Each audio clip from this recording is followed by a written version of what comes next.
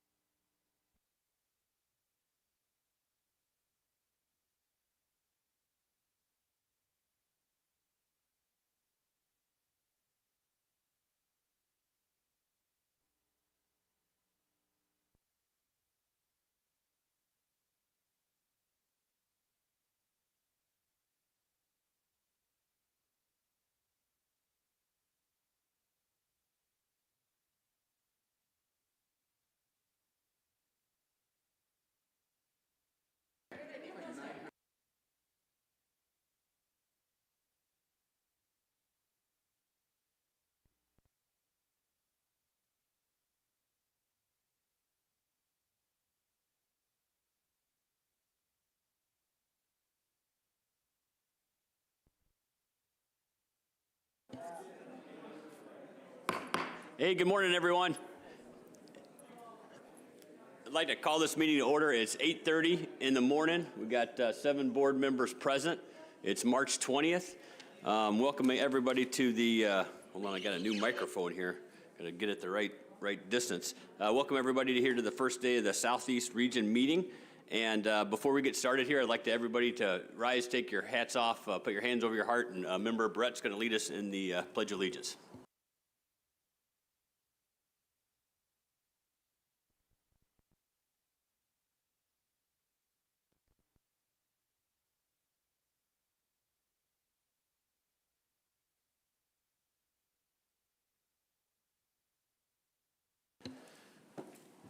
Thanks for that. At this time, we're going to go around the table here and have all the board members introduce themselves. And Member Brett, will you go first? Yeah, thank you, Mr. Chairman. Thank you, Kodiak, for having us. A nice, warm welcome yesterday. And I'm Al Brett, and I'm from Fairbanks. Member Loring.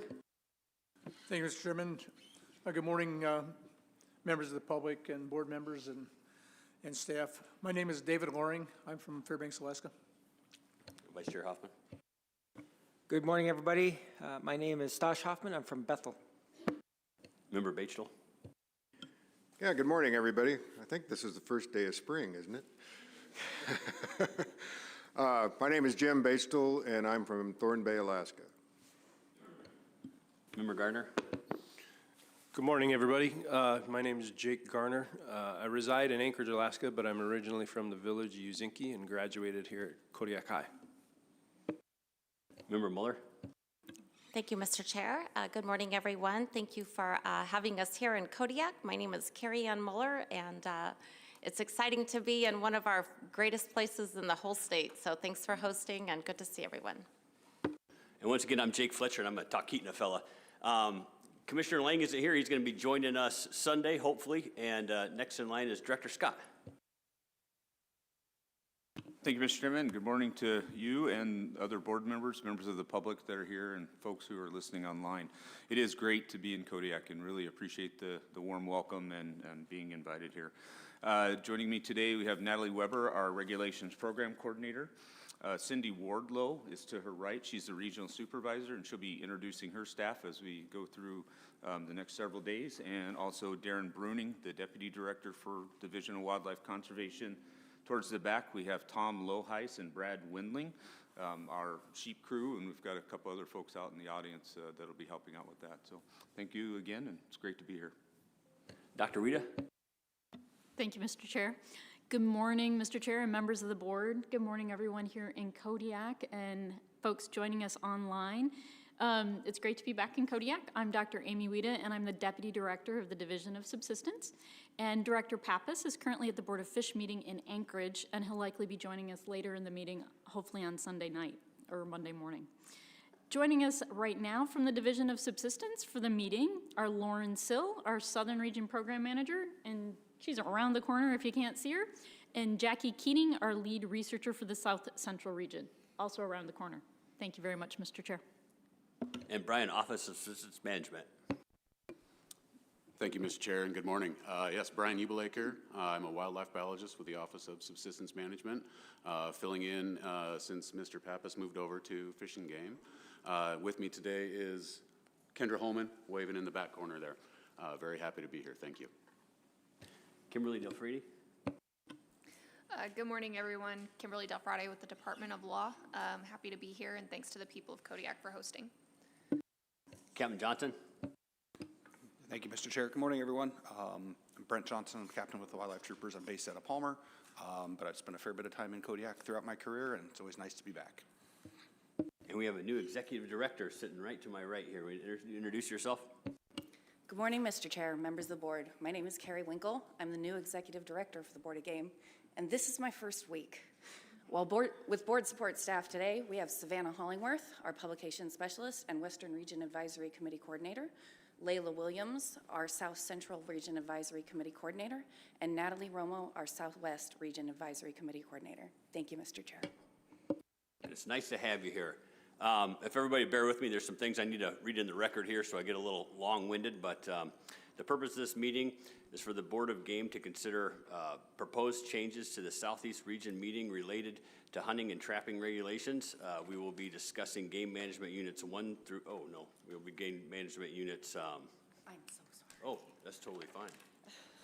We are going to be units 6, 7, 8, 14, 15, and then, can I get that back from you? Thanks for that. Where was I? We have about 192 proposals to address during this meeting. That have been submitted by the public advisory committees and the Department of Fish and Game. The proposals are available for viewing at the Board of Games meeting webpage. There are also a couple copies on the table in the back of the room. In accordance with the Administrative Procedures Act, the board's staff published a legal notice to this meeting's statewide newspaper and distributed to local fish and game advisory committees and many other interested organizations and individuals. Public comments were solicited. The board members have received copies of all written public comments. Copies of public and advisory committee comments are available to the public on the tables in the back of the room. Agenda, roadmaps, and meeting materials. Copies of the tentative agenda, roadmap, for this meeting can be found at the table in the back of the room. The agenda and roadmap are subject to change throughout the meeting, but we will attempt to follow it in order. The board will meet each day at approximately 8:30 in the morning, with the exception of Sunday. We're going to start later. We're going to start at 10:30. We plan to take a 90-minute lunch break, sometimes an hour lunch break, depending on how everything goes each day. We'll try to conclude business each day around 5 o'clock to 5:30. However, if we fall behind with our schedule, there might be times that we'll meet later.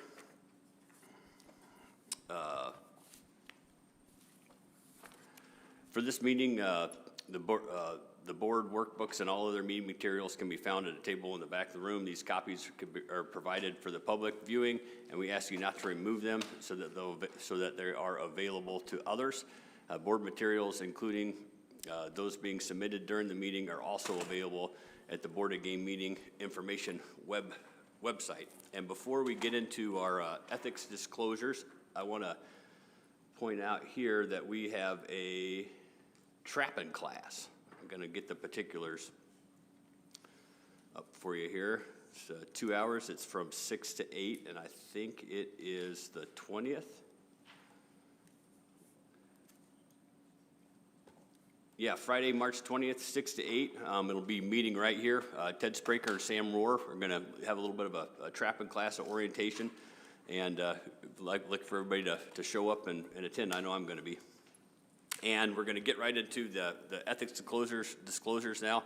At this time, we'll have board members provide ethics disclosure statements. As a member of the board, we are required statutorily to disclose our income and other possible interests and conflicts.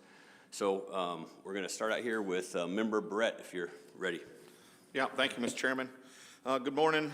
Good morning, members of the board, staff, and the public. My name is Al Brett. I live in Fairbanks.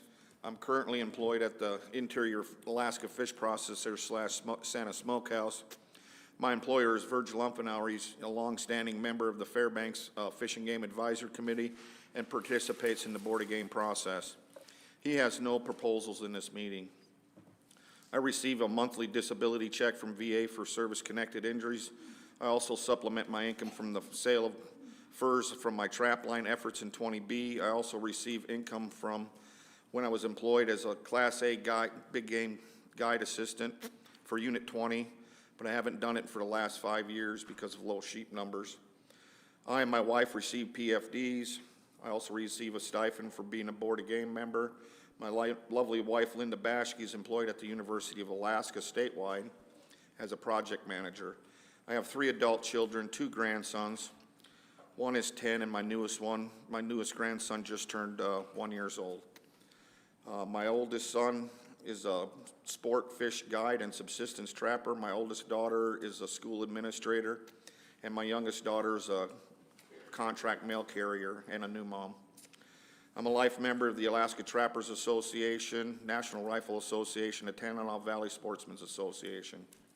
I receive no compensation from these organizations, nor am I on any of their boards or involved in decision-making on proposals that may be before this board. I'm a member of the Outdoor Council, the Alaska Falconers Association. Again, I'm not on a board or a voting member or a member that's involved in decision-making. My wife is an Alaskan General Falconer.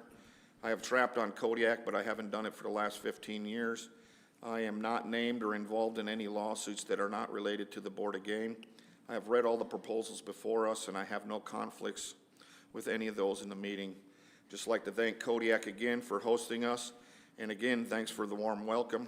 Mr. Chairman, I certify my statements are all true, complete, and to the best of my knowledge to date.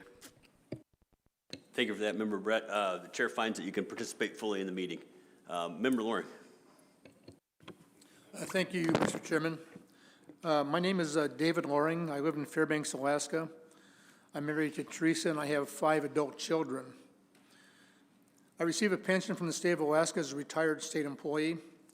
Both my wife and I receive the Alaska Permanent Fund dividend. We both receive Social Security, and I receive a stipend from the state of Alaska while the Board of Game is in session. Myself, spouse, and family members have no personal or financial interest in any business or organizations relating to the fish and wildlife resources of the state of Alaska. I have 2 sons who are both employed by the Alaska Department of Public Safety as wildlife troopers, but they are not in any policy-making position. I have no personal or financial interest in any proposals that are on the board at this meeting. Myself, my immediate family are not involved in any lawsuits against the state of Alaska, except those lawsuits that have been filed against the Board of Game, of which I'm a member. I'm a member of the Alaska Falconers Association and the North American Falconers Association, but I am not in any policy-making position. I'm also on the board of directors of Arctic Winter Games Team Alaska. Mr. Chairman, my ethics disclosure is true, accurate, and complete to the best of my knowledge. Thank you for that. The chair finds that you can participate fully in the meeting. Member Batesville. Thank you, Chairman Fletcher, board members, Director Scott, staff, and public. My name is Jim Batesville. I live in Thorn Bay on Prince of Wales Island with my wife, Karen Peterson. We have no children. I wouldn't mind having a dog. However, if I get a dog, Karen gets a cat, so there we are with that. I'm retired from the Forest Service as a geologist for 39 years, 32 of those in Southeast Alaska. We receive income from my Forest Service retirement, my Social Security, Karen's State of Alaska retirement, Karen's Social Security, and our investments. I receive a stipend as a member of the Board of Game. We both receive the Permanent Fund dividend. I own and operate Black Powder Consulting, the geologic consulting business. We currently have 1 contract with R&M and Engineering. I'm a part-time research employee for the University of Alaska Museum of the North in Fairbanks. In the past, I've worked for the Forest Service under ACES program, assisting with geologic and karst cave resource mapping and evaluations. I currently work under contract with the Mule Deer Foundation and the Blacktail Deer Foundation as Alaska Regional Coordinator, focusing on habitat restoration opportunities for sitka blacktail deer. I volunteer for the State of Alaska Department of Fish and Game to assist with maintaining and collecting samples for hair boards associated with wolf research in Unit 2. Neither my wife or I or family members have any interest in a business or fish and wildlife organization that may be affected by these proposals. Neither I, my wife, or family members are involved in any lawsuits against the State of Alaska Department of Fish and Game. I'm a member of the Mule Deer Foundation, the Blacktail Deer Foundation, Rocky Mountain Elk Foundation, Safari Club International, and Alaska Outdoor Council. I have no policy-making authority in these. I have no personal or financial interest in any of the proposals before the board at this meeting. I certify that my disclosure statement is true, correct, and complete. Thanks for that. The chair finds you can participate fully in the meeting, and I got 5 retired husky dogs heading down your way along with a cat. There you go. Member Gardner. Member Gardner. Thank you, Mr. Chairman. Board members and the public, for the record, my name is Jake Garner. I'm an Alaska native from the village of Uzinki, but currently reside in Anchorage, Alaska. Having grown up in a small rural village and now living in Alaska's largest urban city, I have experienced subsistence living from both perspectives. Throughout my life, I have hunted, fished, and provided subsistence for myself, my immediate family, my distant relatives, and my elders in both a commercial and a sports capacity throughout the great state of Alaska, lower 48, and internationally. I'm a shareholding member of both the Afognak Native Corporation and the Uzinki Native Corporation. Neither of my sources of income have any financial ties to any of the Board of Game issues that will be discussed at this meeting. My primary source of income is from my current employment as president of Uzinki Native Corporation. I am also a small business owner, operator of the Kenai Airport Hotel in Kenai, Alaska. Prior to my career as president of Uzinki Native Corporation, I was the vice president of Afognak Native Corporation. I have also previously owned and operated a sports fishing and charter business.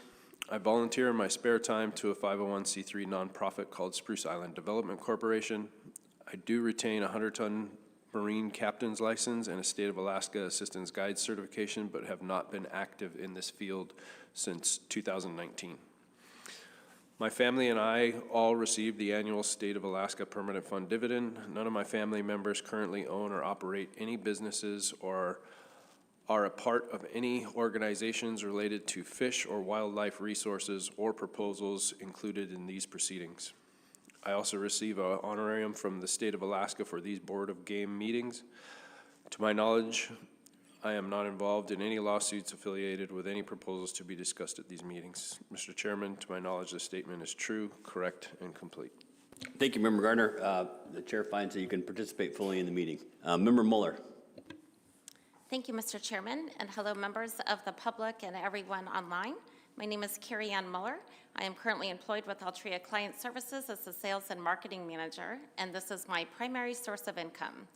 I am also the owner of a new and exciting business called Women Hunting Alaska that offers educational workshops, seminars, and mentorship programs to help women get outdoors and learn more about hunting in Alaska.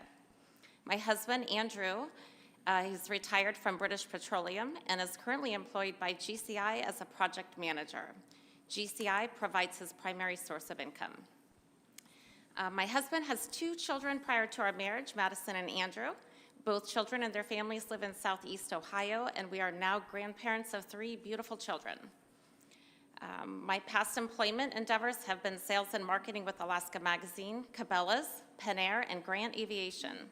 I am a past board member of the Iron Dog, Alaska Bow Hunters Association, the Safari Club International Chapter, Alaska Chapter, and in addition, I've held memberships with Alaska Trappers Association, Resident Hunters of Alaska, Rocky Mountain Elk Foundation, Ducks Unlimited, Kenai River Sport Fishing Association, and Wild Sheep Foundation. I am also an instructor for the Alaska Department of Fish and Game Hunter Education and Becoming an Outdoor Woman program. I volunteered with the Professional Hunters Association, the Waterfowl Association, and the Iditarod Slick Bell Race. I'm also a private pilot and learned to fly in Soldotna 14 years ago and love exploring our beautiful state. I receive a stipend for serving on the Board of Game during scheduled meetings, and my husband and I both receive the annual PFD. I have not voted on any of the proposed Board of Game proposals or had any input on any public comments by the organizations referenced. I'm also not part of any lawsuits other than those against the Board of Game, and I am not aware of me or my family having any conflicts with the issues before us at this meeting. The information included in this disclosure is true, correct, and complete to the best of my knowledge. Thank you. Thank you, Member Muller. The chair finds you can participate fully in the meeting. Thank you. Vice Chair Hoffman. Thank you, Mr. Chair. Good morning, everybody. For the record, my name is Stanley L. Hoffman, Jr. Most know me by my nickname is Stosh. Currently, I reside in Bethel with my family, where we enjoy a subsistence lifestyle.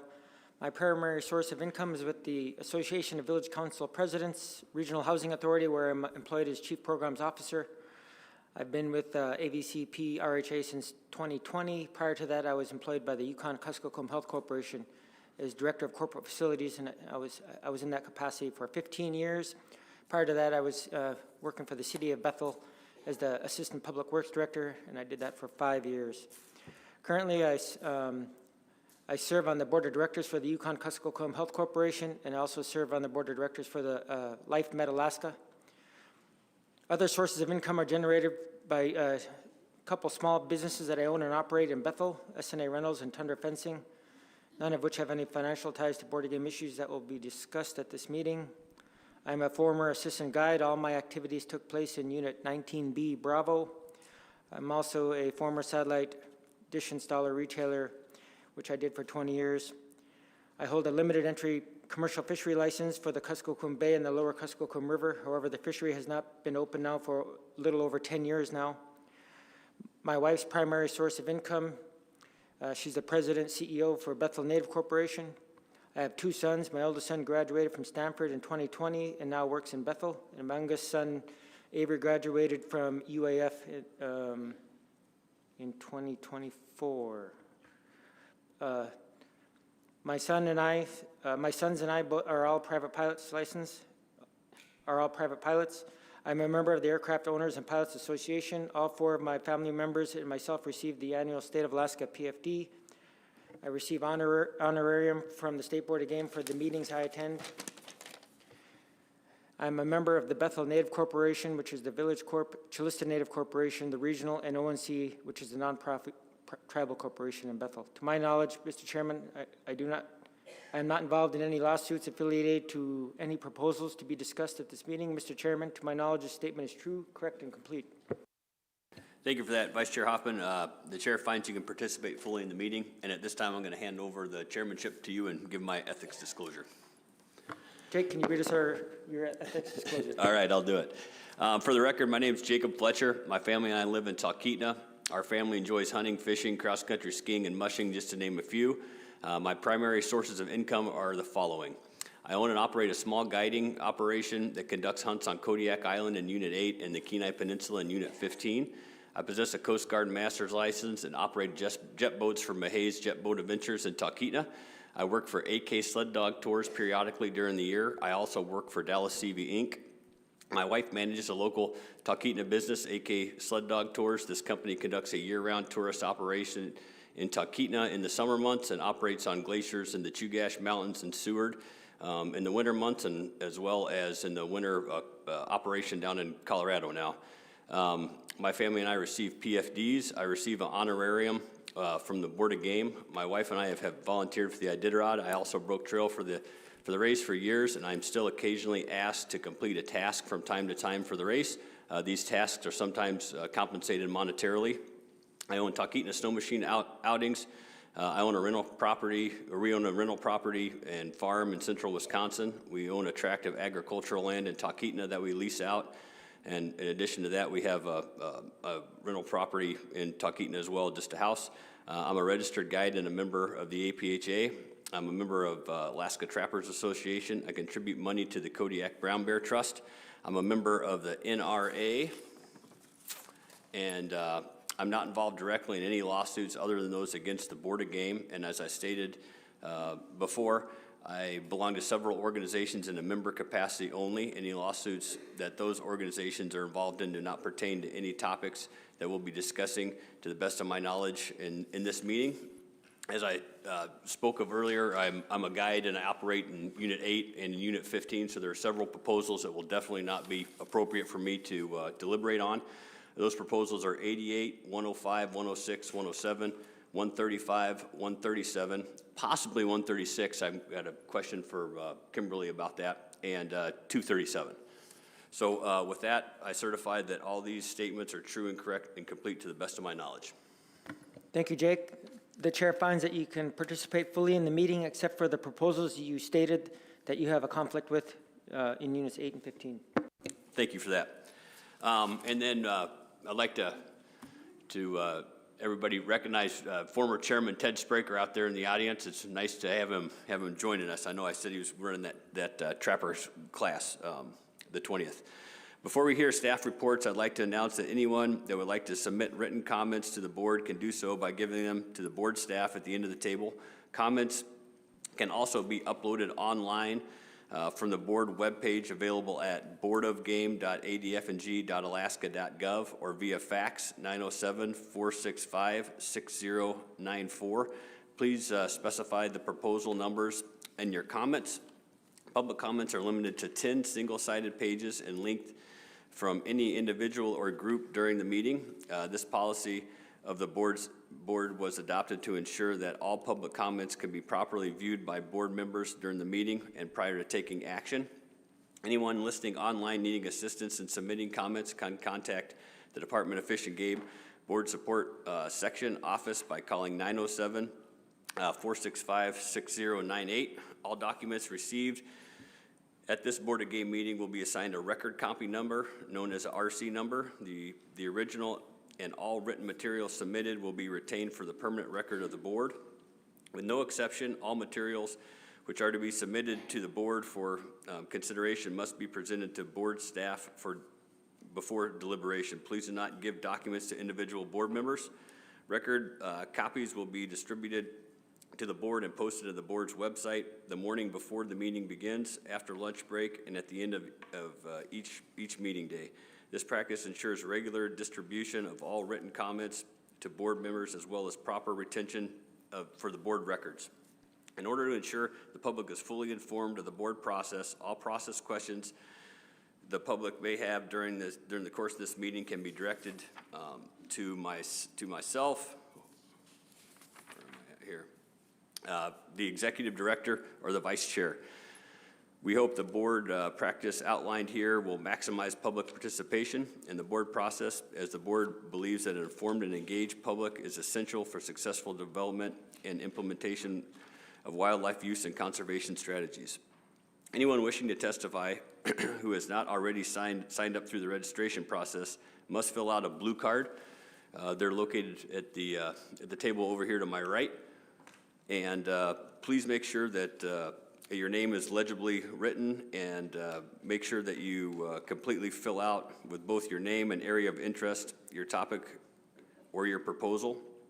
You will be considered identified so that you can be identified by board members.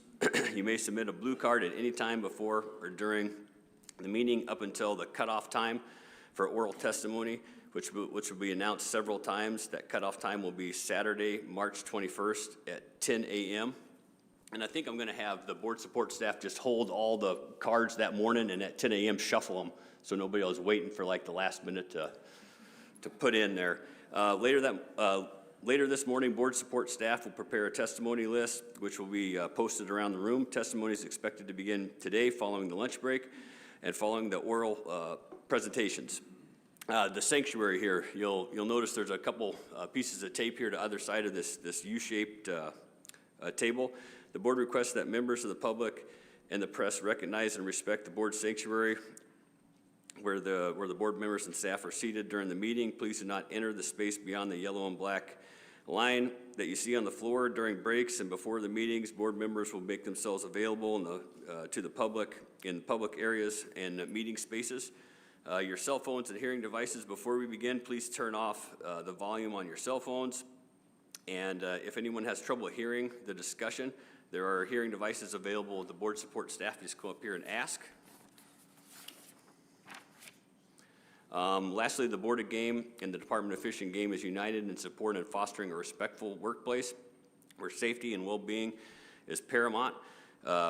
We are committed to ensure our workplace is free from negative, aggressive, and inappropriate behaviors. Harassment of any nature is unacceptable and will not be tolerated.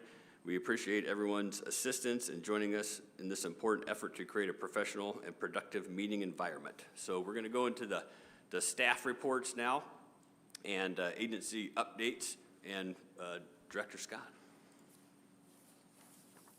Thank you, Mr. Chairman, and again, good morning to the board members and folks joining us both in the room and online. I gave a pretty long-winded update when we were in Wrangell a few months ago, so I'll keep it relatively short today.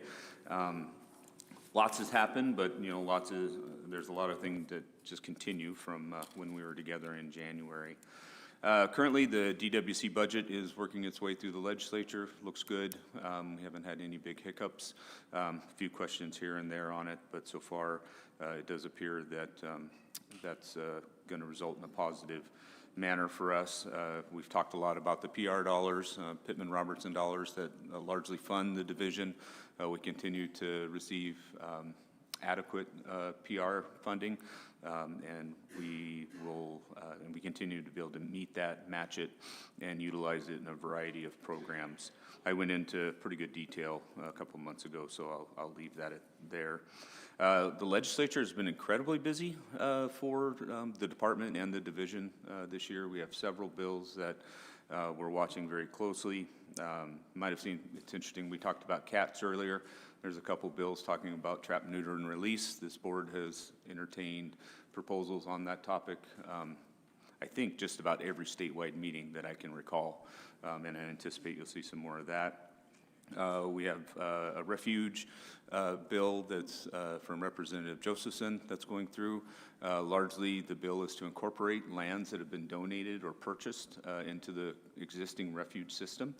There are some other parts of that bill that we're working through with the sponsor. DNR also has a land bill that's going through, and we're assisting with them. Assisting them with that because it does involve a couple of the refuges, one of them here on Kodiak and then another on the Kenai Peninsula. We have an intensive management bill that we're working through as well, and that one's fairly complex, and we'll see where it ends up this year. A drawing permit transfer bill that we're also working on through the legislature, and several others that involve the department licensing and comparing, aligning those with PFD requirements for fishing and hunting and trapping licenses, and a few others. It has been a very busy year on the legislative side of the House. Staffing-wise, we're about normal from where we were in Wrangell. We're hovering about a 13% vacancy rate. Again, that's a big topic for us. We get asked about it a lot.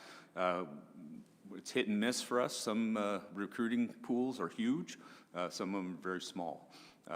We continue to struggle to recruit for some positions and in some locations, but we'll do the best we can. Things have improved a little bit in our waiver process, working through the recruitment process with the state of Alaska, and we've been pretty successful to get almost all of our vacancies posted and at least get out on the street for people to look at. I mentioned in Wrangell that we're starting to hear a little bit about retirements, and that has continued. April's an important month for state employees. You work that month, then you get to count that as one of your top 3 years. So retirements really start to add up once we get past April. A couple notable ones, though, and I'm not at liberty necessarily to announce all of them just because that's the individual's thing, but I did check with a few. Assistant Director Mark Birch will be retiring in June, I believe, and then our Wildlife Disease and Health Surveillance veterinarian, Kimberly Beckman, who's been with us for many years, will be retiring, I believe, in September. But several more, there are several others coming down the road. So we're going to see a little bit of a change. It's pretty normal. We see a wave of retirements, and we've begun to recruit for many of those positions already. We are able to double fill to a certain extent, and it's just provides for a good smooth handoff for folks. Other than that, just a few highlights from the spring. Staff have been out completing moose surveys, GSPEs. A lot of caribou captures have been happening. A lot of collaring for adult females and even some short yearlings. Won't be long, and we'll be out marking caribou for parturition to keep an eye on when calving season starts. We have intensive management programs ongoing in Unit 13, 20E, and 16. They've got roughly about a month to go. We had intended to provide an update on a couple IM programs. We're still working through some of those, so we'll be providing that to you at a later date. We have wood bison are coming again.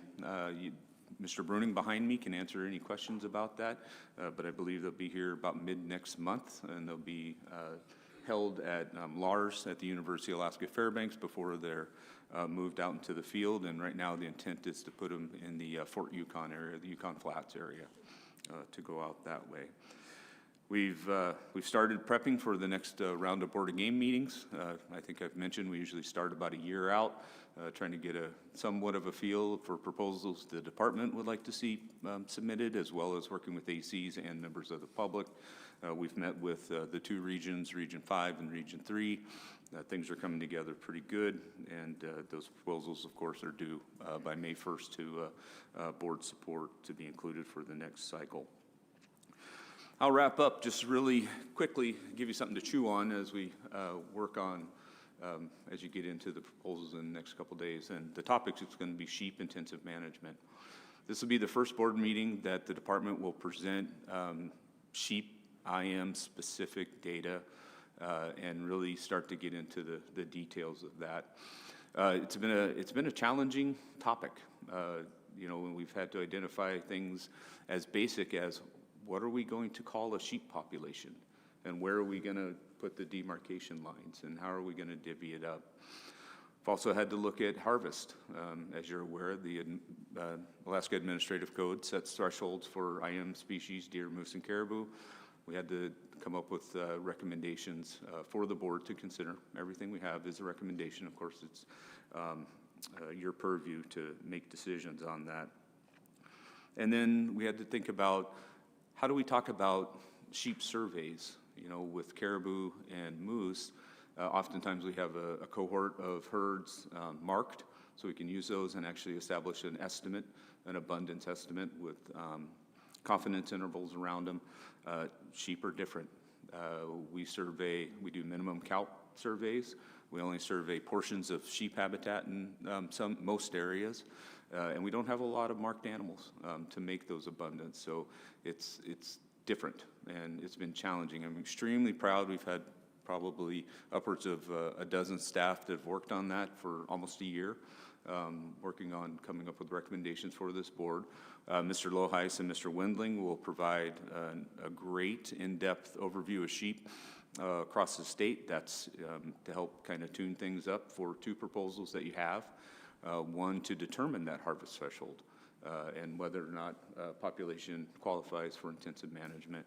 And then we also have a Unit 2 specific proposal that Mr. Loheis and Mr. Chris Brockman, who'll be joining us tomorrow, our intensive management coordinator, and they'll get into the details of the Kenai Mountain sheep population as well as a portion of the Chugach Mountains. So with that, Mr. Chairman, I'll sit back and here to answer any questions that folks may have. And as always, there's lots of division staff in the room. We're here to help anybody has questions or needs anything from us, and we're really happy to be here today. Thank you. Thanks, Director Scott. Questions from board members? If not, thanks so much. Dr. Rita? Thank you, Mr. Chair. I also wanted to provide a brief, I think I'm a little loud. I also wanted to provide a brief update for the board and everyone here to let you know what we've been up to. Mine might be a little bit opposite of Dr. Scott's in that it might be a little bit longer since ours was short in January. And somebody, please scream at me if I'm too loud or too soft. I'll start with our board work. The team has supported 6 board meetings so far this year for both the Board of Game as well as the Board of Fisheries. We started our cycle with a Board of Fisheries meeting in Fairbanks in November, and this is our last meeting for this winter. I have a few brief updates on staffing. We continue to have a full complement of staff in our 3 offices in Anchorage, Fairbanks, and Douglas. We have 45 positions in total with 38 currently filled. We're very fortunate to have a fully staffed administrative team, and our Southern Region research team has been fully staffed since October. We just hired a new publication specialist, so we're excited about that because we've been shorthanded there for a little bit. And we may be hiring a new publications technician in the coming months, so that'll also help out. We currently have vacancies in both our Northern Region and our information management groups. So overall, since my last update, we're down a few positions, but generally we're holding steady with a couple of key positions that are vacant that put a strain on everybody. The division continues to strive to strengthen our team with a focus on safety, training, and a respectful workplace. Our division management team, in that effort, strives to support professional education and leadership training opportunities for our staff throughout the division.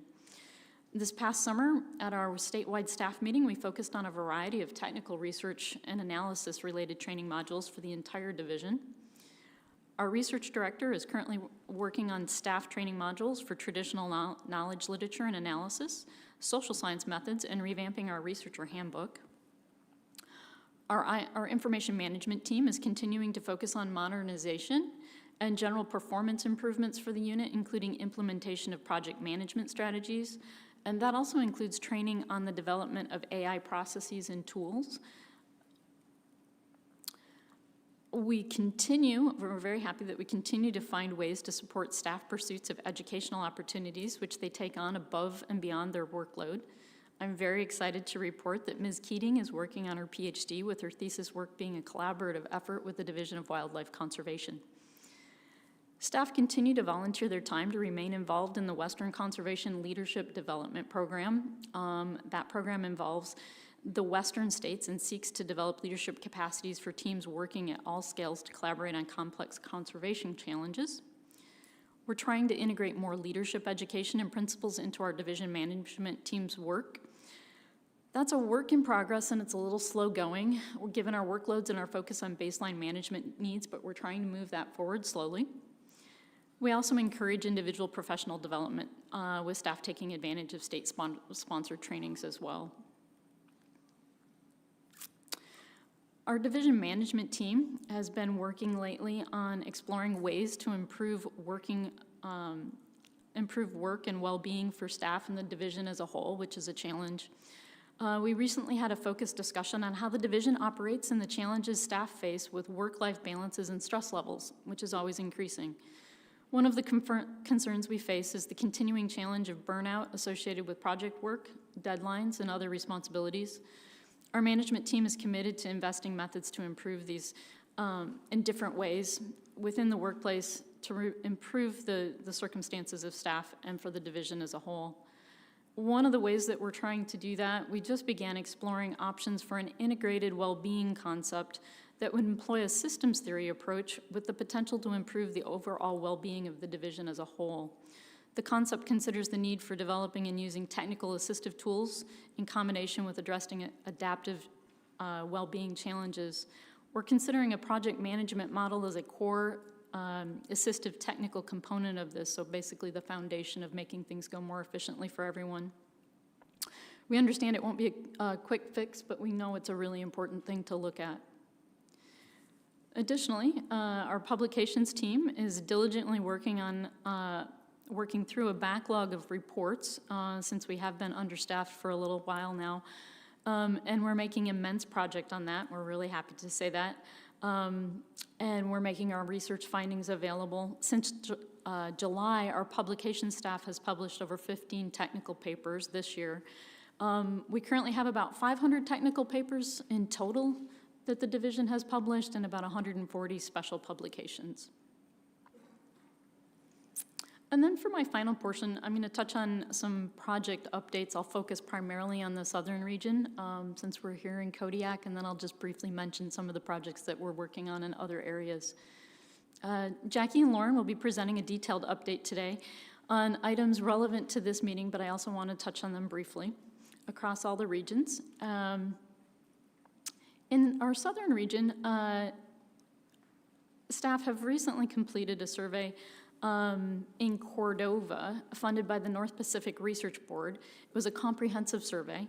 In completing that, in a larger community like Cordova was a big lift, but with a lot of hard work and some really great partners, we administered just over 200 surveys to a random sample of Cordova households over the month of February. We asked everyone about their hunting, fishing, and gathering activities during the 2025 calendar year. It took us 17 full survey days with 21 different people conducting surveys, including Native Village of EAC local research assistants, Chugach Regional Resources Commission staff, and ADF&G staff. We certainly could not have accomplished this without all of the partnerships that we forged for it. Still coming up for that project is ethnographic research this spring and/or summer, and a community review of the draft data sometime this coming winter or next spring. So we can look forward to that. I'm also really excited to mention efforts of one of our project collaborators. The Chugach Regional Resources Commission applied for a grant funding in association with the Cordova project to produce short films about the research in general, but specifically to show what it's like to be a local researcher assisting with subsistence household surveys in the community.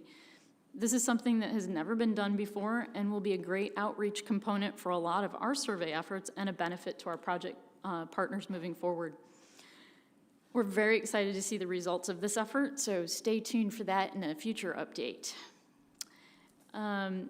Jackie Keating is the lead PI for our division on a project focused on Prince William Sound black bear hunter research, and she can answer some more detailed questions on that if anyone has them. She'll also be mentioning it in our overview presentation as well. The research involves a black bear hunter perception survey of black bear registration permit holders in GMU 6D.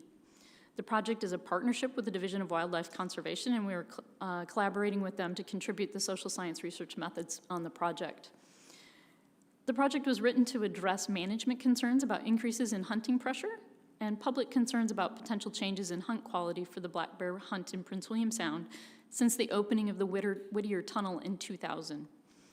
Alaska residents travel from throughout the state to hunt in Prince William Sound. Because black bears also have a positive customary and traditional use finding in GMU 6, this is also an opportunity for the divisions to conduct research with Alaska residents that live both in and outside of the non-subsistence area. The project also seeks to understand a full scope of various hunter observations and expectations and provide an assessment of the use of subsistence resources by different user groups. And then finally, for our statewide and northern region programs, I'll just go ahead and briefly list our projects. In our statewide program, we continue to work on our potlatch project, which is in its second year working with area biologists and with communities to assess reporting methods. Periodically, the division publishes a subsistence update that characterizes subsistence harvests across the state, regionally by resource category, and considers replacement costs and contextualize these harvests compared to other data and other forms of harvest. We've been gearing up for a new analysis of that, which takes about a year, so we're still in that process. We have 3 migratory bird projects at various stages of completion, funded through the Pittman-Robertson Funds and the Alaska Migratory Bird Co-Management Council, or AMBCC. Our research director is also assisting with planning for the upcoming AMBCC meeting this April in Anchorage. In our Northern Region office, the latest Pittman-Robertson funded project is on the Western Arctic caribou herd, and that survey and outreach program is off to a good start. And we're currently planning for a comprehensive harvest survey in Nome, which will take place in April. We have numerous federal funding proposals that were put in early 2025 that we're still waiting to hear whether or not we'll receive funding for. So we've been diligently working on diversifying our funding sources, looking at opportunities with private industry, universities, other government funding, and collaborative projects within the department. And as part of that effort, we're working collaboratively on developing 3 additional projects that would be of mutual interest to both subsistence and the Division of Wildlife Conservation. So with that, I would like to thank both subsistence and wildlife conservation staff for all their hard work preparing for this meeting. I truly enjoy working with everyone as a team with all the mutual support between the divisions. It's really a pleasure. And I'm looking forward to a great week here in Kodiak. So thank you to everyone, and I'd be happy to answer any questions if the board has them. Thank you, Mr. Chair. Thank you very much, Dr. Wida. Questions from board members for Dr. Wida at this time? If not, thank you very much. Brian, you're up next. You got anything? Thank you, Mr. Chair. Excuse me, just a very brief update. OSM, much like the rest of the federal government, has been under a hiring freeze over the past several months. We just got positions, we got the authority to loosen some regulation on that. So we can't hire anybody new, but we can do temporary promotions and get people into positions from within. So with that in mind, we're gonna start cycling through. We have 3 or 4 people interested in filling the state liaison position, working on 120-day details. Jared Stone, fish biologist with us, will be the first one up in that. He'll be starting soon. So over the next year, you'll see a kind of a rotating chair of us coming through here. Thanks for that. Questions from board members? Member Loring. Thank you, Mr. Chairman. Can you give us a quick update on the status of the some of the Park Service regulations that are being rolled back? Maybe the public comment. Where's that at? I cannot specifically speak to that, and I don't think that there is any brief update on that. What I heard at our latest council meeting on the update was that just came out. Park Service is still, I think, figuring out how that's going to be affected, implemented, things such as that. But I don't think there's been any, nothing's trickled down about like permanent changes, how it's going to fit in. Director Scott. Thank you, Mr. Chairman. Through the chair, Member Loring. I should have mentioned this. Our ANILCA team is highly engaged in this, watching as was just mentioned, it's a recent development, so we're assessing what that looks like on the state side. And yeah, we'll stay engaged in that. It's still kind of sorting out the parts and pieces, but it does return the rule largely back to the 2015 Park Service rule, which the department and the state was hopeful for and appreciates. Another big item along those same lines is the Dalton Highway Management Corridor, where BLM lands will be conveyed to the state. And again, working through those pieces and parts. As you recall, we've had some pretty complex proposals before the board within the corridor, and now we're looking to see how the transfer to the state will play out to provide, additional opportunity for all hunters to ensure that folks have the ability to move in and out of the corridor to access other lands, things like that. Other questions from board members? If not, thanks. Next up, Department of Law. Kimberly. Thank you, Mr. Chair. I don't have much to add from the pretty lengthy litigation update I gave in January. However, since that date, there was one case where we were awaiting order on cross motions for summary judgment in Michelle Bittner versus State. We very recently received an order in that. We're still going through it at law. It was largely a split decision with each party, both the plaintiff and the state, prevailing on different issues. So it's a little bit complicated. We're working our way through that to form recommendations for what to do next. So I don't have much more to add, but just to update you that we did receive an order in that case. Thanks. Questions from board members? If not, thanks very much, Kimberly. Captain Johnson? Yeah, thank you, Mr. Chair, members of the board. I'll echo kind of the theme from some of the agencies on staffing is kind of the primary focus for a lot of our stuff. So currently for AWT, we're sitting at about 90 positions, pretty steady from where we've been, and that's spread across approximately 30 different posts across the state. Just for context, like we usually say, in 1984 there were 117 fully commissioned wildlife troopers. Today there's 90. In 84 the state population was about 534,000. Today it's 740. For vacancies, we currently have 8 around the state, with more to come soon. Those include Antioch, Anchorage, Cantwell, Palmer, Sitka, and Wasilla. We've got 2 recruits that are about to complete their field training, and they'll hit the street here in the next month or 2, hopefully, and just in time for the busy summer season. We have 2 more in the academy right now that should graduate here in the coming months. But obviously, as anybody can do math, those don't add up real well. On top of that, we're expecting an additional 8 retirements this year. Like Director Scott said, April is the big state employee retirement month. I think we've managed to handcuff a few of our people to a desk to keep them through June and maybe August or September, but so they're not all going to go at the same time, thankfully. But of those 8, that includes 3 of our lieutenants and 2 sergeants. So what happens, of course, is when those command and supervisory level positions leave, it results in a trickle-down effect where sergeants are expected to move up to fill lieutenant spots, troopers move up to fill sergeant slots, hopefully, and then that just creates more vacancies at the field level. So we'll get there. It'll be good, but it's a big change from last year. Last year we were nearly full. It's just people are reaching that age where they're ready to retire. I'm one of them. I'm not going to retire, but as of a couple weeks ago, I could have. So yay me. And, other stuff that we have to work on, of course, our primary focus is resource-related enforcement, but we are fully commissioned state troopers, so we often have to respond to criminal emergency calls for service, and that's true in both urban and rural areas. And in some of our rural areas, our wildlife trooper is the only trooper in that community. And a great example of that here recently, just this last month, my wildlife trooper in McGrath, he had got a call after dark. It was pretty late, I think 8, 9 at night. He had to jump on a snow machine, drive 2 hours by himself, sub-zero temperatures, to sit on a homicide scene. And he had to sit there for 16 hours until AST investigators could get rallied up and get there.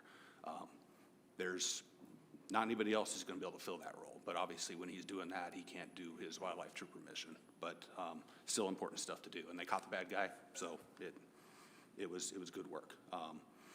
On top of that, we're in a lot of areas of the state, the wildlife troopers are now responsible and the primary response for managing search and rescue missions. That's basically anywhere in the rail belt corridor. Rural Alaska, it still kind of gets split out between either wildlife trooper or a state trooper, depending on what the staffing is. But in the core urban road rail belt system of Alaska, if there's a wildlife trooper working, that call goes to them. Those are obviously very time intensive. They can take many hours to sometimes many days.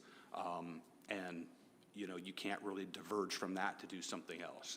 That's literally a life and death situation. So we've got to stay on those. And that, of course, can take people away from doing field enforcement investigations and stuff like that. So just due to all that, reiterate again, that's why we rely more and more on the public to help us out and be kind of a force multiplier and report suspicious illegal stuff to us. There's lots of means to do that. People are really taken to that Tip 411 program that we've pushed and advertised. We get numerous tips. My email goes off multiple times a day with those from all over the state. And they generate a lot of good information, a lot of good cases. We take a lot of enforcement action off of those. So if people don't hear or find out, if you're listening, I'm telling you now, we absolutely get a lot of work out of those. So we appreciate them. Keep them coming. A lot of times what's funny is my email will blow up and I'll get 6 or 8 within a span of an hour or two, and they're all on the same thing. So not only are people reporting, but multiple people are reporting on the same thing. And so it really helps us out. It gives us a means. The other thing I'll throw out to anybody watching or listening is that's an interactive system. So we can actually, even though it's anonymous, we can actually interact with you anonymously. So if you do it and you enter like a Yahoo Mail or whatever email or system you're using, watch to see if you get a response, because sometimes we'll respond to you. It goes through an algorithm that we don't see your email. We don't know how to get a hold of you unless you tell us. So it is anonymous, but we can still actually communicate back and forth. And that's one thing that I think gets missed.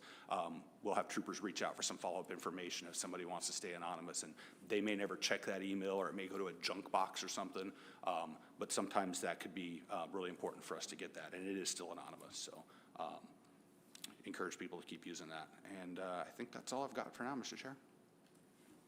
Captain Johnson, thank you for that. Questions from board members for Captain Johnson?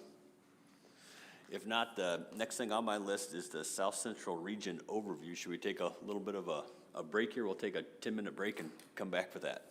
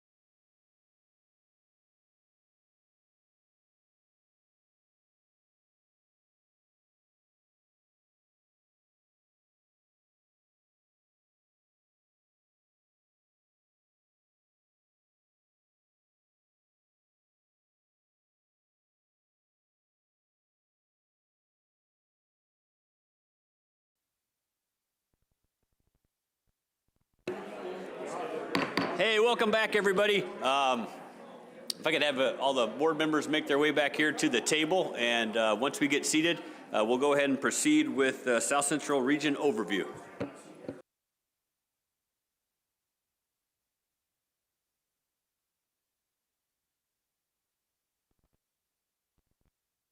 Take it away. Thank you, Mr. Chair. For the record, my name is Cindy Wardlow. I'm the Regional Supervisor for South Central Alaska, Region 2. The presentation you're about to see can be found in RC4, tab 1.1. Oh, welcome to Region 2. As you may be familiar with, we are the South Central, mostly coastal region of the state.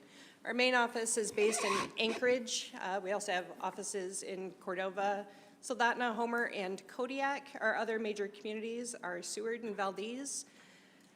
Right now, the resident population of the state is right around 740,000 people. Half of those live in the South Central region, including the Anchorage Bowl, Kenai Peninsula, and Kodiak. So approximately 50% of the population of the entire state resides, at least the human population, resides within the South Central region. As I mentioned, we've got 4 main offices highlighted with the stars on the map. The Anchorage office represents Unit 14C, Cordova, Unit 6, Soldotna and Homer for the Kenai Peninsula, Unit 7 and 15, and Kodiak, Unit 8. We have a diversity of landowners and land management throughout the region. Approximately 61% of the land is federally managed, 18% state, 12% native corporations, 7% private or municipal, and 2% other. You'll see those different land management statuses represented in some of the other maps also. Before I go further, I also wanted to introduce the other people at the table with me. My management coordinator, Jeff Selinger, and research coordinator, Tom Loheis. In Region 2, we have most of the major big game species. The only exceptions are muskox and bison. We manage caribou, Dall sheep, deer, elk, moose, mountain goats, brown bears, black bears, wolves, and wolverines. And we also have a broad assortment of fur bearers and small game that we manage and do research on and support hunting and trapping for. As I mentioned, this is our regional leadership team. There's me, Cindy Wardlow, Tom Loheis, and Jeff Selinger. We work closely with the Division of Subsistence for our region. That's going to include Lauren Sill, Jackie Keating, and Laura Lake. The mission of the Division of Subsistence is to scientifically gather, quantify, evaluate, and report information about customary and traditional uses of Alaska's fish and wildlife resources. And so we work cooperatively with them in our management and also in our information gathering. At the regional level, we have 3 administrative staff who are based in Anchorage: Bernard Nidowitz, Melinda Swanson, and Aurora Palmer. And then we have the Anchorage Wildlife Information Center. The Anchorage Wildlife Information Center has 4 primary staff: Danner Shreve, Dayton Rosenberg, Riley Marcus, and Chris Harrington. They do an incredible amount of business through that office, approximately 20,000 unique contacts every year, 17,000 in the office, either by phone or in person, and 3,000 emails annually. In the busy season, that can work out to about 1,700 unique contacts a week, and between the 4 staff, that's about 80 contacts per person per day during that time.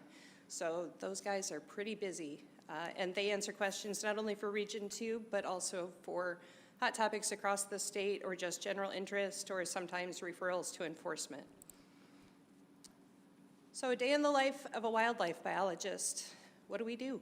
We manage wildlife through population monitoring, intensive management activities, research projects, data analysis, and preparing reports.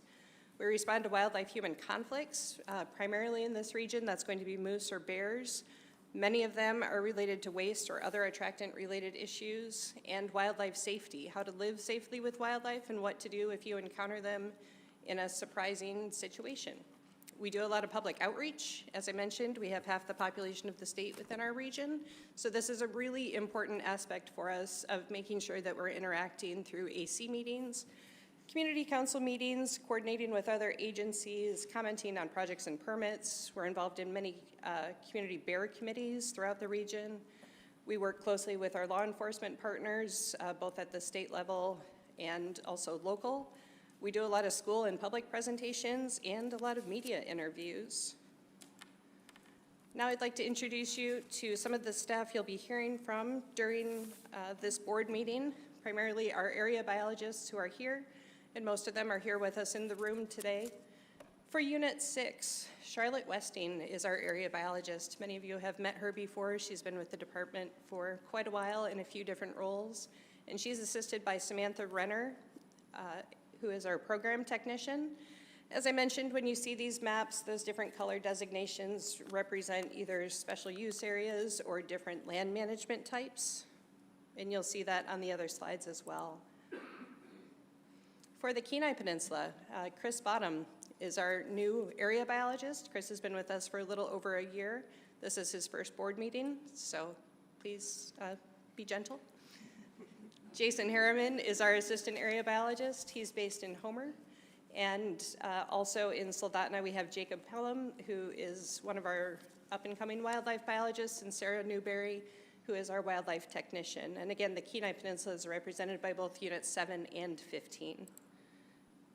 Here in Kodiak, some familiar faces for a lot of people in the room. Nate Swoboda is our area biologist. Bill Dunker is our assistant AB. Katrina Wandersee is our program technician, and we'll be recruiting soon, or currently, I believe that one's actually posted, for a new wildlife technician here. So if you're interested in working for the department, that is an option. If you love Kodiak, come stay. In Unit 14C, the Anchorage Eagle River area, we have Corey Stantorf and Nick Docken.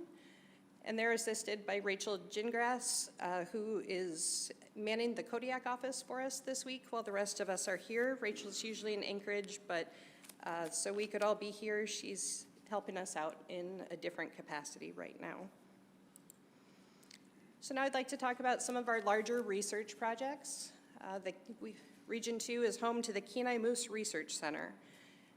The MRC, as we frequently call it, has many things going on, but some of our longest projects at this point are nutritional requirements for pregnancy and lactation. We do have captive moose at that facility. We do raise calves there occasionally, so we can do additional studies. We're looking at thermal stress use of shade to conserve energy. We're doing a lot of field work. In 15A and 15B, we had multiple fires starting in 2014, and so now we're looking at how those moose are responding to and using those burned areas on the Kenai as we have that successional habitat. We look at body condition, pregnancy, and nutritional status of those animals and how they're using the space that's available to them and how that's changed. Our main staff down there are John Kraus, our wildlife physiologist, Marjorie Cox, who just joined us within the last year, Ramona Engelman, who is also very new to us, and we'll be recruiting for another wildlife biologist to help conduct those studies. The MRC is about 50 miles plus off the main road, so it's a pretty remote site.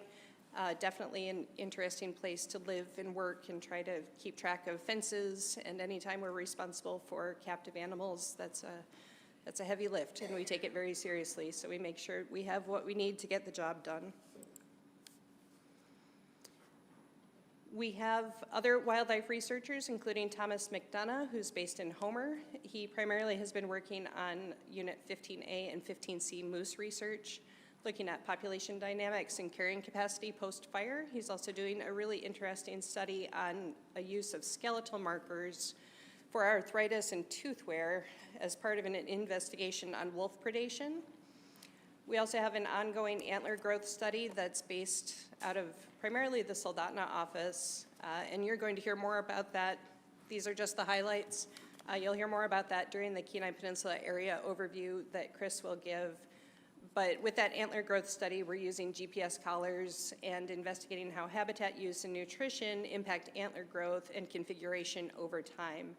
It's helping inform our managers on how and when moose reach legal antler configurations under the selective harvest system, or at least how it works in that area. Also on the Kenai Peninsula, we have Ori Badajos, who is our GIS analyst, and Ori, though she's based in Homer, she works with us throughout the region and also on some statewide projects. And Nick Fowler helps with, well, pretty much anything we ask him to, but especially specializing in some of our biometric activities and making sure that our numbers make sense. Other research projects we have going on, Kyle Smith is one of our wildlife biologists, and Kyle specifically works on coastal ungulates. He's working with some of our other staff on specifically 2 mountain goat research projects right now, one in Cordova that is cooperative with the U.S. Forest Service and also with some Region 4 staff, specifically Heidi Hatcher. And they are looking at how to increase survey efficiency, evaluating siteability during surveys, habitat use, home range, movement patterns, survival, and reproductive rates. And we have a similar project in 14C, specifically in the Lake George area, looking at habitat use, home range size, movement patterns, survival and reproduction, sources of adult mortality. For Dall sheep, we do have a separate presentation that you will hear later on today, but Dall sheep research in 14C includes data analysis, which is ongoing for survival, recruitment, rates and causes of mortality, and climate change effects on sheep populations, including avalanches and summer nutrition. Also in Region 2, we have Sean Farley, our wildlife physiologist, one of our wildlife physiologists. And Sean, a lot of his work has been focusing on Kenai brown bear research, which is a long-running study where we've been capturing and collaring bears in both the spring and the fall to determine reproductive rates, recruitment rates, and survival with a long-term data set.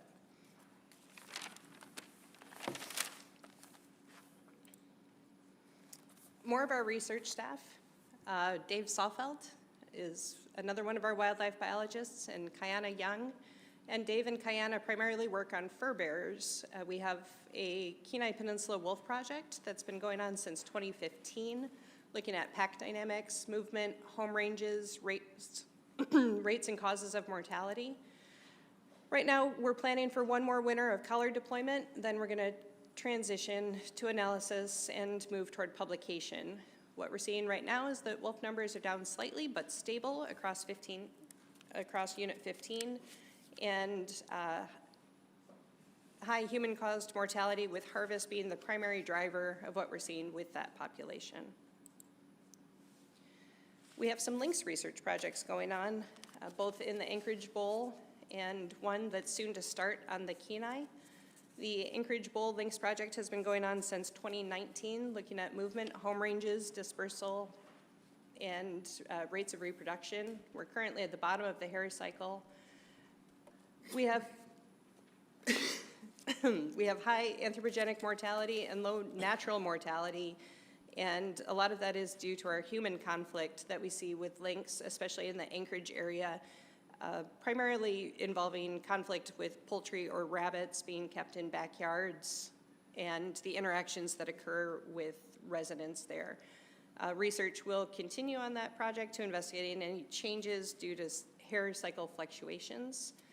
The Kenai Lynx project is set to begin in 2027 with similar research questions, and also, are there areas that function as a refugia from harvest?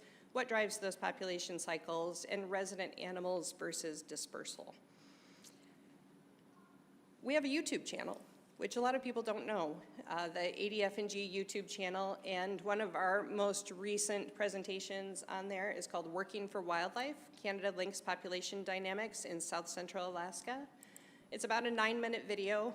These are just some snapshots of some of the information that's contained in there. This was produced in conjunction with our wildlife education team.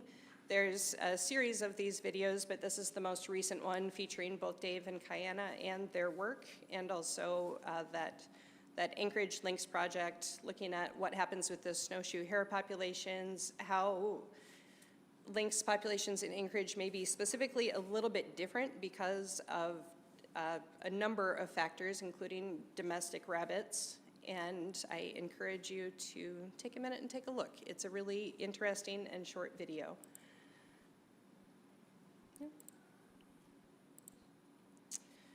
One of the other big projects in Region 2 this year that we undertook was the Sitka Black-tailed Deer Translocation Project. At our last board meeting 3 years ago, we talked about getting this project underway, and it took a while to get everything organized, get all of the pieces lined up properly, but it happened.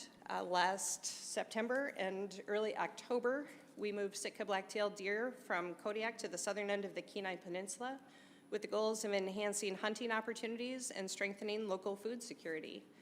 We captured deer with net guns from helicopters, and more than 40 deer were captured on Sitkinak Island during the project.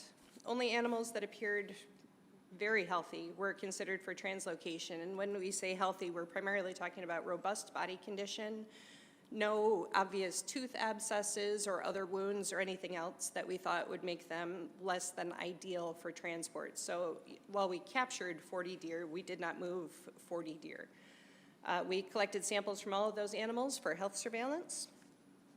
And cryptorchidism, especially on the south end of Kodiak, is something that we're very aware of, but no cryptorchid bucks were transported. In total, 5 male and 14 female deer were released near Port Chatham. Those deer were fitted with ear tags and GPS collars. Most of the deer on the landscape are still within 4 miles of the release site, though 2 have traveled up to 10 miles away, and they've been sort of oscillating back and forth in that zone. They are in new habitat for them, and we don't have history of deer in that area, so we really didn't know exactly what they were going to do. So this is a big, there's a lot for us to learn. Currently, we have 3 male and 9 female deer on the air via their GPS collars between the time that I optimistically submitted this slide and about a week ago, we had 1 more doe that did die. So it was 10 females when we put this slide in, and it's 9 now. We have 1 other buck who slipped his collar, and his current status is unknown, but we're optimistic he may still be out there. When a mortality signal from a collar is received, efforts are made to retrieve it within 24 hours, along with the carcass for a necropsy, so we can try to determine cause of death. So far, we've had 1 pneumonia, 1 drowning, and 4 unknowns because we have yet to receive results on the most recent one that we retrieved. Most recent mortality was March 10th. But before that, it was the end of December, so we had about a 2.5-month run where things were looking pretty good. We aren't quite over the finish line yet. We still have 2 or more months of winter conditions remaining in that area, but there's some positive things. Most deer were in close proximity to each other during the normal rutting season, so we'll be doing survey flights this spring to check for any fawns with those 9 does that are still out there. We're learning a lot about what deer are doing on this specific landscape. We've seen them on the beaches, we've seen them head to high alpine and then move back and forth in those areas. They're definitely exploring a lot of different parts of the southern Kenai. We're focusing on the scientific benefit to inform any of our future activities. Based on the history of game transplants in Alaska, it could be 20 years or more before a stable and huntable population is established, but that is part of what we expected. Currently, there is no hunting season for deer on the Kenai Peninsula, but we are asking anybody who sees a deer, if they happen to be in that area, to please let us know so that we can keep track and we can verify that against what we're getting for collar locations. There are other programs that happen throughout South Central that aren't specific to necessarily wildlife biologists. We have a robust hunter education program. Statewide, 43% of the students who completed certifications in 2025 were from South Central communities, and you can see that table listed there. I mentioned our working with wildlife videos and our wildlife education and outreach team. We do have several wildlife education and outreach employees who are based in Region 2. They support our management and research programs through developing other educational and outreach materials. They develop materials for hunters and trappers. They assist with outdoor skill workshops like Alaskans Afield and BOW. We have youth education and teacher resources available, and wildlife safety classes for all ages. They also produce more public outreach activities and presentations that are available either in person or virtually. Wildlife Wednesdays at the Alaska Zoo are always very popular. We have the Winter Wildlife Series virtual lectures, which are available through, I believe, either Teams or Zoom. We have the Working for Wildlife video productions, again, on our YouTube channel. And we communicate with local groups through social media platforms like Nextdoor and Facebook. That's especially helpful if we have a really emergent situation or something that involves public safety and wildlife that we want to make sure everyone's aware of. And they also raise awareness for habitats and refuge events that occur throughout the year. Our lands and refuges and wildlife habitat enhancement programs have also been busy throughout South Central. In South Potter Marsh, which is in the Anchorage area, we have a new parking lot as of 2022 and a new 200-foot boardwalk coming this next year. In the Anchor River and Fritz Creek Critical Habitat area, we added 174 acres in the last several years. We have trail improvements for the Watermelon Trail, where the entire trail was brushed and installed and repaired bridges. The Fox River Flats Trail, the restoration is going to be beginning on that soon. A lot of these are areas that are wonderful jumping off points for hunting and trapping opportunities, so this is very important to the division as a whole. We also have moose habitat enhancements that have been going on in the Anchor River Fritz Creek area. We have 195 acres that they conducted activities on, and Fox River Flats and the 20-mile river will be coming up. We partner with other entities when we do these projects, including the municipality of Anchorage, ConocoPhillips, DNR, DOT, Homer Soil and Water Conservation District, Ketchmack Heritage Lands Trust, Ketchmack Moose Habitat, Safari Club International, Snowmeds, U.S. Forest Service, and I'm sure there's a few more that didn't fit on this slide. Local to Kodiak, through our Hunter Access program and their projects, we have the Saltery Cove Trail System Improvement, which has been ongoing for the last couple of years. Again, this supports access for hunting, fishing, and recreation, and has been a major OHV access rehab and improvement project to repair the degraded trail sections and reduce braiding. It also improved drainage and installed erosion control measures, and it was in collaboration with Kodiak Island Borough, the Island Trails Network, the Division of Wildlife Conservation, and the Fish and Wildlife Service. It was substantially completed in 2024, and we plan to have it finished by the end of 2026 with maintenance ongoing after that to keep it in usable order. Closer to Anchorage, we have the Eklutna Lake ATV Trailhead expansion. Again, another major access point for moose and bear hunting. I went to the grand opening for this, as I called it, the Blessing of the Blacktop. It was a pretty huge improvement over what was there before. It created that new upper parking lot that added 20 parking stalls, and if you've tried to park a truck with a trailer, you appreciate a well-designed parking lot. And this definitely fits the bill and is a huge improvement for anyone trying to access that area.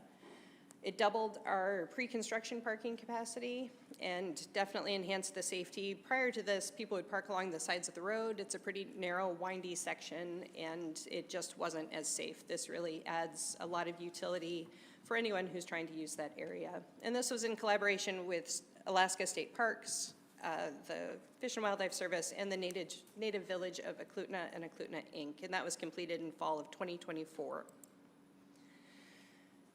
So before we came to this meeting, I asked my staff, what else do we do? What do you do when you aren't being a wildlife biologist? And these are just some of the answers that they gave me. You see us in your communities in a lot of different roles, and we wear a lot of different hats. When we aren't being wildlife biologists, you might see us being football coaches, soccer officials, hunter ed instructors, scout troop leaders, little league coaches, on the museum committee, maybe snow machiners or food bank volunteers. We garden, we're parents and grandparents. We train our dogs, or we try to. We're wrestling coaches, musicians, hockey players, photographers, and we're also hunters, trappers, anglers, and gatherers. So when we have these conversations about proposals in front of you, it's important to us for lots of reasons. And with that, welcome to Region 2, and we're happy to take any questions you might have. Thank you very much for that, that presentation. Questions from board members? Member Loring. Yeah, thank you. Thank you, Cindy. When you're talking about the Moose Research Center, you didn't tell us how long. It's been in existence for a long time. How long has that been? Through the chair, Member Loring, the Moose Research Center has been operational since 1968. Vice Chair Hoffman. Yeah, thank you, Cindy, for that. I have a question about your deer relocation from Kodiak to Kenai. I think you said it, but I'll go over it a little bit. There was 3 males and 9 females currently collared, and 40 deer were transported? Through the chair, 40 deer were captured, but of those, we only, between cryptorchidism, a couple of abscessed teeth, and a couple of other wounds, we left some of those animals on Sitkinak. We only moved 19 of them, of the ones that we captured. Okay, thank you. And do you have plans to move additional deer in the future? We haven't established a plan at this time. We wanted to see how this winter went and make sure that we had a survivability rate once we got through winter number 1. Those conversations haven't started yet because we're still waiting to see what happens as we get through the rest of winter, but it's certainly a question that's been asked, and I don't have an answer to it just yet. One last follow-up on that, and it shows, your data shows that the deers are pretty close together still, 4-mile radius, some ventured a little further. Is that what you guys expected? Through the chair, we didn't know what to expect. Deer, when we look at them across the other areas that they live, we don't have a lot of habitat, we don't have a lot of home range studies necessarily. Deer are specifically hard to catch because they live in heavily timbered areas most of the time. We've done other projects where we've tried to capture them on beaches, from boats, boat-based darting, things like that, just to get collars out. It's not as simple as we wish it was. So we didn't have a good baseline necessarily for what they might do, and here we had a naive habitat. We picked a location that was as similar as what we were taking them from as we possibly could to hopefully ease the transition a little bit. But we're learning what they're doing every single day, and it's been really interesting. We had one who did an open water swim to a nearby island and then came back. We knew that they were proficient swimmers, but it's just been very interesting for all of us to see what they're doing and where they're going and why they're going there. One of the things that I think is interesting is so far, none of the mortalities that we've had have been specifically linked to a predation event. It's all been other causes, or they've been so heavily scavenged that we haven't necessarily been able to establish a cause. But even on those, there may have been coyote sign in the area, but not necessarily a specific predation event. All right, thank you. So no deer tried to swim back to Kodiak yet? Not yet, but there's still time. Member Loring. Thank you. Cindy, just a real quick overview. Is still a louse or a lice problem with the wolves on the Kenai? Is it still pretty severe, or is it getting better, or what's the status with that? I'm going to refer that one to Jeff Sellinger, my management coordinator. And Jeff, just something short. I don't need a long. You bet. Yeah, through the chair, Member Loring. Yeah, it's a few of the packs still show it. It's not as bad as it used to be by any means, and some wolves are actually looking really good. So it's not as severe as it used to be. Member Brett. Yeah, thank you, Mr. Chairman. Thank you, Cindy. That was a good overview. Unless you got a slide presentation for us later on, I'm curious on the thermal stress use of shade to conserve energy. That's a lot of information. I was kind of wondering how that's going to work.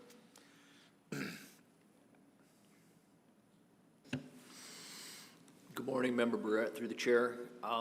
That's a project run at the Moose Research Center with John Krause in conjunction with a couple of universities down south. In short, moose are pretty capable of dealing with very cold temperatures, but they don't do so well in the heat. And as summers have gotten a little bit warmer, they've been the Moose Research Center staff have been working with a couple of different graduate students just to measure increased metabolic rate as moose get hot and can't shed that heat. It's kind of, that's in a nutshell. There's some thought that that might be contributing to lower pregnancy rates and lower production. Thank you. I'll ask another one. The wolf project that you got, how many collared wolves are being harvested annually by trappers or hunters?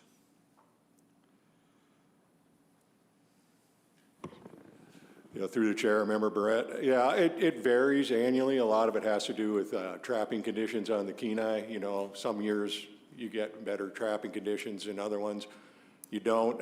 Anywhere from roughly, I'll throw it out there off the top of my head, and maybe when Chris is up here talking, he'll have some better data, but 25 to 35% at least is the range we generally see. And that's out of how many collars that are deployed? Oh, you're speaking specifically of collared animals? Yeah. Oh, I'm sorry. I thought you meant in general. Yeah, I don't have that data right with me. Chris or Jason can be able to answer that when they get up here. Thanks. You bet. Are there questions from board members? Member Brett. I'll ask two more. What were the age classes of deer that were transplanted? Through the chair, Member Brett, we chose to move adult animals. And then the last one was, do you guys have a kind of a concept of what a stable, huntable population would be for deer once they, or if they take hold down there? Through the chair, that's a hard question to answer because we don't know what their mortality or reproduction rates are going to be at this time. So optimistically, if these deer survive, reproduce, as I mentioned, we're very hopeful that we had some successful breedings this fall and we may see some fawns this spring. It will be a number of years before we know what those population influences start to look like. We know that deer throughout the region are severely impacted by deep snow winters, and that's just going to be one piece of it. Are there enough places that those animals can move to that they can survive better or differently than in other locations? So I don't have a specific number where we would say now is the time that we're going to declare it stable and huntable, but that is the goal, that eventually we will get to that point, or we will know that we might not ever get to that point. We're so new in this process. There's just a lot to still learn. I just kind of bring it back. You can have a goal of having really high populations that are stable and provide lots of opportunity. Or as I look at it through when we do the wood bison projects, we have typically have some goals in some populations where we're going to start harvesting when there's 4 or 5 animals that are that's the harvestable surplus, and not wait for that larger population, larger opportunity, but a smaller opportunity. That was where I was going with it. Vice Chair Hoffman. Thank you, Mr. Chair. One quick question, since you brought it up in your overview, about the domestic rabbit population in the Anchorage City area. Are they capable of, are you worried about them expanding outside the city, or are they only living capable to live in the city? Through the chair, that's a great question. We don't know exactly how far they're going to expand because they are multiplying like rabbits all throughout Anchorage. It's been very interesting watching them, even in my own neighborhood where we had 1 or 2 and some people actively trying to reduce that population and without much success. They continue to expand, but we do see them, and certainly backyard rabbit keeping is a popular activity. They're a great source of meat if you're into backyard farming or if you're on a small area of land. So that's definitely something, I think that's how a lot of them got started. But as far as how far can they go, we do know that a lot of those feral rabbits Some of them are getting eaten by our local lynx, some by eagles, some by ravens.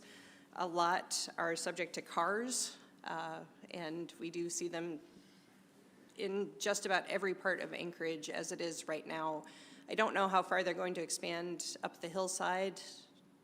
At some point, I think winter weather is tough. We see a lot under people's bird feeders in the winters. So I don't know that they're foraging naturally the way a wild rabbit would. It's a good question, and we don't know yet. Okay, that was interesting, thank you. So maybe we'll see after this extra cold winter how they fare. Maybe that'll thin them out. What was the process that you went through whenever you decided that Port Chatham was going to be your re-release site? Could you talk about that a little bit? Sure. Mr. Chair, we were looking for a couple of features that very specifically were going to help us conduct this operation safely and successfully. We needed a place that we could land a large helicopter that we were using for transport. We were transporting 5 to 6 deer at a time. So we were hoping to not put them on the top of a mountain. The English Bay Native Corporation did agree to let us set up a temporary holding pen on their property, which was in that Port Chatham area. So we considered many different options. If we were going to move them using large landing craft, if we were going to move them using an airplane on floats or on a helicopter.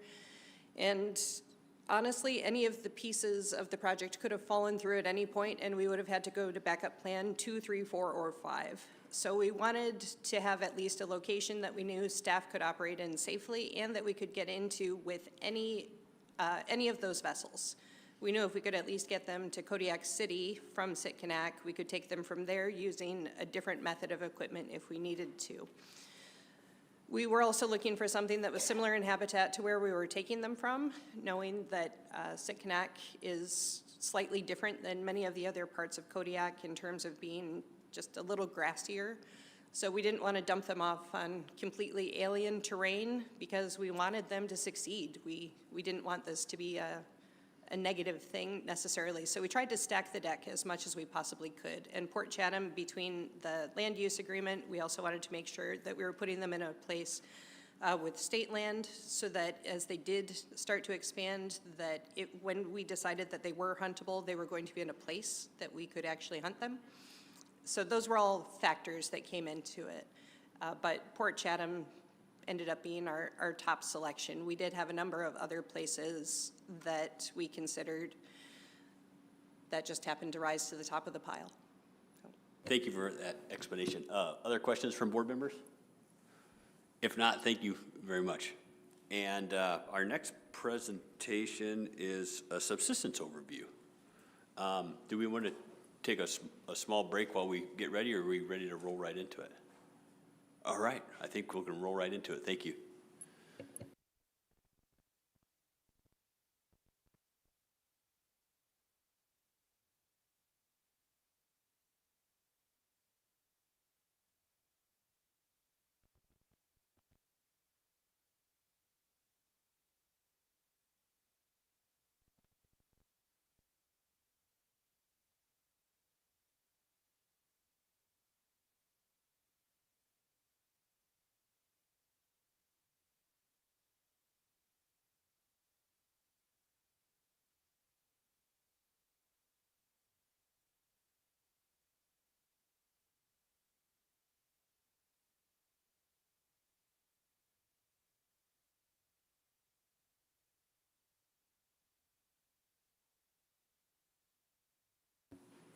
Welcome, Lauren. Welcome, Jackie. Whenever you guys are ready, take it away. Great. Thank you, Mr. Chair, members of the board, members of the public. For the record, my name is Lauren Sill. I'm the Southern Region Program Manager for the Division of Subsistence at ADF&G. With me today is Jackie Keating, who is the lead researcher for the South Central region. Thanks for the opportunity to present. Slides associated with our presentation can be found in RC4, tab 1.2. Well, that was fun. Okay, try that.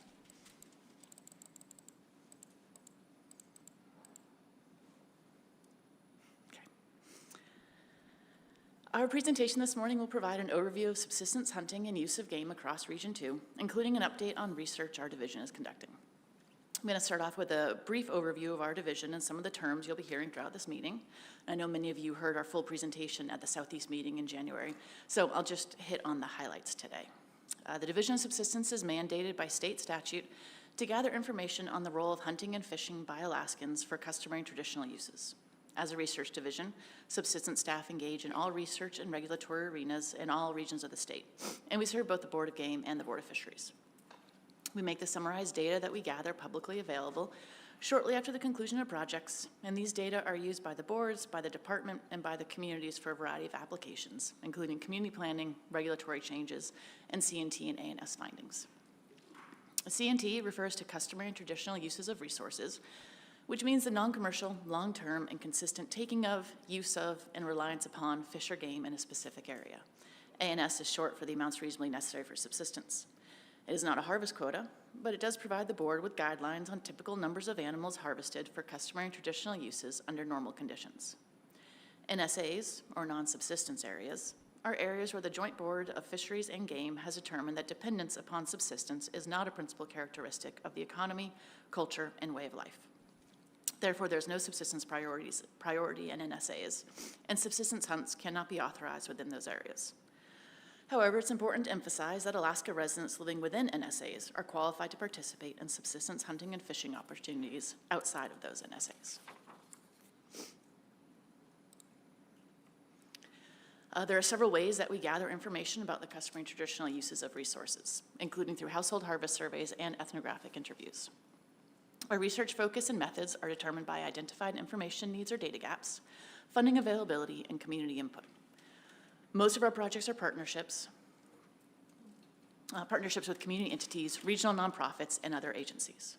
In general, because our research mandate focuses on the customary and traditional uses of wild resources, our research often takes place in the more rural areas of the state outside of NSAs.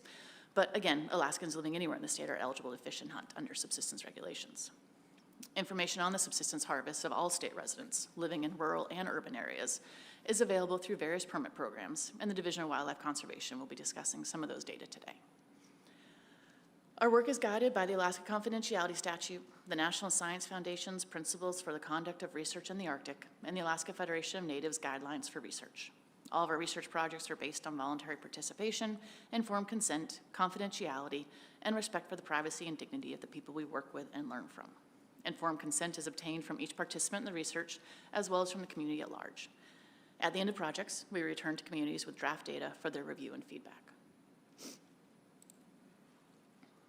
I want to make sure the board and the public are aware that all this information and data that we collect are available through our online Community Subsistence Information System and our technical paper series.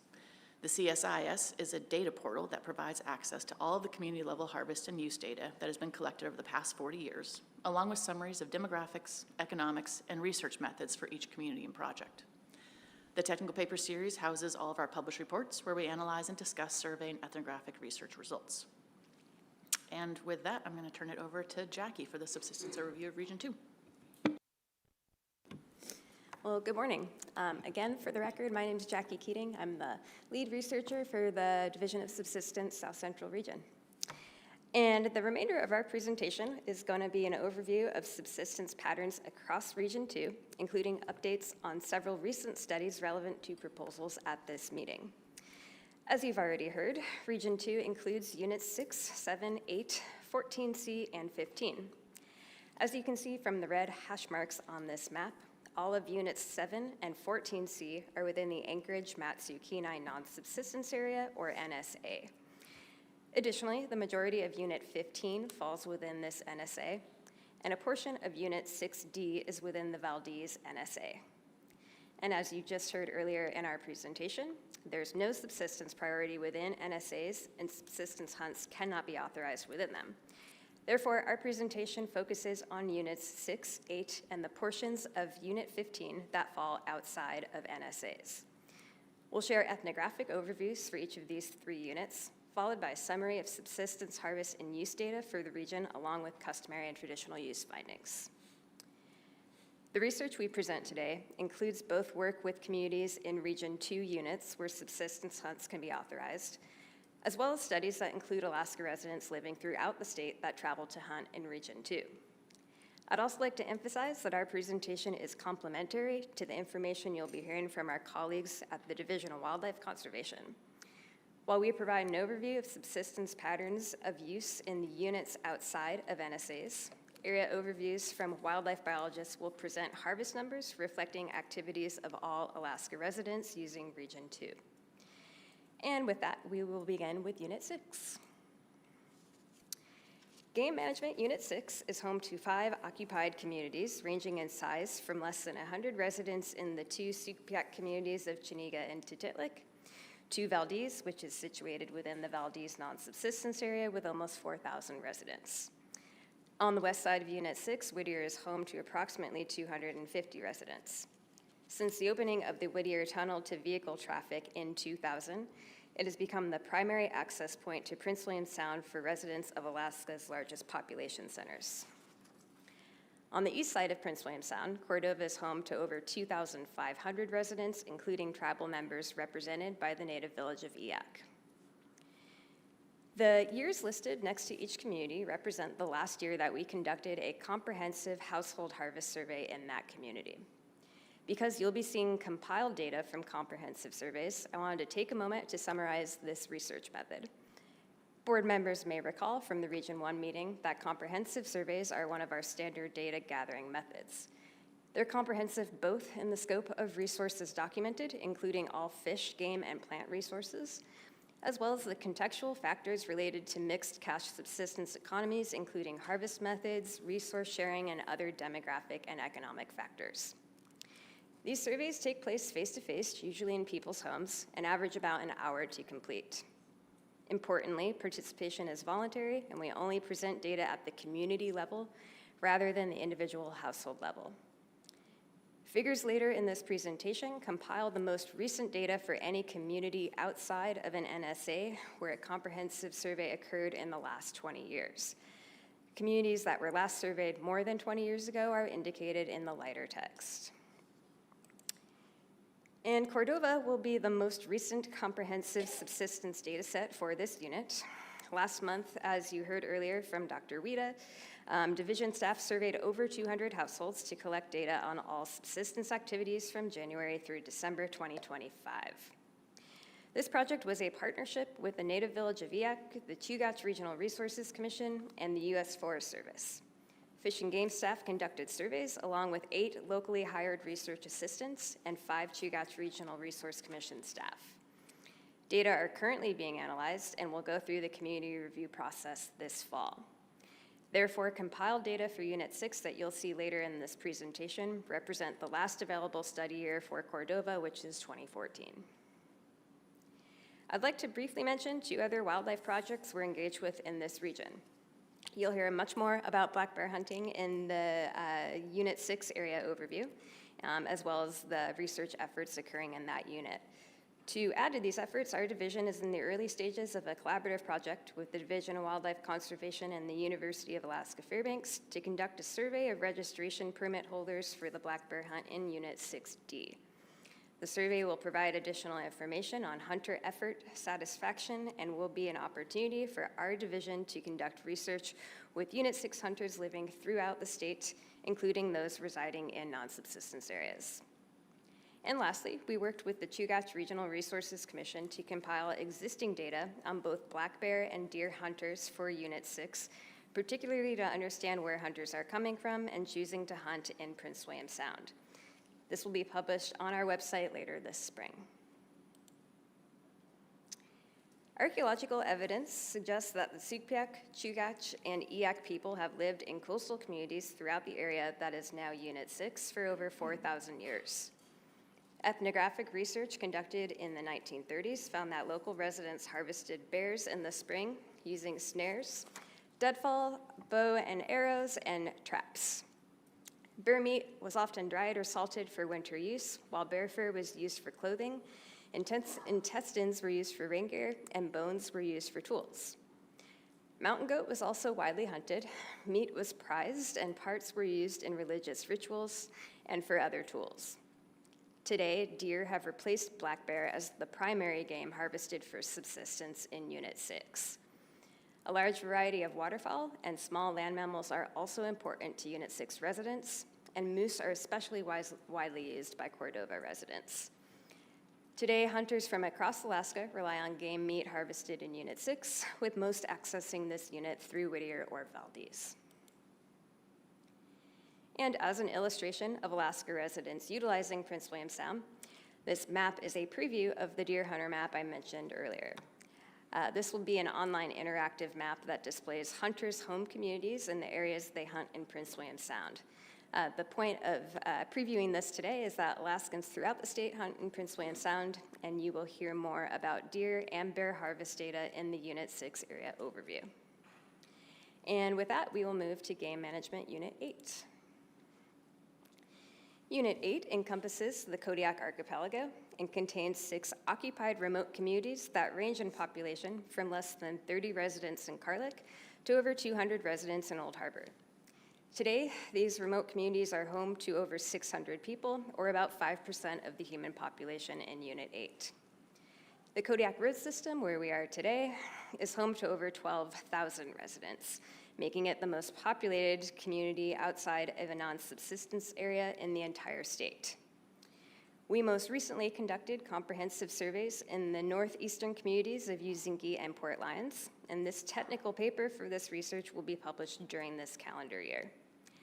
As part of this comprehensive study, and at the request of Port Lions, we added an additional ethnographic study in Port Lions to document changing access to deer. This component included the perspectives of both Port Lions residents as well as other Alaskan residents who traveled to Port Lions to hunt deer. Since the last Southcentral Board of Game meeting, we've also published Technical Paper 506, which details results of the 2021 comprehensive survey effort for the Kodiak Road System. Alutiiq people have occupied what is now Unit 8 for thousands of years. Traditional subsistence practices primarily revolved around marine resources. However, since deer were transplanted to the Kodiak Archipelago in the early 1900s, they have replaced marine mammals as the primary protein source outside of fish in many Unit 8 communities. Subsistence uses of deer are characterized by efficiency of harvest and extensive sharing of meat. Small game and migratory birds are also important to the seasonal round of resource use in Unit 8 communities. Historically, geese were hunted with snares, and ducks and seabirds were taken with darts, bow and arrow, or braided nets. Today, many Unit 8 residents continue to hunt rabbits, ducks, and geese. Because there are several Unit 8 deer proposals for this meeting, I wanted to highlight some of our ethnographic work with both local and non-local hunters accessing lands through Port Lions. This additional study component resulted from local concerns voiced during comprehensive household surveys that were conducted in 2023. Port Lions residents spoke about significant changes in trail access and deer distribution that they attributed to non-local hunters traveling in the area with large off-road vehicles via the Alaska Marine Highway System. Residents associated this increased use with their diminished harvest rates and the significant trail damage that they're observing throughout hunting areas, as shown in the bottom photo on this slide.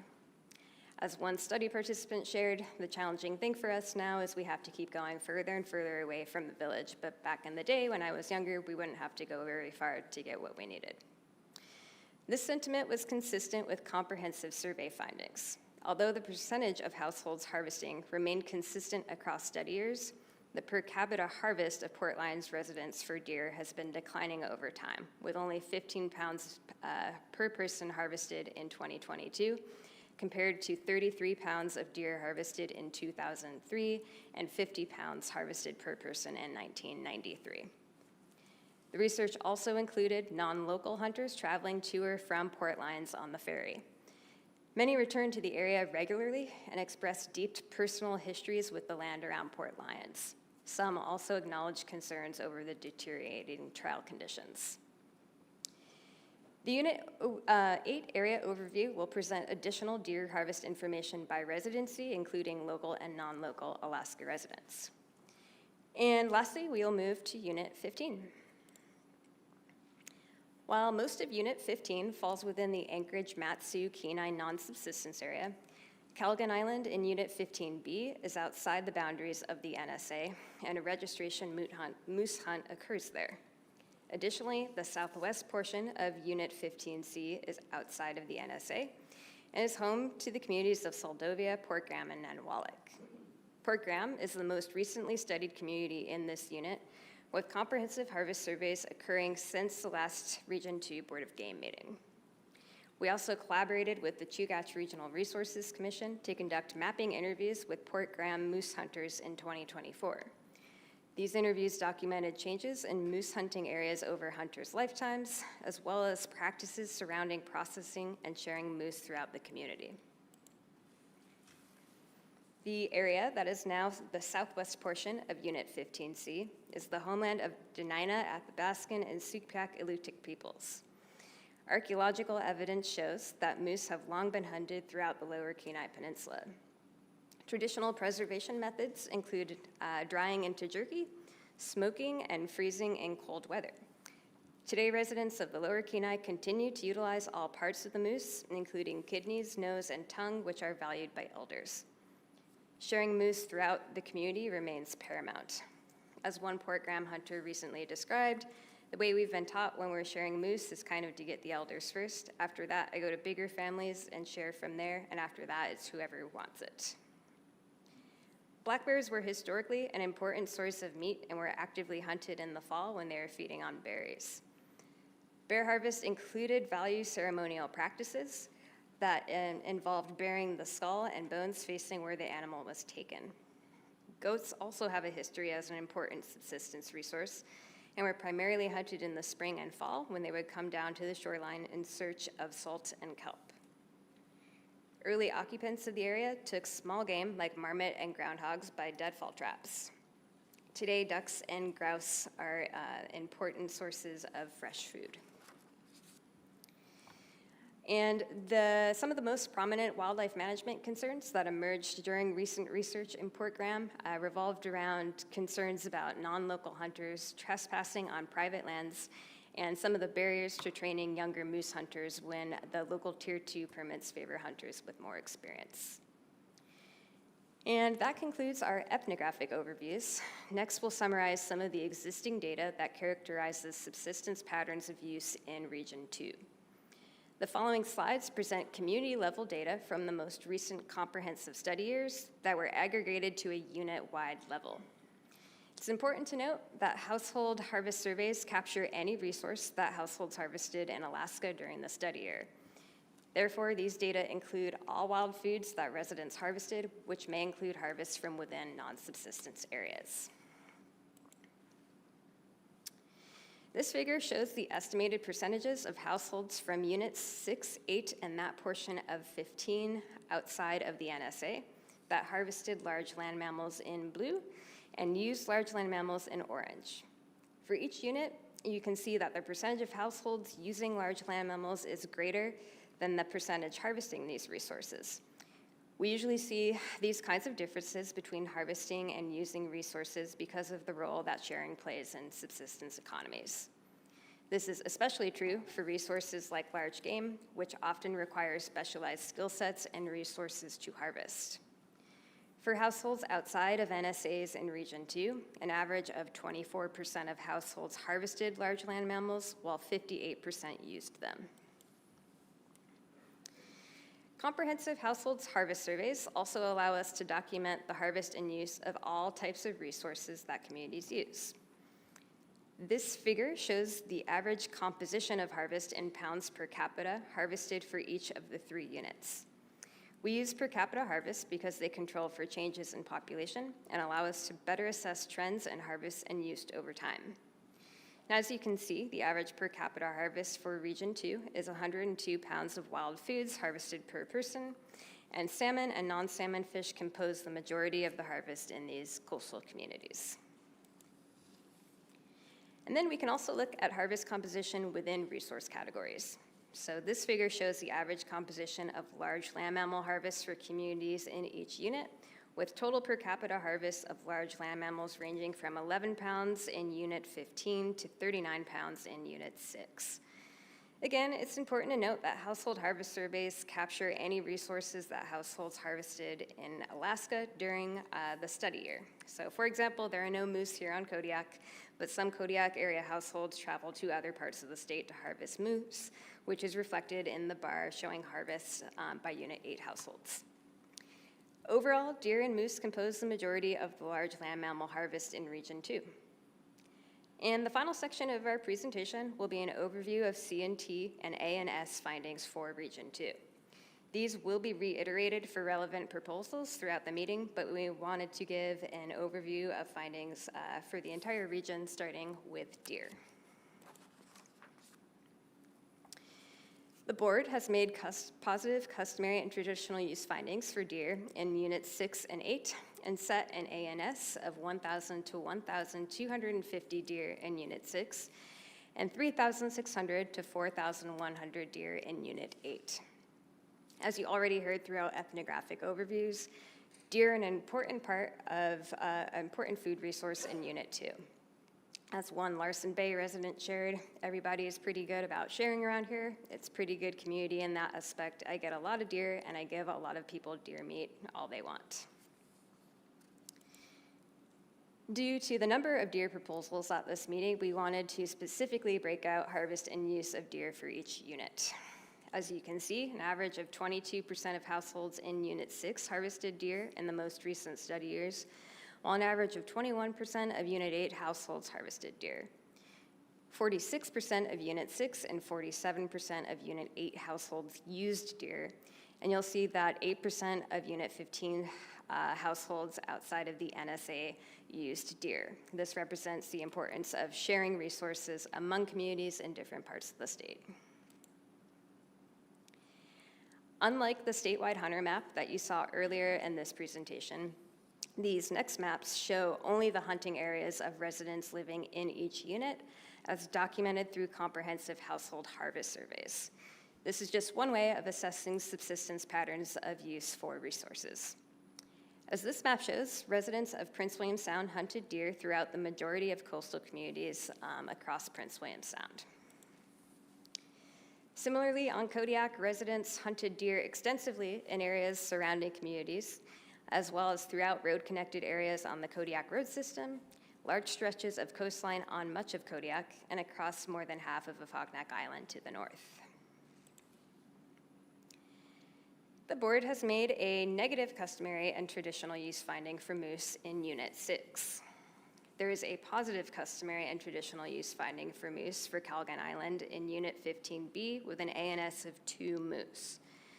There's also a positive finding for Unit 15C, southwest of a line from Point Poughkeepsie to the point of land between Rocky and Windy Bays, with an ANS of 5 to 8 moose. The area with this positive finding is outlined on red in this map. For the area northeast of the outlined area, but outside of the non-subsistence area, the board has made a negative customary and traditional use finding for moose.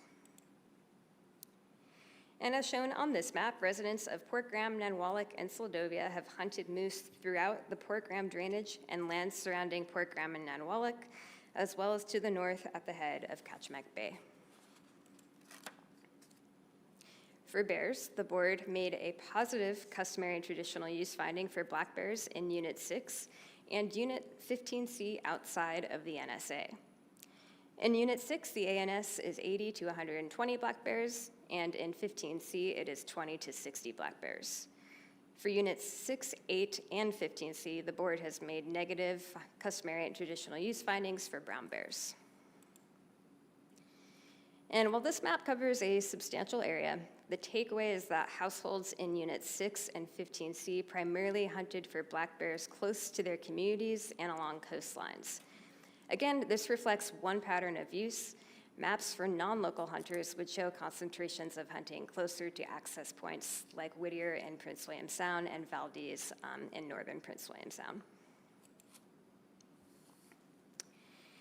The board made positive customary and traditional use findings for goats in Units 6C and D and that portion of Unit 15C outside of the non-subsistence area, and determine an ANS of 15 to 26 goats in Units 6C and D, and 7 to 10 in Unit 15C. The board made a negative finding for goat in Unit 8. This slide also includes all other C&T findings for large game in Region 2, including negative findings for caribou and elk here on Unit 8, and a positive finding for wolves in Unit 6. Mountain goat harvests by local residents are also primarily concentrated around the communities in Units 6 and 15C, as you can see from the yellow shading on this map. And finally, we'll conclude with findings for small game. Positive customary and traditional use findings for small game include a positive finding for Canada geese in Unit 6, grouse and ptarmigan in Unit 15, and migratory game birds and fur bears in all units with a harvestable portion. Again, these maps cover a large area, but the point is to show that for Region 2 households, small land mammal harvests generally occur in the immediate areas around communities. There are some exceptions to this in Unit 6, where harvests also occur along coastlines between Whittier and Chiniga and southeast of Tititlik, and along the Copper River Highway outside of Cordova. This map shows harvest areas for ducks and geese in purple and ptarmigan and grouse in orange. As expected, harvests of ducks and geese primarily occur in coastal and wetland areas, while harvests of ptarmigan and grouse occur in more inland areas. Similar patterns are seen on Kodiak, with harvest of ducks and geese spanning coastal and wetland areas, while research documented smaller hunting areas for ptarmigan at higher elevations around communities. And you will continue to hear from our division that we couldn't do the work we do without partnerships and involvement of the residents of the communities we work with and learn from. We'd like to thank all the Alaskans who have participated in this research, and thank you to the board for the opportunity to share this information. And with that, we are happy to take any questions.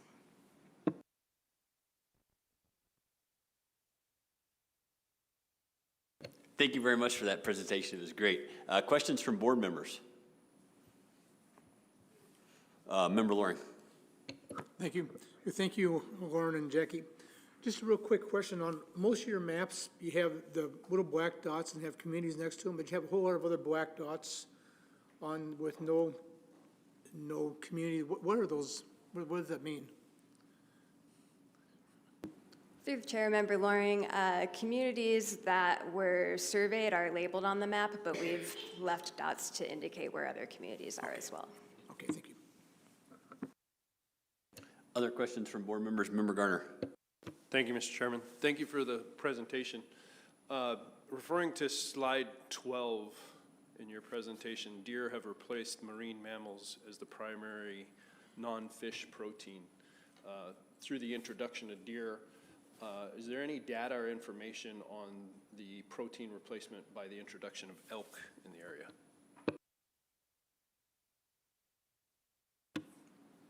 Through the chair, Member Gardner, great question. I don't have the numbers directly in front of me, but in terms of the pounds harvested per capita by community for elk, we could get that to you.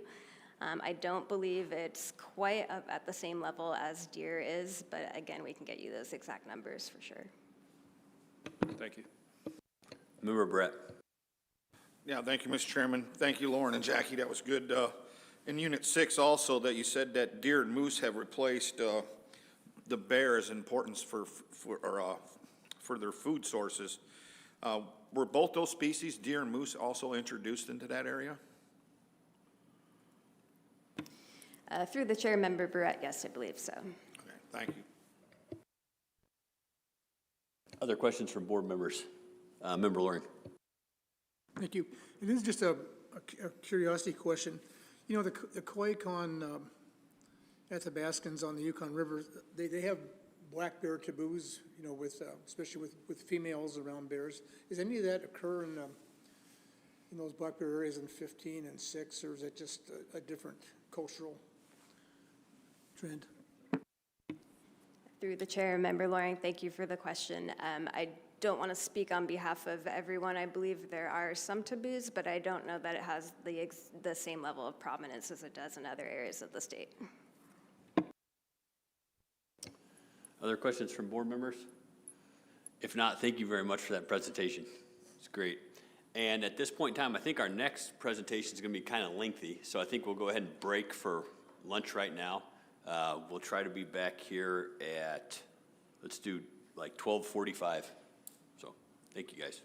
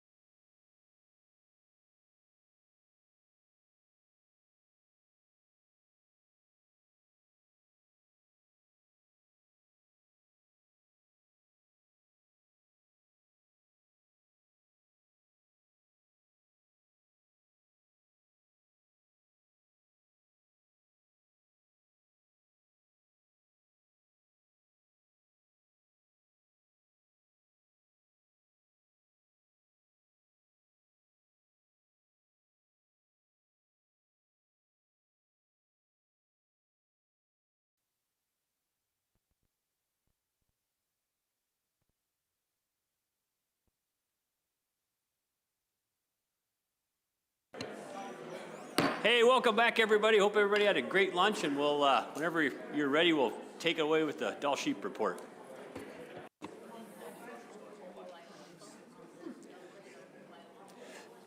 Oh, I should say it's we got 7 board members present. We're back on the record, and it is about 10-1. Good afternoon, Mr. Chairman, members of the board. For the record, my name is Tom Loheis. This is Brad Wendling. We're the sheep research leads in South Central and Interior Alaska. The material that we're talking about today can be found in RC 4, tab 1.3. Before we get started, I'd like to acknowledge our co-author, Kyle Smith. Kyle's in the back, and he's a co-PI on the sheep work that we do in South Central and is an equal co-author on this report. So we'll be presenting a broad picture of the state of sheep in the state today. We're going to start with a brief history of regulatory changes over the last several years, move into a statewide look at sheep hunter effort, hunter harvest levels, hunter trends, and populations. Assistant area biologists and assistant area biologists statewide shared their survey data for this presentation. We're just privileged to summarize and present it. They're available offline for some area-specific questions. Brad and I will be talking about big picture trends today, but if you have questions about a specific area population or a specific survey, we'll put you in touch with the ABs and the assistant ABs. Finally, after we go through populations statewide, we'll update you on what we have both been doing, our own research projects, our efforts and results to date. Slide numbers should be in the bottom right. Please use these for notes if you have questions about specific slides. Doll sheep are distributed across the northwest extent of North America, through Alaska and into Canada. The populations in the Yukon territories, Northwest Territories, and British Columbia, as well in Alaska. In fact, most of the population trends we'll be talking about today are continent-wide, not just statewide. Dolls exist in 8 different mountain ranges in Alaska from north to south. You've got the Brooks, the White Mountains, the Tanana Hills, the Alaska Range, the Talkeetnas and the Wrangels, the Chugach and the Kenais. We do break these down a little bit further, and we'll be talking about some finer scale population breakdowns when we move into specific proposals with Intensive Management Coordinator Chris Brockman. But in terms of big picture trends, this is sufficient for our talk today. Some recent changes in sheep management, beginning as of July 1st, 2026. There's a requirement for sheep hunters to successfully complete a department-approved hunter orientation course before sheep hunting in any general season harvest ticket hunt, where the bag limit is 1 ram with full curl horns are larger. Also in the fall of 26, Game Management Unit 19C will be reopened for sheep hunting. This is a part of a collaborative process, of course, between the board and the sheep working group. This will be opened under a drawing hunt for residents, non-residents guided only, and some non-residents with a 2DK second degree of kindred guided by resident relatives. As of August 1st, 2025, the board had changed restrictions on the use of aircraft for sheep hunting statewide, increasing the closure when people could fly to locate sheep to begin August 1st instead of August 10th. So from here, from 2025 season moving forward, aircraft may only be used between August 1st and September 20 to place hunters in camps, maintain existing camps, and to salvage meat and trophies while used for the purpose of Doll sheep hunting. Aircraft may not be used to locate or spot Doll sheep during the open season. In regulatory year 2023, the board closed sheep hunting in Game Management Unit 19C. Also in that year, the Game Management Unit 14A and 13D drawing hunts were changed from any ram to full curl, with the exception of DS-160 hunt in the northern Chugach, which went to full curl from any ram, starting with the 2026 regulatory year. A little bit earlier, the Brooks Range was closed for sheep hunting in Game Management Units, the Brooks Range was closed for sheep hunting, which began in regulatory year 2022, extended through 23 and 24, and the Yukon Charlie area was closed starting in 2024 and 25 due to some population concerns. Going back a little bit further, in 2017, the legislature increased tag fees and license fees for both residents and non-residents.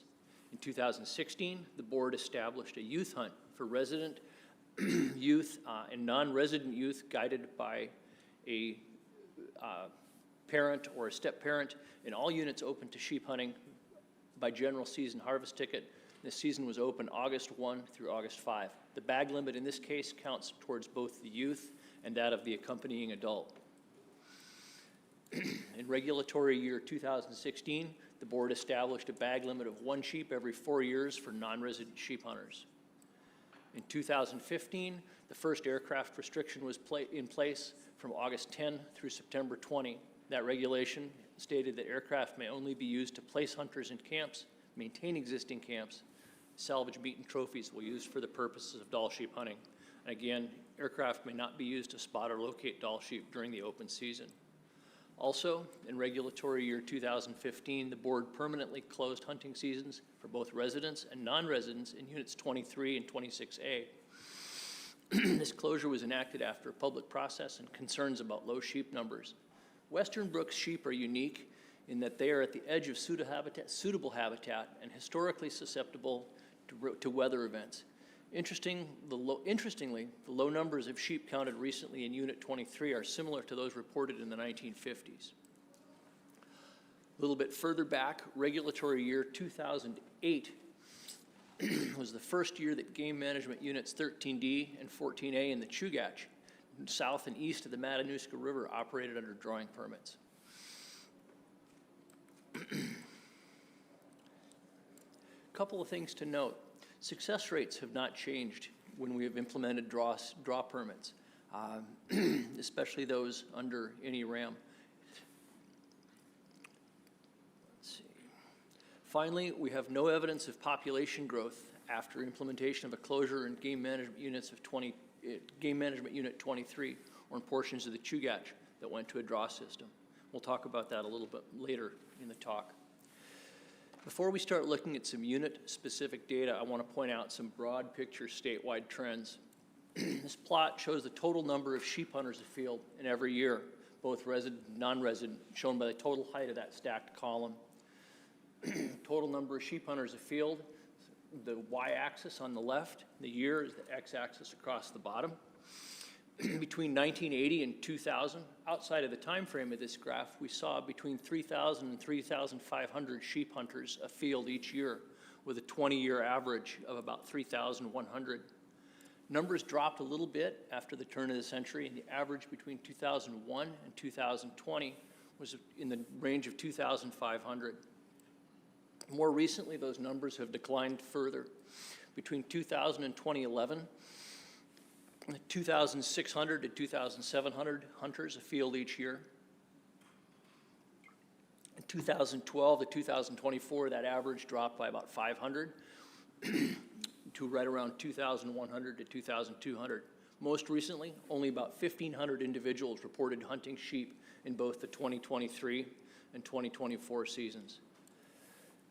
Our sense is that hunter numbers broadly track sheep abundance, with a slight decline over the last 20 years and then a much sharper decline since 2020.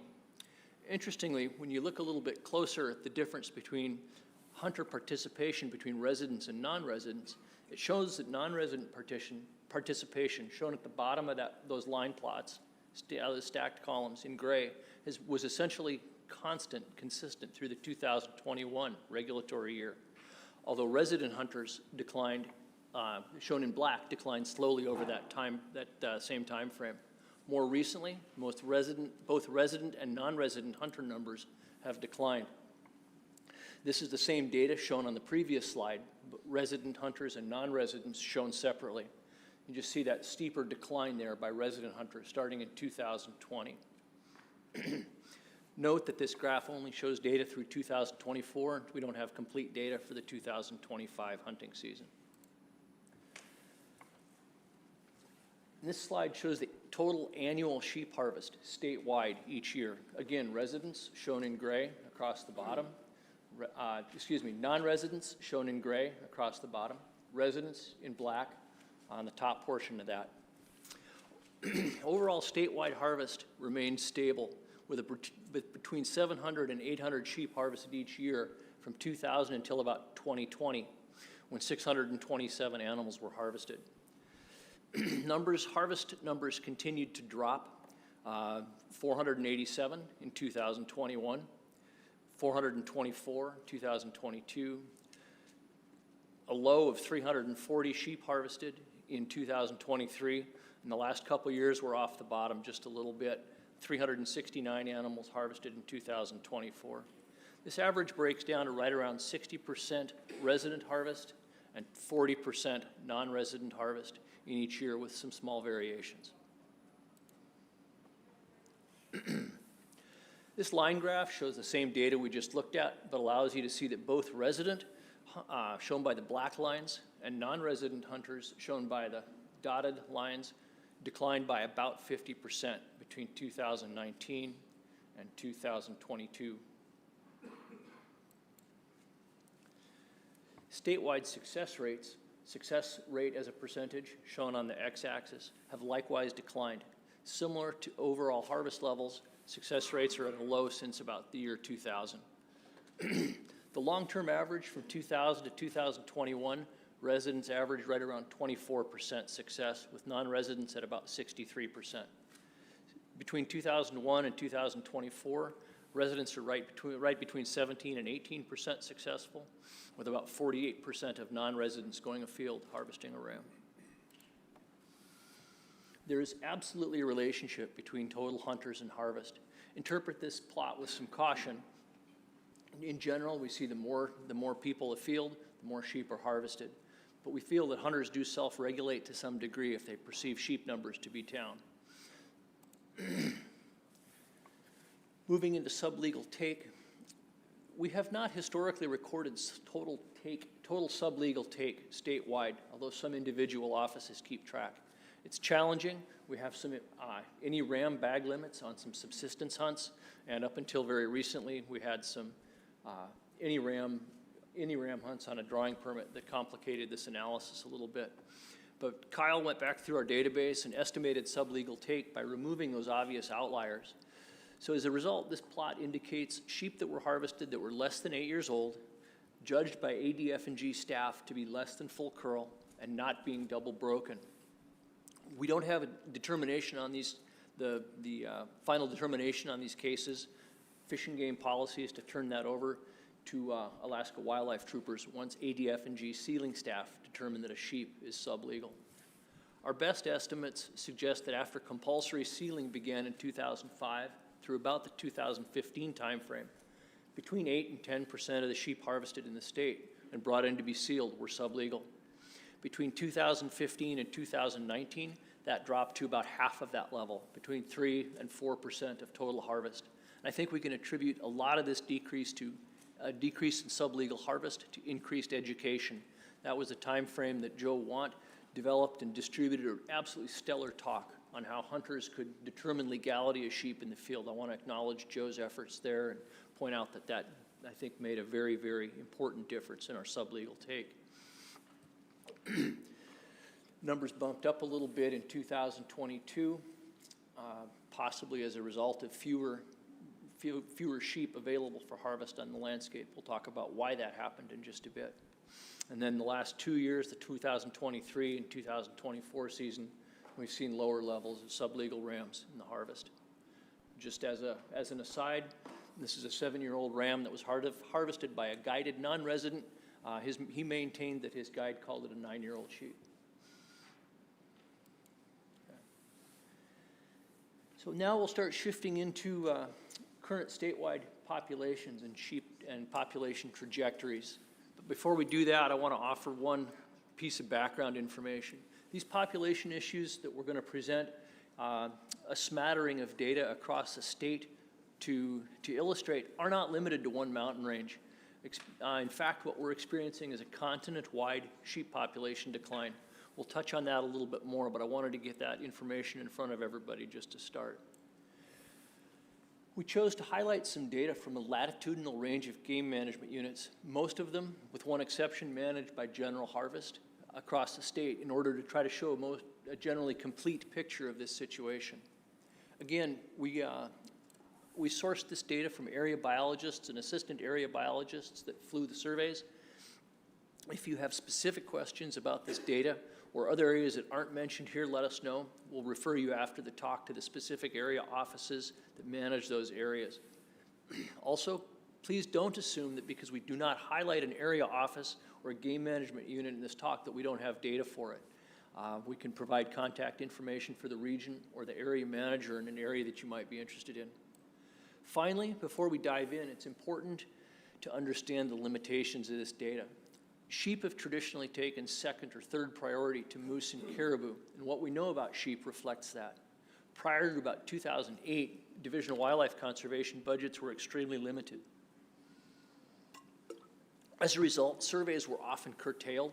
In some more recent years, other work has taken a priority, or weather has kept staff from flying surveys. There's only a limited number of pilots and observers that are capable of doing this work. So even in recent years when budgets have been sufficient, we occasionally miss years due to weather conditions or pilots being tasked with other work. Finally, in years that we are able to fly, we do get data, there's some fairly significant, fairly substantial limitations to this data set. We're going to keep highlighting these limitations as we go through the talk. They're very important when you try to understand our knowledge base about sheep in the state. First, these traditional count areas are necessarily small relative to the geographic area of an entire game management unit or sheep range across an entire game management unit. As we go through the talk, pay close attention to the maps. The maps represent the small fraction of the total sheep range in a game management unit that's actually flown during a survey. And look at how that relates to the larger picture of the mountain habitat in that game management unit. This point will be particularly relevant later in this meeting when we're talking about population and harvest objectives for potential intensive management action.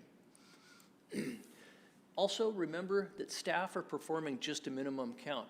Unlike moose and caribou, we don't have a statistically validated method to estimate how many animals we miss during a survey. We can't correct for snow cover still on the landscape, can't correct for shadows, sun angle, observer experience, air sickness, or any one of a number of things that can affect how many animals we see and how many we count. So these data that we'll present are minimum counts, just the number of animals seen on a particular afternoon or particular morning when the survey was flown. It's also important to recognize that we're unable to tell the difference between yearling rams and adult ewes from the air. In many cases, these young rams don't leave ewe groups until they're 2 or 3 years old. So those animals are all classified as ewe-likes rather than giving us an absolute number of adult females in the population. Finally, it can be difficult to see and discern lamb tips from the air. So the number of rams classified as legal sheep is probably a little bit on the conservative side from what's actually on the landscape. Taken as a whole, I want everybody to understand that our summer sheep survey data should be used as a very broad-scale index of the population, not an absolute count of every single animal in the unit. So look at the broad picture trends that we present in this data rather than getting fixed on a particular number of rams or number of lambs in a particular year in a particular population. But know that we can't assume that what we see is a representative slice of the population. For example, it's a valid comparison to compare lamb numbers in a given year to lamb numbers in another year in the same unit. Finally, keep in mind that we're presenting absolute numbers here rather than ratios or proportions. In all of our test cases, it looks like the ram and the ewe component of that population declined at similar rates. So this will give you an area, just a general overview of what we'll be looking at, the range of sheep survey units that we're going to highlight today. Game management units here are outlined in red. Sheep count areas within those GMUs are shown in yellow. We'll start in the Central Brooks Range, talk about a survey area primarily in Game Management Unit 24A, just east of the Hall Road. That overlaps slightly into 25A.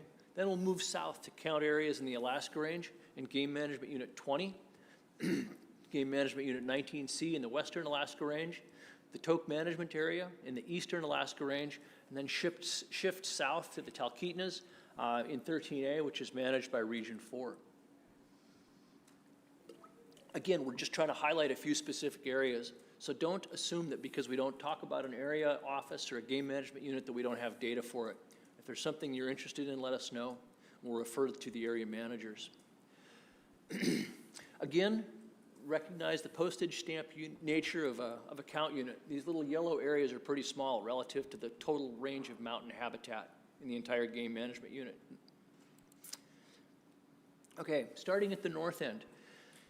Two count areas, Count Areas 1B in the Central Brooks Range, mostly in Game Management Unit 24. The survey is administered out of the Fairbanks Area Office by Area Biologist Mark Nelson and Assistant Area Biologist Jordan Pruzinski.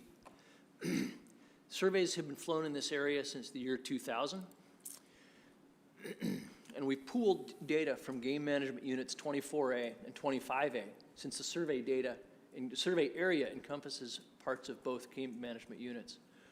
Remember, this harvest data represents the entirety of GMUs 24A and 25A, not just the highlighted survey area. But look at the general trends. Between 2002 and 2020, non-residents harvest an average of about 38 sheep per year out of these two units. That number started to decline sharply in 2022, with 23 sheep harvested by non-residents, and in 2023 and 24, that number held steady at about that level. Between 2002 and 2020, residents harvested an average of 38 sheep per year out of these two GMUs, and that declined starting in 2021 to about 2/3 of that level in 2021, followed by 12, 6, and 11 sheep, extremely low levels in 2022, 23, and 24. This stacked column plot shows the total number of sheep counted in each survey unit in each year in these two count areas. Total number of sheep on the left-hand axis, and note that as we move through these survey areas, the total number of sheep on that y-axis is not consistent between units. Ewe-likes are shown at the bottom of each stacked column in gray. Lambs in a little bit lighter gray above that, sublegal rams, and finally the number of legal rams counted in each survey, shown in black. Again, these are minimum count surveys, so the trend is important. Don't hang your hat on just the overall numbers. Populations in the Central Brooks were largely stable until about 2012, 2013, 2014. Experienced a decline, rebounded slightly, and then decreased to a lower but probably stable level since approximately 2018. One of the things that we found most interesting was that there was almost no lamb crop counted in 2014. And if you refer back, if you remember what we were talking about, harvest decreasing in 2021 and 22, this would have been due in part to those low lamb numbers in 2014. Those animals would have been 7 and 8 years old in 2021 and 2022. Going forward, we expect to see probably a similar low number of legal rams available for harvest as the small lamb crops that we're seeing in 2021 to present mature. If we highlight those lamb numbers,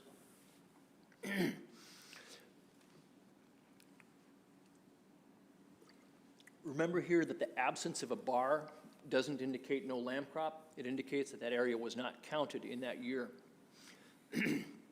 It's worth highlighting, I think, that part of the low lamb harvest we've been seeing, or part of the harvest we've been seeing is due to lower lamb crops in 2014.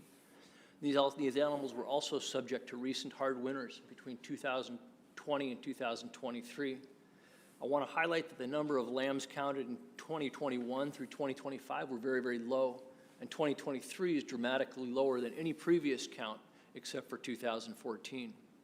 So as we see these cohorts mature starting in 2028, 2029, we expect to see similarly low numbers of legal rams available for harvest. Moving south, we'll highlight Game Management Unit 20A. This has long been a center of sheep hunting activity south of Fairbanks in the Central Alaska Range. It's currently managed out of the Fairbanks Area Office. Area Biologist Jeff Wells and Assistant Area Biologist Lindsay Drees provided the survey data we'll be working with today. In 20A, harvest started to decrease with the 2020 hunting season. Non-resident harvest in the early part of the 2000s was right at 49 sheep.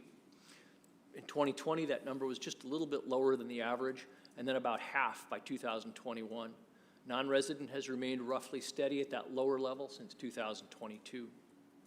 The long-term average until about 2020, as far as residents go, was 42 sheep per year. That number decreased a little bit earlier than the non-resident take did in 2020, dropped to 25 sheep, and then has remained lower and steadier, lower than the long-term average, although at a steadier, lower level.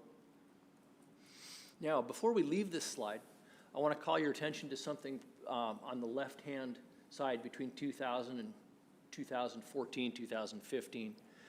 That's a gradual increase in sheep harvest that occurred between those years.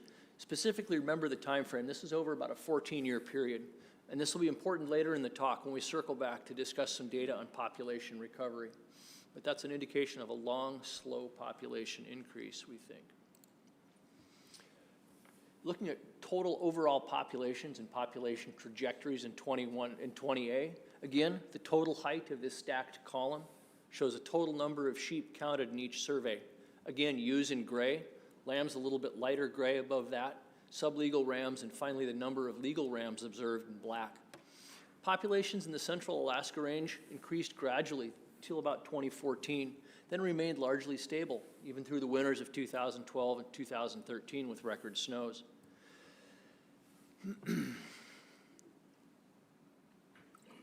2013 to 2014 decreased populations by somewhat lesser extent than we observed in the Brooks, but immediately after that winter, numbers were again climbing and continued to increase through about 2019 timeframe, with a more substantial decline across all components of the population occurring each of the last 3 or 4 or 5 winters. Again, let's take a little bit, note the smaller overall population starting in 2020 and low number of legal rams available for harvest in 2022, 23, 24, and 25. This, we think, is due in part to low lamb production in 2013 and 2014, carrying forward into the present day. Let's take a little bit closer look at these lamb crops. Again, these small lamb crops of 2013 and 2014 probably contribute to what we're experiencing now as far as harvest.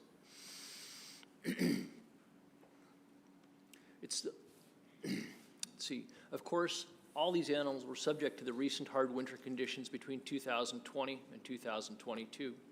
Again, as with the Brooks, the number of lambs counted between 2020 and 2024 is lower than previous numbers, with 2022 strikingly low relative to even the 2013 and 2014 years. So this is in part due to some lower absolute numbers of adult ewes on the landscape. But if you project these age cohorts forward 8 years, it's again indicating we'll probably see some reduced harvests going forward as a function of these lamb crops that we're experiencing right now.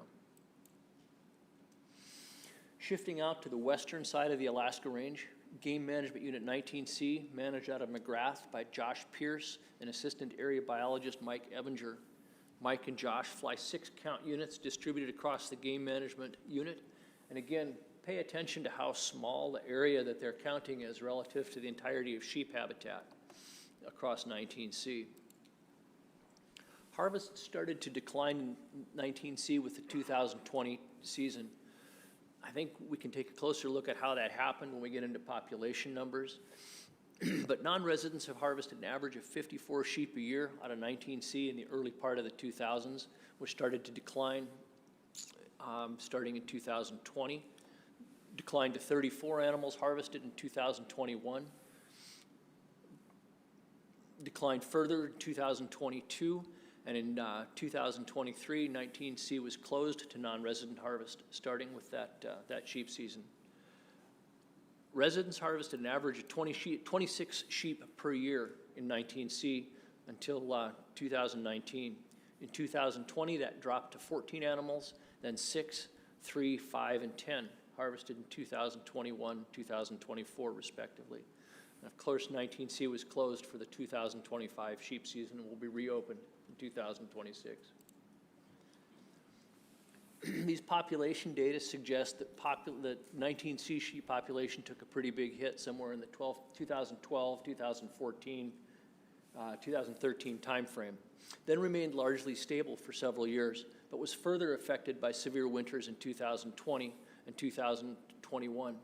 We'll talk about some specific weather occurrences later in the talk, but we do know that there were several rain-on-snow events in that time frame that affected sheep populations in the western Alaska Range, late March of 2020, Christmas of 2021.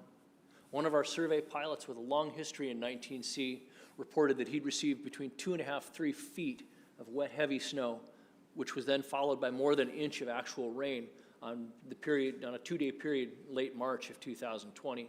And Fairbanks residents experienced 2021's Christmas storm that dropped feet of wet, heavy snow, followed by a hard freeze. So in contrast to the 2 areas we discussed previously, recording 1 or 2 lamb crops, counts from 19C document decreased and consistently low lamb production for at least 3 of the years, starting in 2013.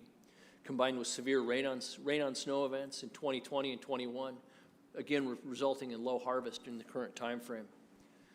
Again, looking at lamb numbers, over the last 3 years, we expect similar low harvests going forward. This seems to be a consistent trend that we're observing statewide, low lamb crops over that 2020 to current time frame. Of course, we do have fewer productive prime age ewes on the landscape, partly as a result of poor lamb crops in that 2012 to 2014 time frame, in addition to the poor weather we experienced in 2020 and 2023. Shifting to the east, a couple of highlights from the Toke Management Area in the eastern Alaska Range. Area biologist Jeff Gross and assistant area biologist Aiden Hunter helped us out with the data for this. Again, the yellow highlights on the map depicts the minimum count area. The yellow outline, the hard yellow outline shows the entirety of the TMA. The yellow shaded area shows the 7 count areas within the TMA. This is managed by drawing hunt, unlike some of the other areas we're highlighting. And in early 2014, the Board of Game established a 10% non-resident allocation for drawing permits with a 50% cap for 2D of that number for 2DK hunters.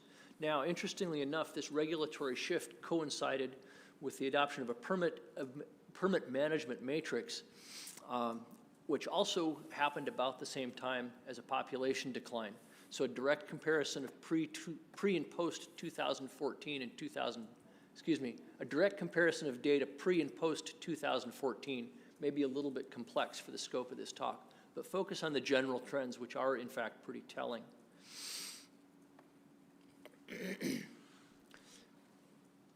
Harvest is much, much lower now, partly as a result of permit availability and as a result of lower sheep numbers. Population data suggests that these populations experience a decrease similar to 20A in the western part of the Alaska Range, somewhere in that 2012 to 2013 time frame.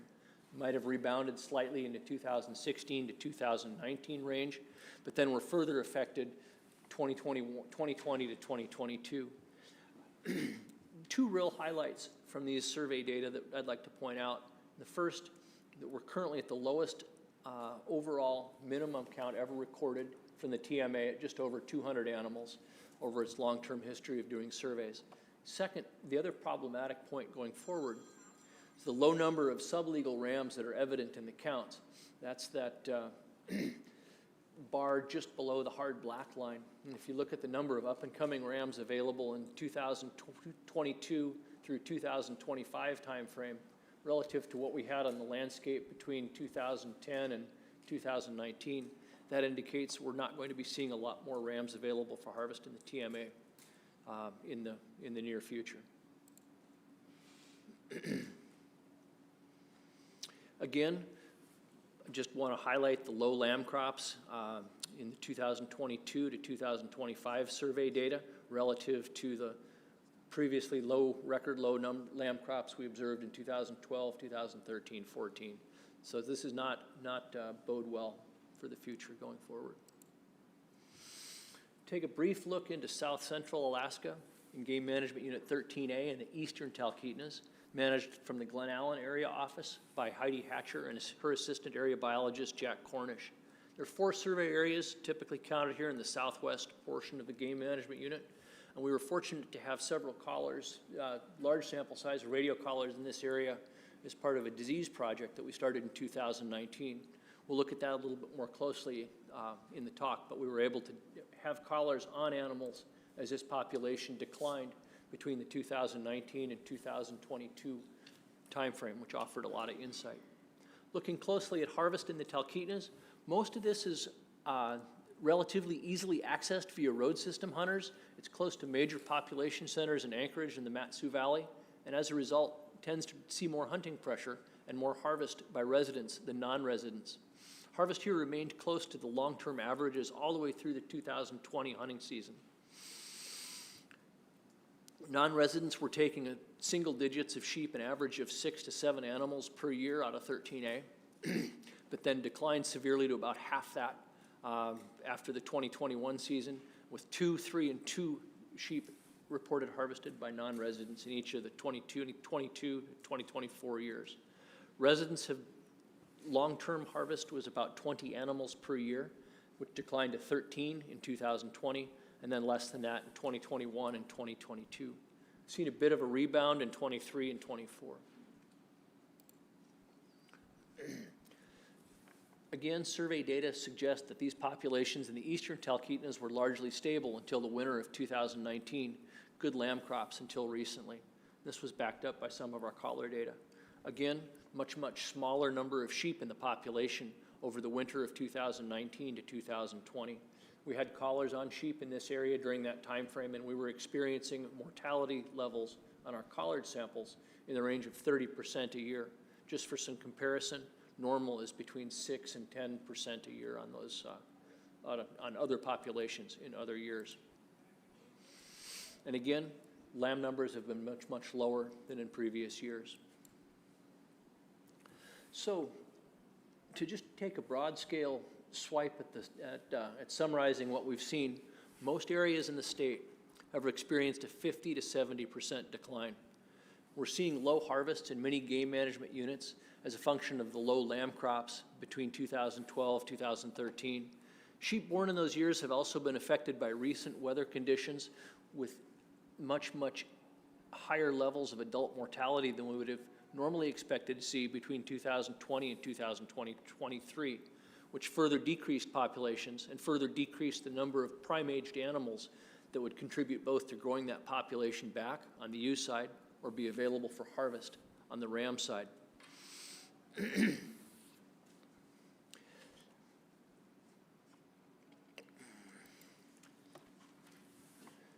We also see similar declines in areas that are not hunted, are either or lightly hunted via subsistence hunting.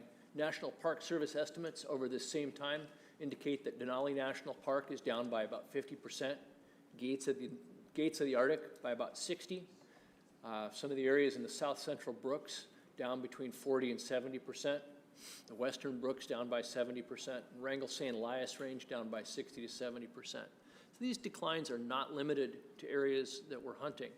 In fact, we're seeing similar reports, we're hearing similar reports from our Canadian colleagues across the continent. Now, as we've mentioned, wildlife populations cycle.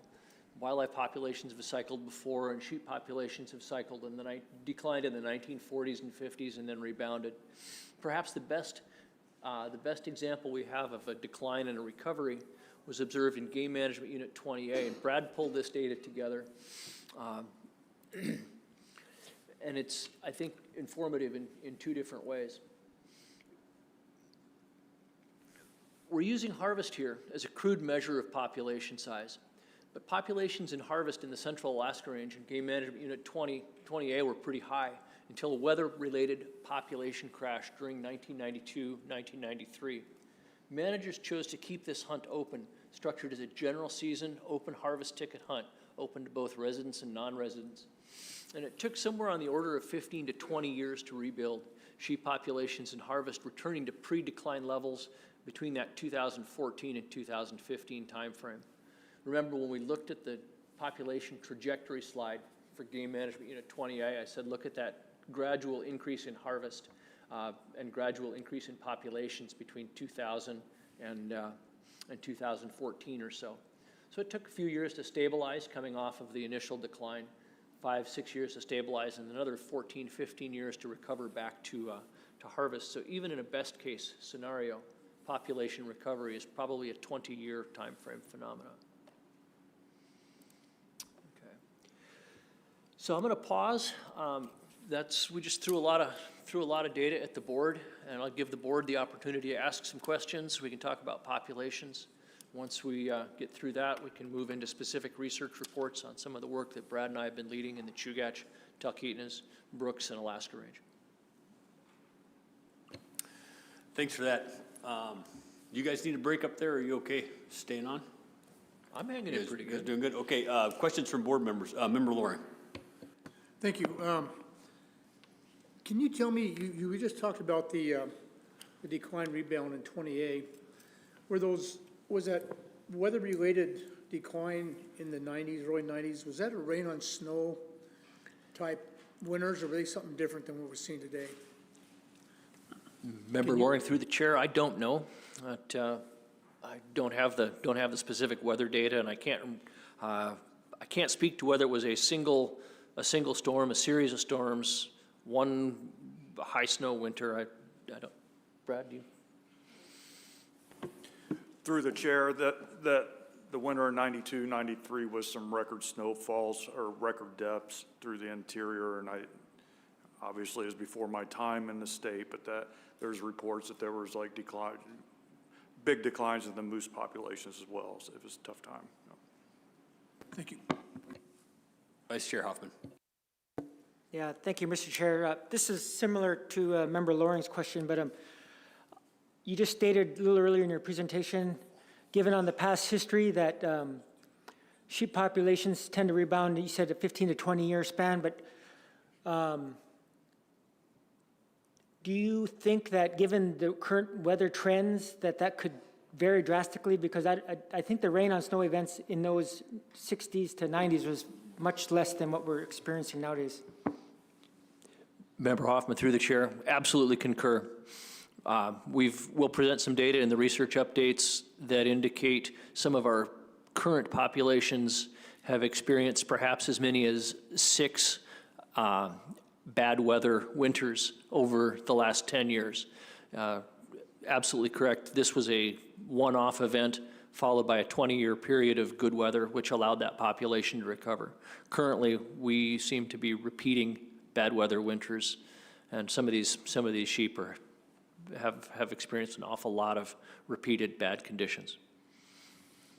Yeah, thank you, Mr. Chair. Thank you for that. I appreciate that. A couple general questions. How are their survey areas selected? Do they are they known high-density sheep areas, and what are the elevation ranges for the surveys? Member Hoffman, through the chair, I don't have a good idea. I don't know what the criteria used to select those. They have been. I hate to say that we fly them because we've always flown them, but that's kind of the best answer I've got. They have been counted consistently for several years, and I would suspect that in the case of most general sheep areas, they offered a combination of proximity to fuel and logistic bases, and were generally the heart of sheep habitat in a particular game management unit, or offered an area that seemed to give a good solid idea of that trend of that population. And thank you for that. One quick follow-up on that. On the survey data, does the department factor in missed sheep that could be in the tree line, in the shade, just true count numbers? Correct. Member Hoffman, through the chair. Great question. It's important to remember that these are minimum count surveys, so this is what we see is what we get. We don't have a statistically valid way like we do for moose or caribou to even guesstimate at how many we might miss. Hey, Tom, whenever we talk about these survey areas in the different slide, in the slide you have associated with them that are the current harvest level, you have resident and non-resident And then you also have an unknown contingent. What is that unknown contingent? Can you give me an example of that? Yeah, absolutely. When a hunter brings a sheep in to be sealed, they fill out a little postcard that's attached to their harvest ticket, gives us their information. And we turn those over. They're scanned. Sometimes they're not scanned correctly. We just don't get the information. It's a fairly small number, but it's just a place where we could not collect that information. Usually it's less than one or two animals statewide a year. It's a pretty low number. And then I guess one other quick question too on when we're talking about 19C and the general and the harvest there is, you know, the winter hunt. I know it's very minimal, but is that included in that count as well? Not included in that harvest, no. Okay. Other board members' questions? Member Loring. Thank you. Tom, the two federal areas that were closed in Yukon Charlie and that area around Coldfoot, you know, and up on the Brooks Range, was that a total closure to all hunting or just sport hunting? Was subsistence still open in that? You guys know? I don't know the answer to that, but. Member Loring, through the chair, I'm going to punt this one to my Interior colleague. So initially, I think the federal subsistence hunt qualified users, and correct me if I'm wrong on this one, but initially it was open to them, but it was followed up the next year, and then they closed for the residents of Wiseman, but I believe Anactufic Pass, that there were still federal subsistence opportunities out of there. And when the non-resident harvest is reported, is 2DK reported as a non-resident, or is it, because I know some of the tags on the permits come out of the resident quota. Are those not reported non-residents, or? Member Loring, through the chair, no, those are all reported as non-residents. Other questions from board members? Member Brett. Yeah, thank you, Mr. Chairman. One, I thought OSM might have a comment on the last question. Thank you, Mr. Chair. Member Loring, the closure was originally for 24A and 26B, all non-subsistence, all sport hunting. Anactufic Pass they were not included because they were not in the closure area, I believe. That was a special action, followed up in 2024 with the regulatory cycle that closed it until it'll open back up in 26. But that was, yeah, closure to everybody. Member Brett. Yeah, thank you, Mr. Chairman. I have a follow-up on that, Brian. Are the federally qualified people harvesting on federal lands, are there still units open for the harvest of ewes?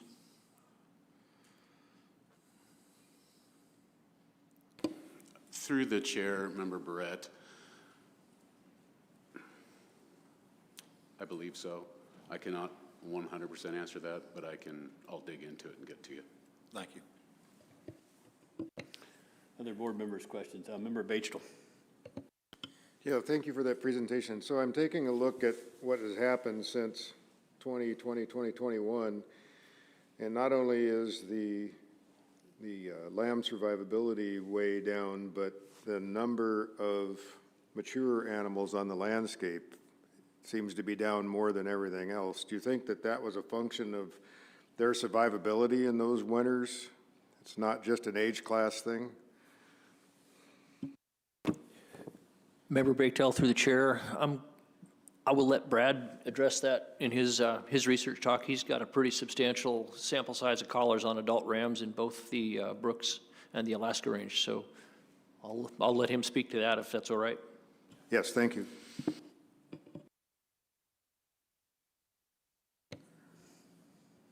Other board members' questions? If not, I guess we might be ready to continue on with the presentation. Thanks, Mr. Chairman.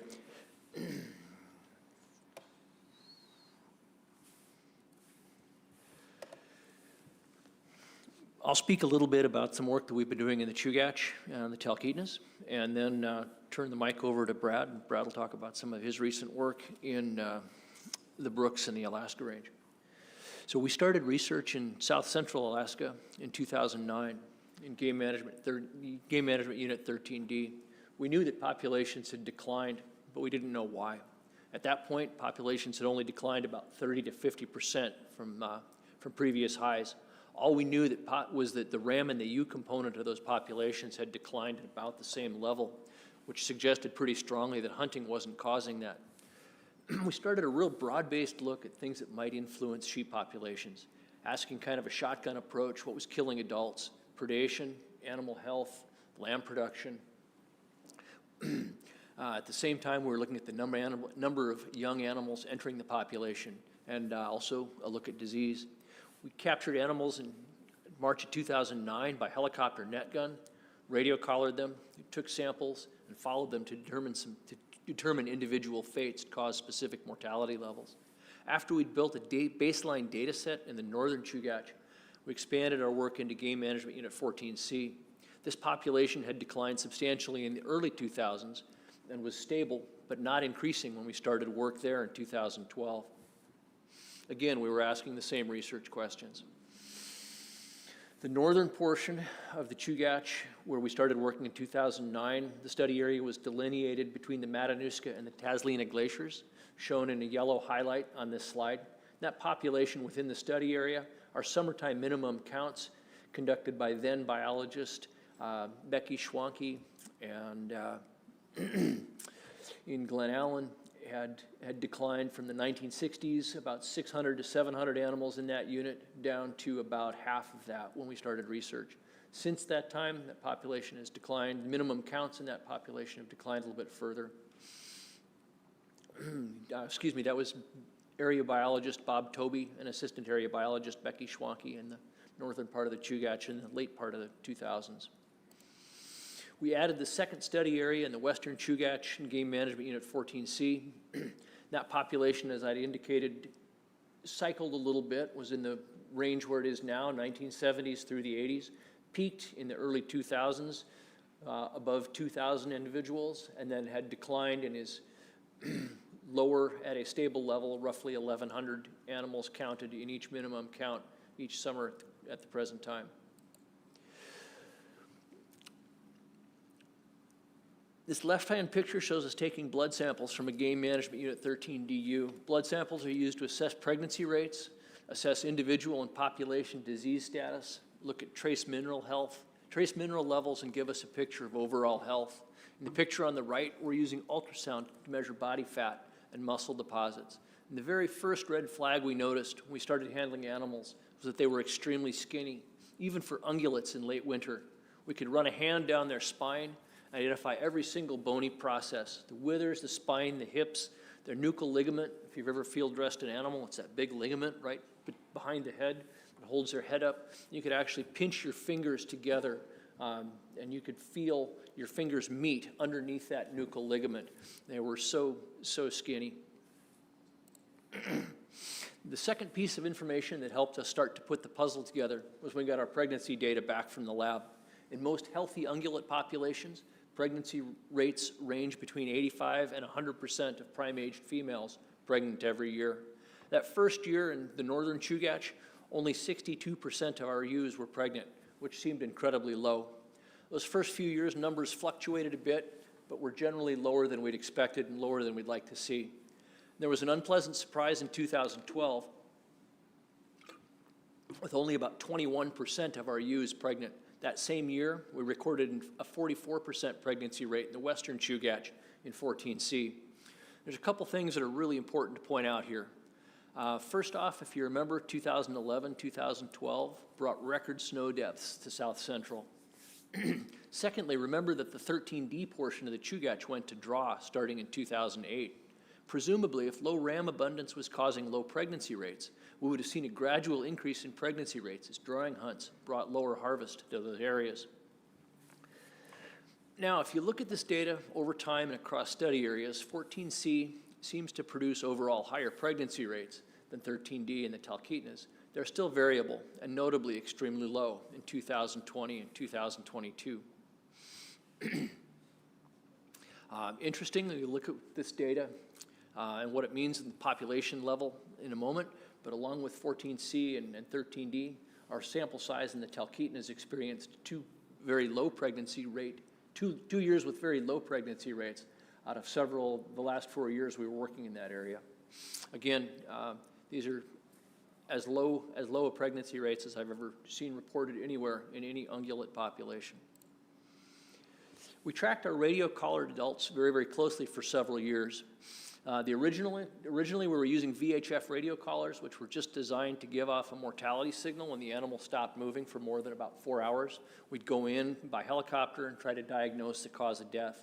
Now we've got GPS collars on these animals, and we get an email notification that they've quit moving. We'll still get in as quickly as possible and try to determine what caused that mortality. Anytime there was evidence of a predator at a kill site, we credited that predator with the mortality. It's usually pretty easy to see when you have a predation event. Blood, bone scatter. For example, the chew marks on this collar indicate a wolf kill along with that blood in that rightmost picture. This might have given us a slight overestimate of predation, but I really don't think that that was the case. We found a substantial number of intact carcasses in that top center picture. We were able to helicopter that individual out for a later necropsy. She died as a result of a uterine infection in late pregnancy that went septic. Other times, it was easier to determine the cause of death than it was to recover the carcass and the collar.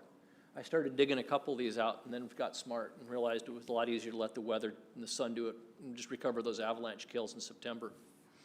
Overall, adult survival rates between 2009 and 2017 were right at 88% in both study areas of the Chugach.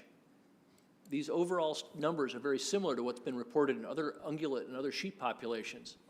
But where the story gets interesting is the breakdown of those causes of mortality.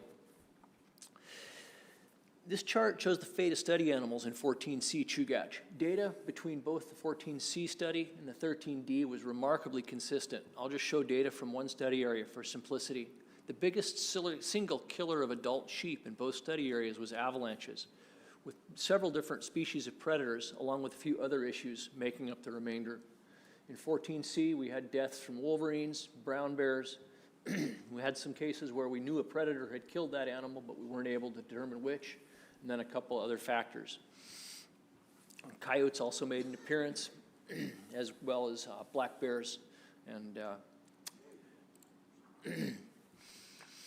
but where the story diverges, where it gets interesting for us, we saw overall mortality rates are similar between Game Management Unit 13D and 14C.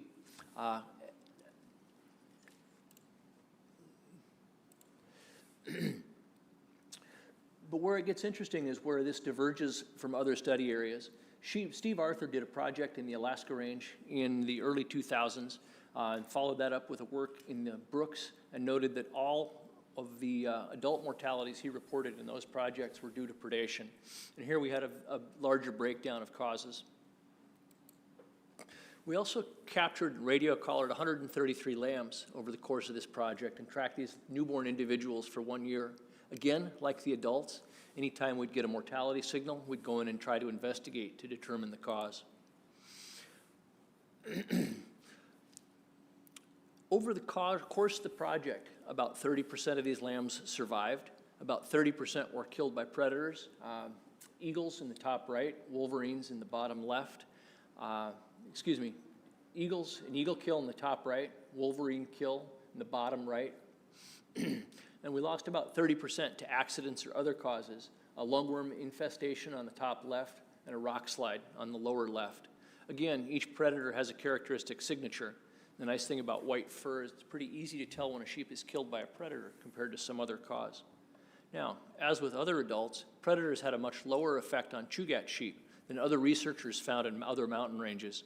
Steve Arthur's work in the Alaska and Brooks indicated that coyotes and eagles were the primary sources of lamb loss in his 20A study area, where eagles and wolverines were the primary source of mortality in the Brooks. So different demographic forces work on sheep populations differently in different mountain ranges. Again, if we look at cause-specific mortality in the study areas, both were remarkably similar. I'll only show data for one, just for simplicity and speed. There's an awful lot of data presented in this slide, but the important point to make is that about a third of the lambs survived, shown in green. Another third were killed by predators, shown in warmer colors. Eagles, brown bears, wolverines, unknown predators, wolves, coyotes, and black bears all made an appearance, and a remaining third were killed by non-predation causes. Again, avalanches, starvation, drowning, falls, rock slides, pneumonia, disease, and of course there are always some that we couldn't get. In some cases, multiple predators had visited and weren't able to attribute the cause to a specific species. Overall, avalanches killed as many lambs as did eagles, making avalanches a big factor in the Chugach. So lamb survival over the course of the project was extremely variable, but over several years, the numbers from the Chugach project were consistent with those measured in other locations. But just like our data on adult sheep, predation accounts for far less lambs in the Chugach than in other mountain ranges. Steve and Brad Scotton's work in the Alaska range indicated that coyotes and eagles were the major players on lambs there, with wolverines and eagles taking the majority of lambs in the brooks.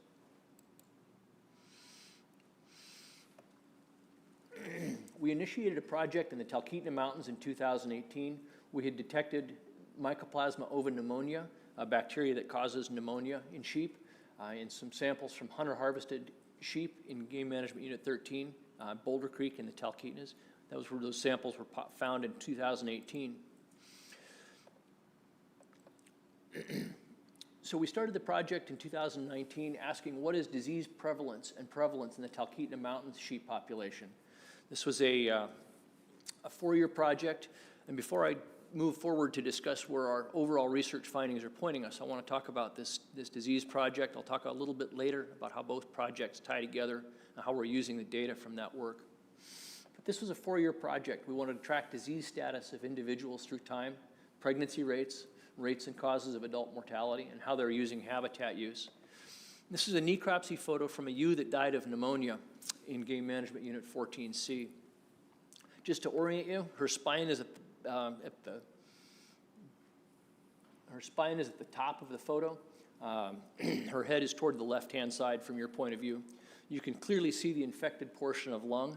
That massive deposit of pus in the lower forwardmost portion of lung is where pneumonia takes effect. Interestingly, she had a pretty advanced case of lungworm. The bumpy area at the top of the lung, just under the white text box, is a sign of lungworm infestation. It does affect most sheep to some extent. As an aside, if you're in the field and ever field dress a sheep and see something like this pus deposit, we absolutely want samples. Cut a piece out of the margin so we have both infected and clean tissue, Ziploc it, and bring it out. So we wanted detailed information how many sheep might be carrying this bug that we'd found in some hunter-harvested animals, how many might have been exposed to it, and what, if any, of the effects of the bug might be. We started handling GPS radio collaring and sampling animals in February of 2019. This was a collaborative project with some colleagues from British Columbia, Drs. Kylie Thacker and Helen Schwanche, wildlife veterinarians that work on Stone's sheep, to assess disease prevalence across a wide range of thin-horn populations. So we also expanded this project. In addition to just looking for disease, we're going to try to learn as much as we could about this herd's pregnancy rates and causes of mortality and habitat use, especially relative to snowpack and summer conditions. For a long time, we had between 40 and 80 sheep collared each year as part of this work in both the Chugach and the Talkeetnas. When we handled an animal, we'd sample for a whole suite of wildlife diseases. It's not worth going into detail for here, except to note that we found a small number of animals positive for some pathogens, but these pathogens did not appear to have any population-level effects. Animals are indeed killed by disease, but usually only in the presence of other stressors, which could include poor nutrition.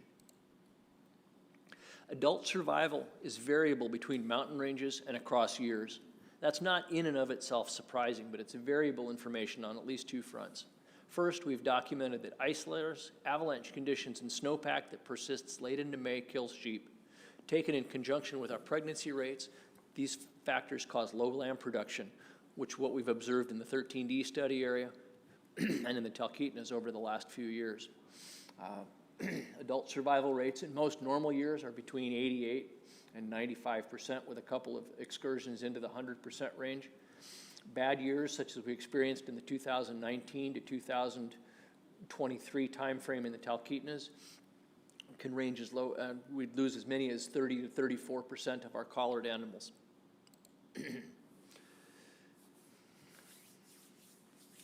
So since we see far fewer sheep lost to predation in the Chugach than we might expect, and far less of an effect of predation on both the adults and the lambs, I think it's pretty clear that the low-level loss of animals to predators and the broad distribution of mortality across several predator species suggests that Chugach populations are not predation limited. There's a low-level prevalence of major wildlife diseases, but we're not seeing population-level effects of wildlife disease, so that's a good thing. What we can say is that nutrition and pregnancy, probably as a result of changing nutrition, habitat, weather conditions, are driving lamb population, and in turn driving population trajectory. So these skinny animals and these low pregnancy rates indicate that it's a habitat or a nutritional issue. So we don't know what the future will bring, but we do have hard data that indicates weather conditions in form of icing events and avalanches kill sheep. We also know that alders and brush are moving upslope into the alpine, which could mean a loss of habitat and in turn a loss of carrying capacity. We've just started to look at how summertime growing conditions influence the nutritional content of sheep forage. That's still in process. But we do know that sheep forage content decline, the protein content of two important sheep forage types changes due to summer growing conditions. As Member Hoffman pointed out earlier, these historic population declines were probably the result of a single event. That early 90s decline in Game Management Unit 20A was very likely related to the 1991 Mount Pinatubo eruption. And by some metrics, specifically our mortality rates on our collared populations and our lamb production, we've seen current populations experiencing as many as 6 bad weather events in the last 10 years. This is probably a new paradigm with a warming Arctic, and it's likely that populations will persist at lower densities. We're concerned about small, isolated populations in the Yukon-Tanana uplands, the Glacier Mountain CUA, for example, the Kenai, probably where some of the new research will be directed. Currently, our work in South Central that Kyle and I are leading are focusing mostly on answering questions relative to habitat, nutrition, and foraging ecology. The most recent set of our radio collars released from study animals in the spring of 2024. So we're analyzing that data and deciding where to go from there. Specifically, we're looking at questions of, have we lost sheep habitat? Are we seeing nutritional changes in forage, wintertime foraging ecology, or summer foraging ecology? Finally, are avalanches affecting sheep populations? A couple of things to point out. We have worked with Roman Dial, a professor at Alaska Pacific University. And Roman used historic aerial photos to document that brush moved upslope into sheep habitat at as much as 4 vertical feet a year in some regions of the Kenai and Chugach. I shot this picture in Ram Valley above Eagle River up in 14C Chugach. You can see dwarf birch on the front left side of that photo. In the foreground, if you look closely, there's actually a young spruce tree pioneering up into the tundra on the right side of the picture. It's possible to see how some of this could change, drastically change sheep habitat. I mentioned nutritional changes a little bit earlier. Graduate student Luke Methrall spent 3 summers living out of a backpack. Luke watched sheep eat, identified the species of plant they were foraging on, collected samples of those plants, and later in the lab measured the nutritional content. He found that graminoids and forbs, grasses, green salad kinds of stuff, which are key summertime sheep diet items, have different protein content in different years in different growing conditions. We're currently working with a graduate student named Heather Tham. Heather's pursuing her master's in wildlife biology at UAF under Dr. Todd Brinkman, and her experience as an avalanche forecaster and a ski patroller, she's looking at how sheep use habitat and how they're exposed to avalanches in wintertime. This plot shows a backcountry skiing tool called the ATES scale, which is a way that backcountry skiers classify terrain as far as avalanche risk. The take-home message here is that Chugach State Park Dall sheep are spending about 65% of their winter in very, very dangerous avalanche terrain. So that wraps it up as far as South Central. I'll turn the mic over to Brad, and he can talk about what he's doing in the Brooks, Alaska Ranges. Trajan.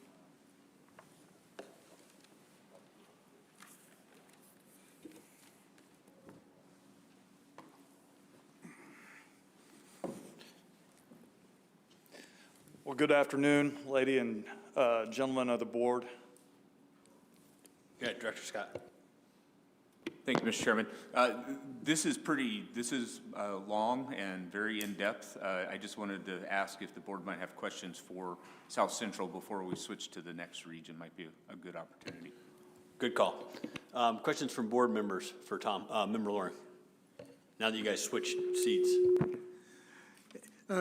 Tom, real quick, we talked about this Dall sheep decline across the continent pretty much.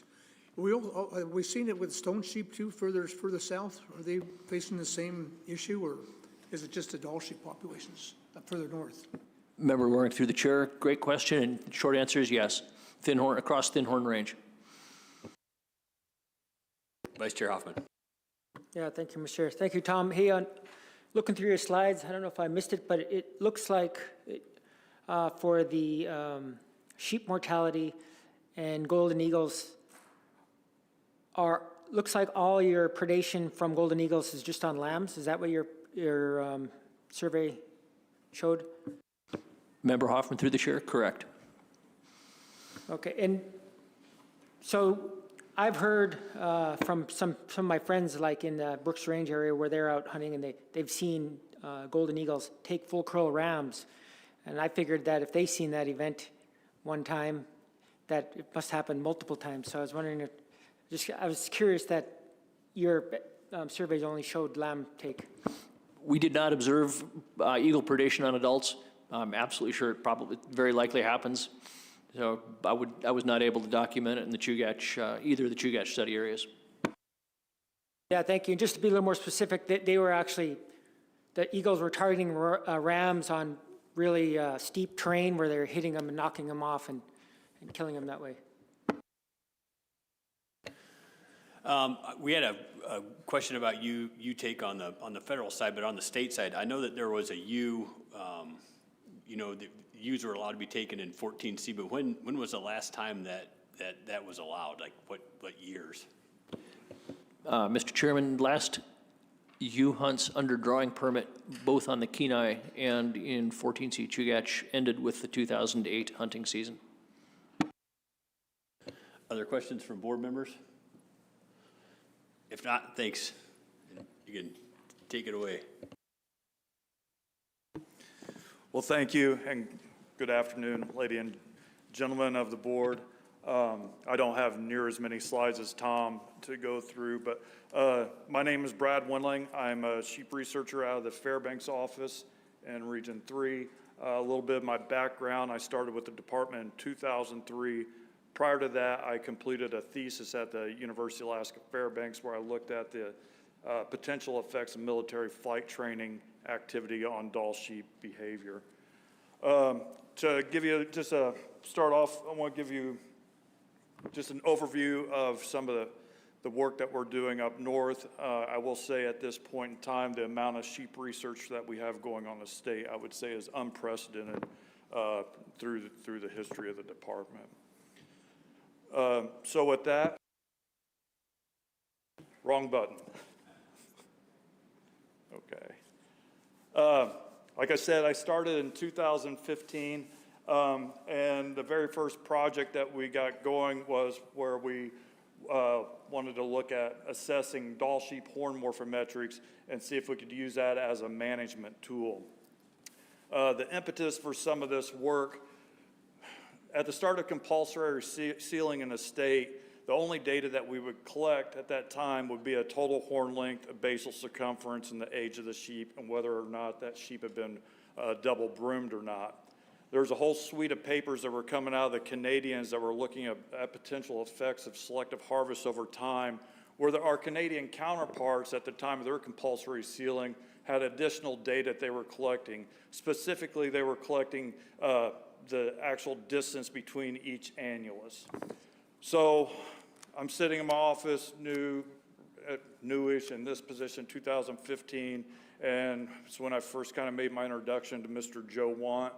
He routinely would, unannounced, show up in my office over and over and over again, and the more I listened to that guy, he had a kind of a brilliant idea.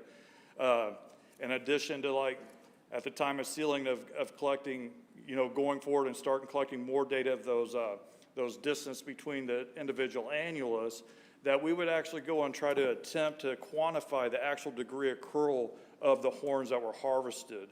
Now, I've given this talk several times to the board, so I'm just going to kind of 10,000 foot talk about it. But so we reached out to the other offices, Anchorage and Palmer and Fairbanks. And so starting in 2016, when sheep would be coming to be sealed, we go through the sealing process, collect that additional data, but we'd also set these sheep horns inside of a jig, and we were taking a photograph of that picture, of which then we would put into some computer software and try to get an overall estimate of like how many degrees of curl that sheep horn is, how many degrees of curl past 360 degrees that sheep was. So starting in 2016 to 2024, we measured and photographed almost a little bit over 2,500 sets of sheep horns harvested throughout the state. So I'm just going to jump into the final result, and that'll remind me that the term escapement is not something that we actually use in wildlife, but it's something I shamelessly have like stolen from our fisheries counterparts because it kind of works on this figure. And there's a lot going on here, but we'll start off a little bit slow. So on this one, I have 7 years of data, and in each of those columns, the unique collars represents a unique year. So on that x-axis, what's labeled as column 0, those are sheep that were harvested that were legally available for take on criteria other than being 360 degrees of curl. So that is, a sheep was harvested by being either double broomed, or it made it on age but not degree of curl, or it was taken in one of our hunts that was an any ram hunt at that time. So you can see, somewhere between, 17, 18%. There's a little bit of variability in there, but that's that proportion of sheep that are legally harvested other than 360 degree of curl. Now, when we jump into that column 1, those are sheep that over the course of that summer, that horn had grown into 360 degree of curl. So it was harvested on the first year that sheep had become eligible. And this is a little bit of the impetus, like what we'd hear from the hunting public is, we're killing all these rams as soon as they become legal. Then you present the harvest or the age structure of the data where we have 8, 9, 10-year-old rams. Then they would jump back into these selective harvests. Well, these sheep are never reaching full curl. But nonetheless, so there's the proportion of sheep that were harvested on that column 1, the sheep that they became a legal ram, the summer they became a legal ram, they were harvested that year. Now, column 2 represents sheep that made it through one previous hunting season based on being 360 degrees of curl, made it through the rigors of the rut and survival of the winter into the next hunting season, and then they were harvested in the second year that they were available. And so then in column 3, those sheep were available for 2 previous hunting seasons of 4 and so on and so on. So this is on a broad statewide basis with everything pooled together. We had between 54 and 60% of the sheep that were harvested were legally available at least one previous hunting season prior to being taken. So where this project stands right now, we have the final data cleaned up. It's in our biometrician's hands, and we're trying to get this written up and published and out the door this year. So and then the next study I want to talk about is a comparative study of Dall sheep ecology in both hunted and unhunted populations. So the research planning for this started in 2016. At the time of my hire, Dr. Loheis and myself, we reached out to every assistant area biologist, every manager and research coordinator in the regions that manage sheep, and we interviewed them to reach out to them like, what are your research needs as we're designing a project for a new sheep researcher in Region 3. So after all those interviews with all the ABs and everybody else, we condensed and went through, through the results of of those conversations, and three things kind of jumped out of what they thought were some data gaps. Number one, they want to identify what are the drivers of these recent population declines that we're witnessing. A second thing was to examine what are the potential effects of having a selective harvest system over a long period of time. And lastly, as there was interest in examining what the potential effects of climate change on sheep populations and habitat quality will be going forward. So once we got that, I began writing a research operational plan. That research operational plan was vetted throughout the department through our biometricians and university professors, and it was signed off on through leadership, through our department leadership. Once that was signed off, we began building collaborations with my National Park Service biologist counterparts. And and then around 2021, the state of Alaska made a substantial investment to pursue this research. A collaborative research agreement was reached with the National Park Service, specifically Gates of the Arctic National Park and Denali National Park. But I want to point out that this project is 100% funded by the state of Alaska with the agreement that the National Park Service is allowing us to go in and capture state of Alaska sheep that happen to be residing on National Park Service land. And we have a data sharing agreement where we're sharing some of that data that we're collecting on the National Park Service land. And I will say, the counterparts I'm working with, it has been a real pleasure working with those guys up to this point. So the purpose of this research going forward was we wanted to examine the potential impacts of full curl harvest, specifically as we're in a population low, and what does that mean in the short term for like the energetics and overwinter survival of these animals, and in the long term, are we experiencing any genetic ramifications or long-term effects on the population dynamics of these populations? So the research questions going forward were, under a full curl harvest strategy, do we see differences in the health of the sheep between these different study areas that I'm going to present to you here shortly? So we would do a full health workup on all the sheep captured. And then secondly, we wanted to look, are there differences in survival and recruitment and population growth in hunted versus unhunted systems?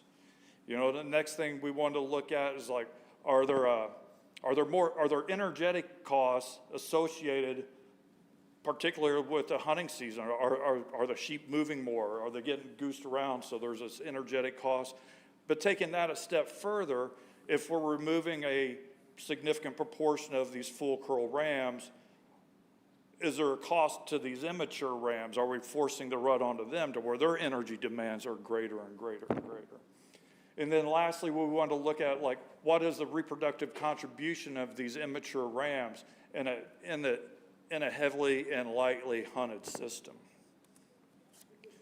So the experimental design going forward is, we planned it initially as a 4-year study, and I'm hoping that we can move this into a longer term study. But initially we have a 4-year study with 4 study areas with varying harvest intensity. The idea was to both put a GPS collar, get a GPS collar on each of these animals that we capture, and also a DNA mark for each of the subfull. I apologize. We're going to mark both ewes and rams in all 4 of these study areas and get a GPS collar on them and a DNA mark. And lastly, we would try to intensively get a DNA samples from the system through both the captured animals and fecal collection on the landscape. So I'm working in 2 study areas, or in 2 mountain ranges, the Brooks Range to the north and the Alaska Range. And as we rolled out this project, there's a little bit of lag. So the work started in the Brooks Range first, and then we rolled into down south into the Alaska Range. So here we have the Brooks Range, the northernmost mountain range in Alaska. You got the haul road that bifurcates the Alaska Range. And I don't know what you call that collar, but it's some sort of salmon collar to the east. That was the 1A and 1B survey area that Tom had presented earlier. That's a minimum count survey area that we established in 2002. And so since we had this longer term data set and there's a significant proportion of state land there, that made like a good sense to use that as our treatment study area. Treatment being as an area where we have full curl hunting going on. So then across the road in Gates of the Arctic National Park, the yellow polygons within the green polygons is what the Park Service refers as Southeast Gar. We're using that portion as an unhunted or controlled population.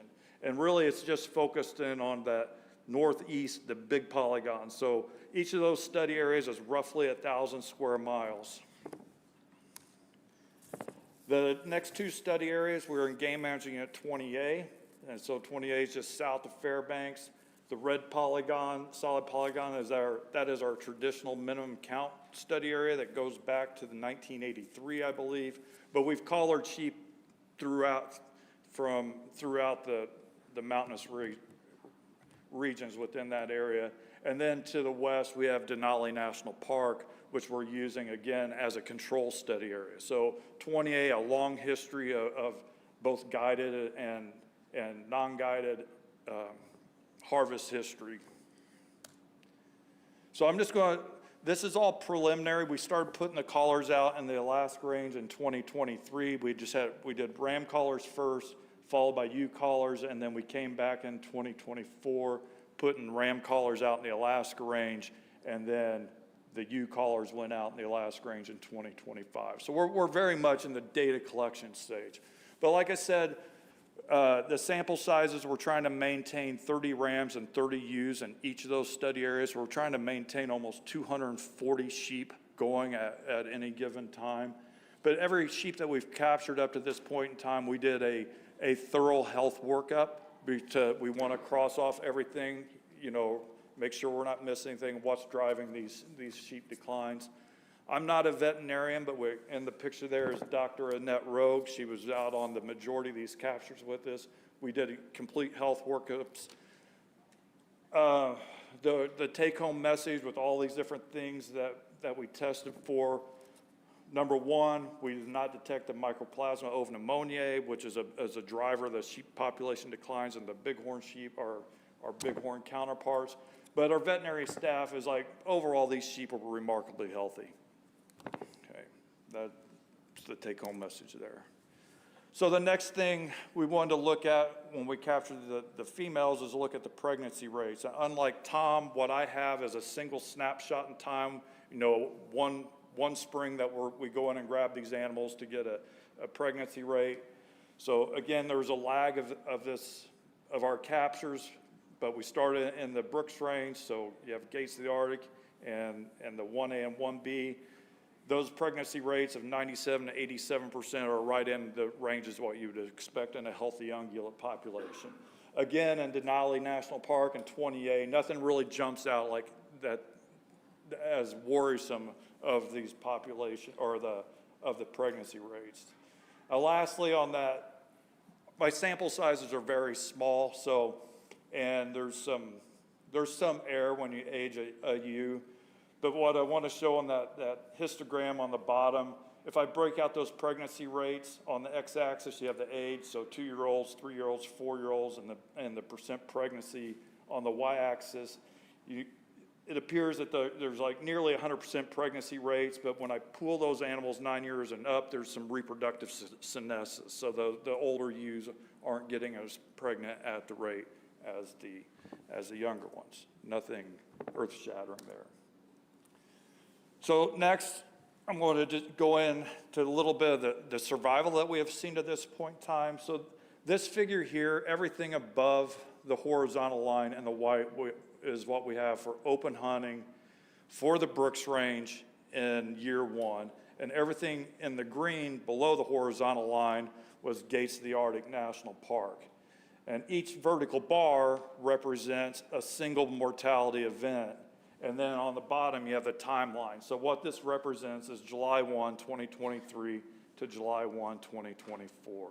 And I want to point out that what we have is the open hunting is a little bit of a misnomer, because with the federal subsistence closure and that 1A and 1B, that did impact about 25% of our study area. So some of that, what used to be open, became closed, but about 10% of that area was within the bow and arrow only area, where harvest was kind of traditionally low anyhow.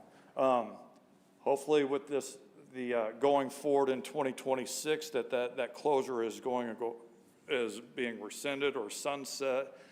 It's my understanding, as long as that goes into the federal hunting regs, that this will truly be a hunted versus unhunted comparison. So that's a long-winded say, but we only had rams out at this point in time, but survival was remarkable in that first year of the study. 92% survival in the hunted area and 88% survival on the park side. So now we're rolling into year 2, and this is what I'm showing you here is from snow data from Wiseman, Alaska, and Wiseman sits right in between the two study areas. So and as you can see, some of that data goes back to 1918. There's missing years in there. So this is cumulative snowfall by date through that winter. The black line represents the historical average over that period of time. The brown line is historical record, and the red line was that current year. Now the blue arrow that is pointing down to that spike on the red is around January 14th. Okay, so now I'm going to show you year 2 of the survival data, and there's that spike in near record snowfall in that part of the Brooks Range, and there was a drastic difference in survival between year 1 and year 2 of that study. We lost nearly 25% of our marked, at this point in time, we had ewes and rams collared on both study areas, and we lost about 25% of our collared animals in the hunted area, and about 21% on the park side. And you can really see it accelerates after that major snowfall. Now jumping forward down into the Alaska range, into that same year, this is last year's data. What this is it's snow data at McKinley Park or Denali National Park. The brown line represents the historical average over time, and the green line represents that current year. So it was a very normal snow year in the Alaska range last year.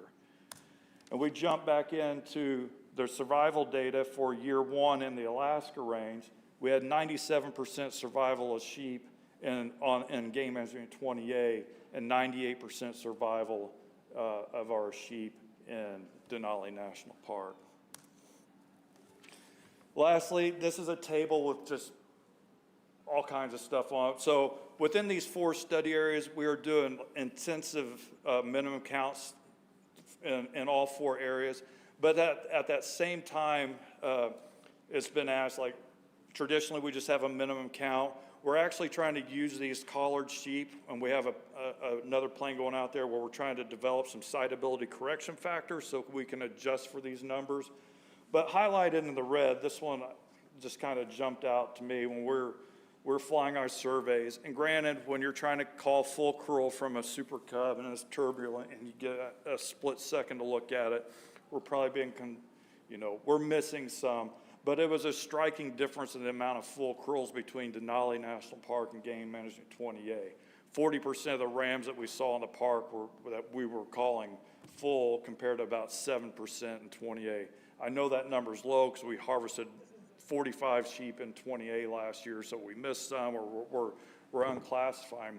But what jumps out to me, even though there's this big discrepancy in the amount of full curls, if you jump over and you look at the number of lambs per 100 ewes, the numbers are nearly identical with these vastly different numbers of full curls on the landscape. So either those 20 rams are really busy, or some of these immature rams are getting the job done as well. So moving forward, like I said, we're very much in the data collection stage of this research project, but what I failed to mention earlier, the GPS collars that we have on these sheep are very sophisticated. They have a 4-year battery life, and we're gathering a location every hour during the lambing season, or during the hunting season, and during the rut. Then all other times of the year, we're getting a location every 6 hours. So we'll be generating millions of rows of data over the course of this study. So we've built a really good team around. You know, I like to surround myself with smart people. Unfortunately, in my office, I have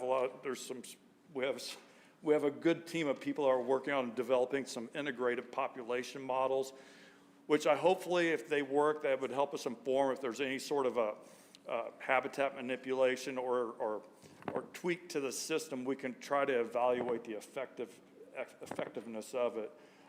With that sophisticated spatial data, we'll be doing all sorts of movement analyses, habitat selection analyses, but what we're really interested in is like looking at the, inferred energetic cost of that movement.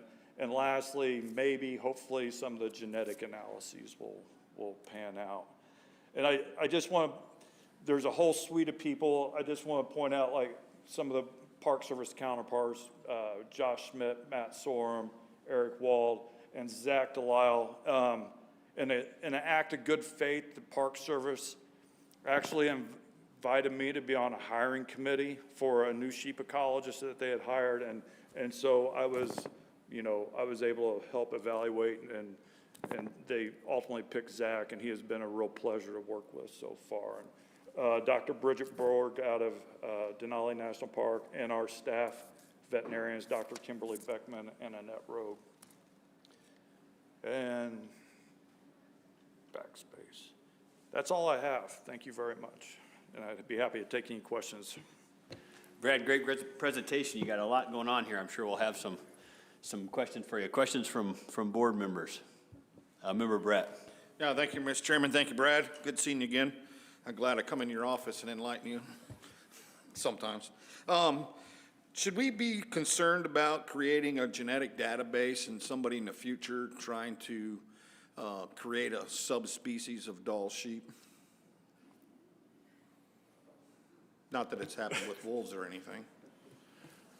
There was a case recently in Montana where somebody smuggled in what they were Marco Polo sheep, and yeah, they busted him, and I don't know if he got jail time or not. I don't know if they could, if from the genetic material that they have, maybe some mad scientists would get it, but that would be low on my concerns right now. For the samples that I have, we have whole blood that are stored in a freezer, and then I have totes of fecal pellets. I mean, if somebody really wanted to go down that world, they could go get their fecal pellets themselves off the mountainside, right? So, yeah. Vice Chair Hoffman.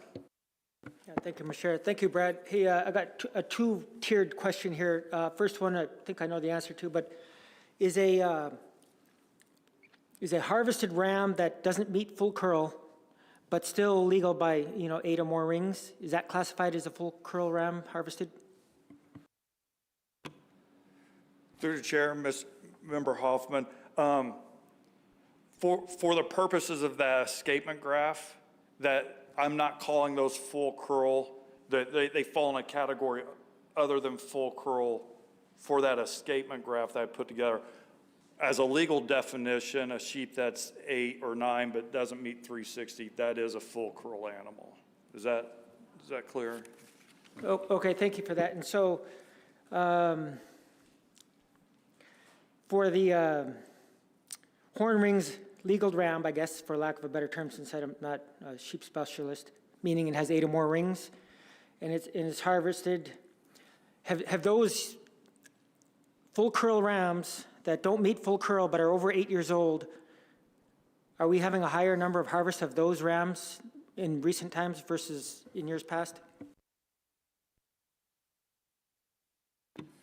Through the chair, Member Hoffman, I would have to go back and look into that data, but it seems like last year's ANRs, we did some of those analyses when there was those proposals put forth like to rescind the age requirement, but off the top of my head, I can get you that information, but I don't want to give you poor statistics. Okay, so the department does track that difference, right, between a 360 full kilogram and an aged full kilogram? Yes, sir. On the harvest report card, so on the bottom is like, does a sheep, is it full, 7/8 to full, I can't remember what it is. And so we know whether it made that full curl, and we know whether it made, what the age is. We can get that information. Yeah. Other questions from Member Loring? Thank you. Kind of on Member Hoffman's coattails, how many, or just a rough guess percentage of are sheep that are brought in that are double groomed that are legal? Is it just a real small number, or?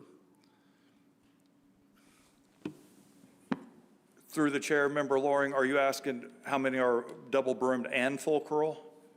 No, that are legal by being double groomed. Is it just a small number, real small percentage of the total sheep?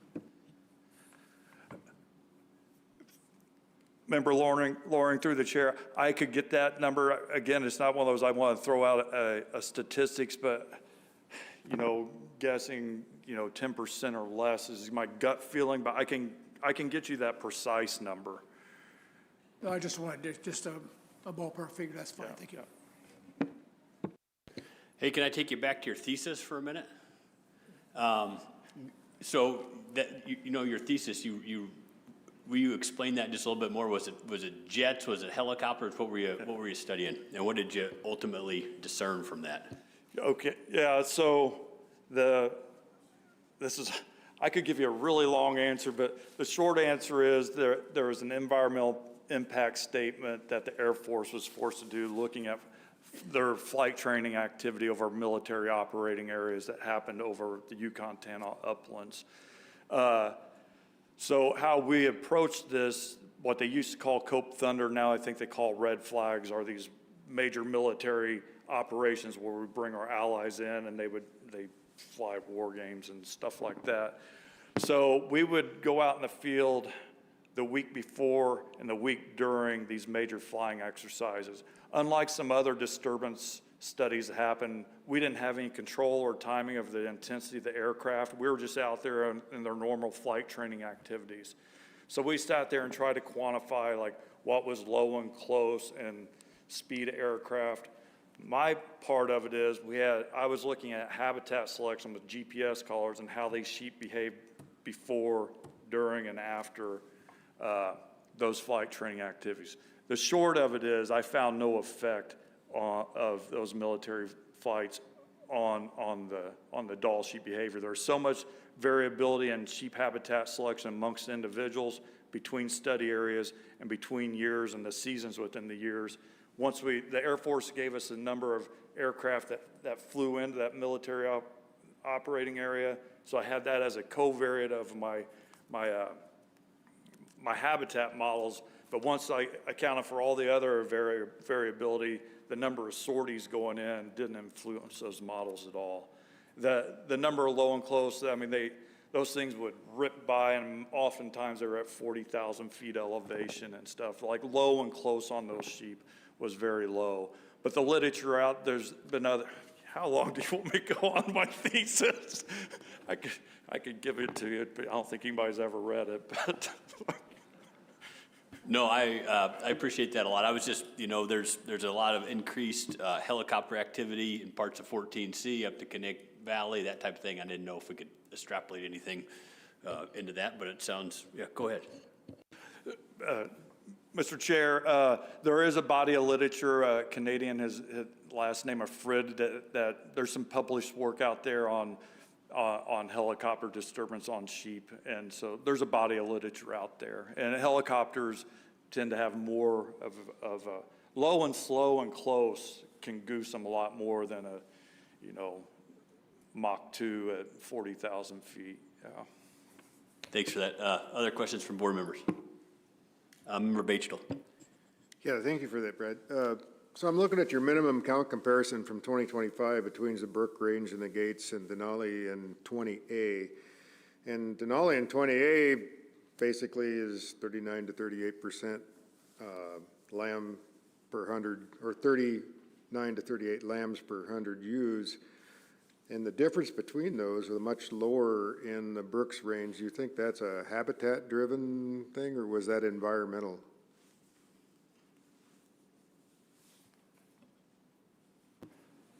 Through the chair, I think what, the year before in the Brooks range, we had outstanding ewe lamb ratios, close to 40 per 100 up there. And they were similar between the two areas. I don't have a good explanation why there's like, you know, a 6% difference between one year and the other. Anecdotally, when we had that heavy snowfall, and then we got that spike of mortality after that snowfall, we did charter a helicopter and go up there. I would say the habitat, you know, an eyeball test flying around on the park side is not quite as good as habitat as it is on the state side. And it appears to hold a lot more snow on that side as opposed to the state side. So, but that's just my guess at this point in time. All right, thank you. Other questions from board members? If not, thanks a whole bunch, you guys. Oh, go ahead, Tom. Mr. Chairman, we've got a handful of slides to wrap up. Just a couple of summary slides. Oh, fantastic. Proceed with that.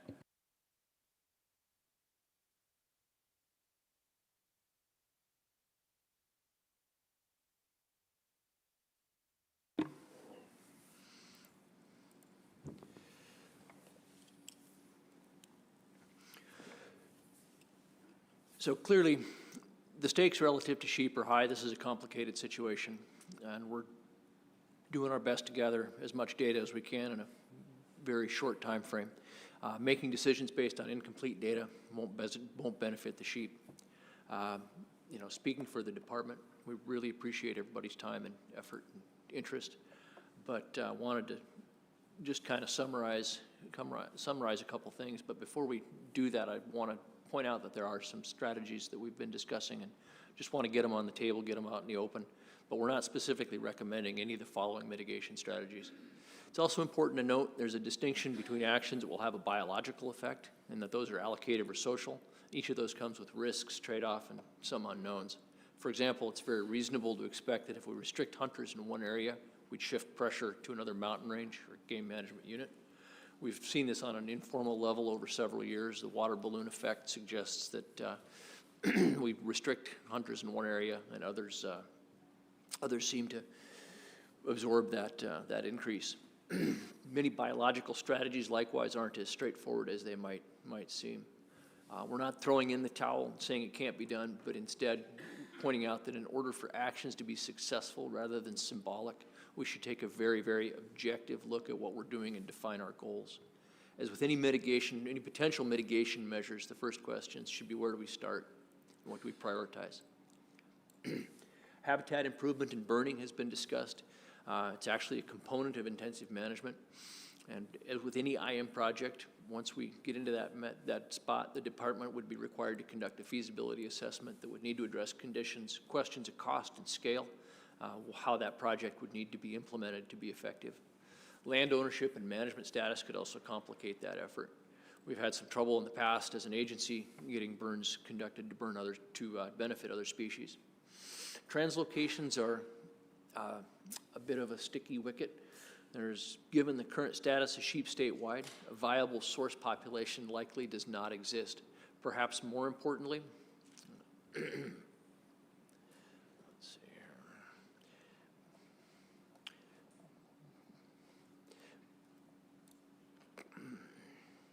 Perhaps more importantly, there are potential disease concerns anytime we move animals from one native home range to another. Supplemental feeding is problematic, mostly due to cost, scale, and logistics. Sheep mostly winter in low densities and in small groups. Potential actions would have to operate on a large scale to be effective. Unknown risks could also potentially congregate animals, which could spread disease or increase predation risk, and alter animal behavior. All of these have been observed with other supplemental feeding programs in other jurisdictions. Finally, predator control. Now that sheep are an intensive management species, comes with its own set of complications. Eagles are federally managed. Multiple predator species utilize sheep, and different predators having a greater or lesser effect in different mountain ranges or game management units. Selectively moving one predator may cause an unintended increase in another predator species, and much like habitat enhancement, before any type of predator removal is conducted, the department would need to do a feasibility assessment, which would then need to be reviewed by the board. If we look at allocative or social mitigation strategies, there are some options that the board might have going forward to address some of these issues. Some of these are done regularly for other species. Others might be a little bit complicated and have not been previously implemented. Again, we should define our goals first. What are we trying to accomplish? From least to most restrictive, some of these possible changes, and again, these are just some ideas, not an exhaustive list. These actions include do nothing, leaving seasons and bag limits as they are, hoping that populations rebound on their own. As we've discussed, weather and climate change is probably going to slow, if not limit that from happening. Discussed aligning season dates with moose and caribou. Most sheep seasons open prior to moose and caribou in the same game management units. Shifting dates so that sheep seasons coincide might allow hunters to choose which species to hunt, which could change harvest levels while still maintaining opportunity. Shortening the season or moving the start date later could potentially reduce overall harvest. On average, about half of the sheep harvested each year are taken in the first 10 days of each season. Dates could be adjusted to reduce harvest levels. Limiting motorized access or aircraft access to some areas also has the potential to reduce overall harvest while leaving some opportunity on the table. Rotating hunt periods and one sheep in 1, 2, or 3 or 4 years are also possibilities in ways to change, to decrease harvest and decrease pressure. Statewide drawing hunts in general will restrict opportunity. It's worth highlighting in places where we have implemented draw hunts, specifically Game Management Unit 13D and 14A Chugach, we have not seen a corresponding long-term change in the population trajectory. Drawing hunts have not served to increase sheep populations historically. Likewise, when areas are closed, we do not tend to see long-term increases in that population as a result of that closure. So I wanted to put those out there again, and again emphasize that if we emphasize strategies, they should be implemented in such a way that we can rigorously and objectively evaluate success or failure. To summarize, what do we know for sure? What have we gained from this research that we've been doing, surveys? We know that climate and weather are primary drivers of sheep numbers and population trajectories. Large-scale declines and recoveries have happened in the past. These current declines are continent-wide. Managers in British Columbia, the Yukon, and Northwest Territories report declines of similar magnitude. This highlights that this is very likely to climate change, different weather patterns as we're going forward, warming Arctic, different storm cycles. We do know that full curl harvest is extremely conservative. We're harvesting somewhere between 2 and 4% of the available sheep population on the landscape. We don't believe that it's driving population declines. Previous hunt closures and drawing hunts have not resulted in population recovery. The Western Brooks and Game Management Unit 23 and the Northern Chugach are prime examples. Brad's research suggests that population trajectories in the big scale are largely similar between hunted and unhunted areas in the Brooks and the Alaska ranges.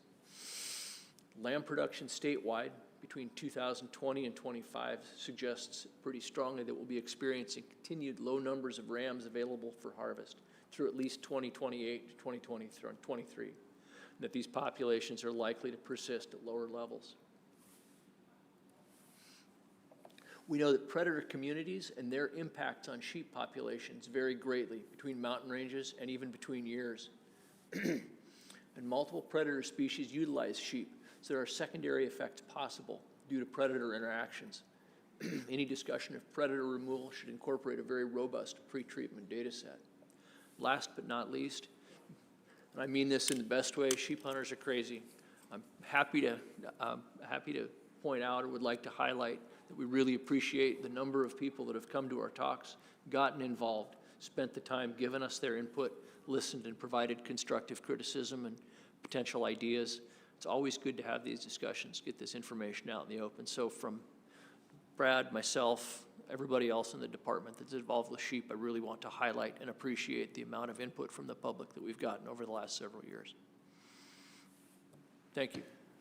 Thanks for that. Those closing remarks, did it spur any more questions from board members? Member Garner. Thank you, Mr. Chairman. Thank you for the presentation, and I'm happy to hear, I heard in the presentation there, the collaboration between NPS and the state on sheep research. Congratulations on that.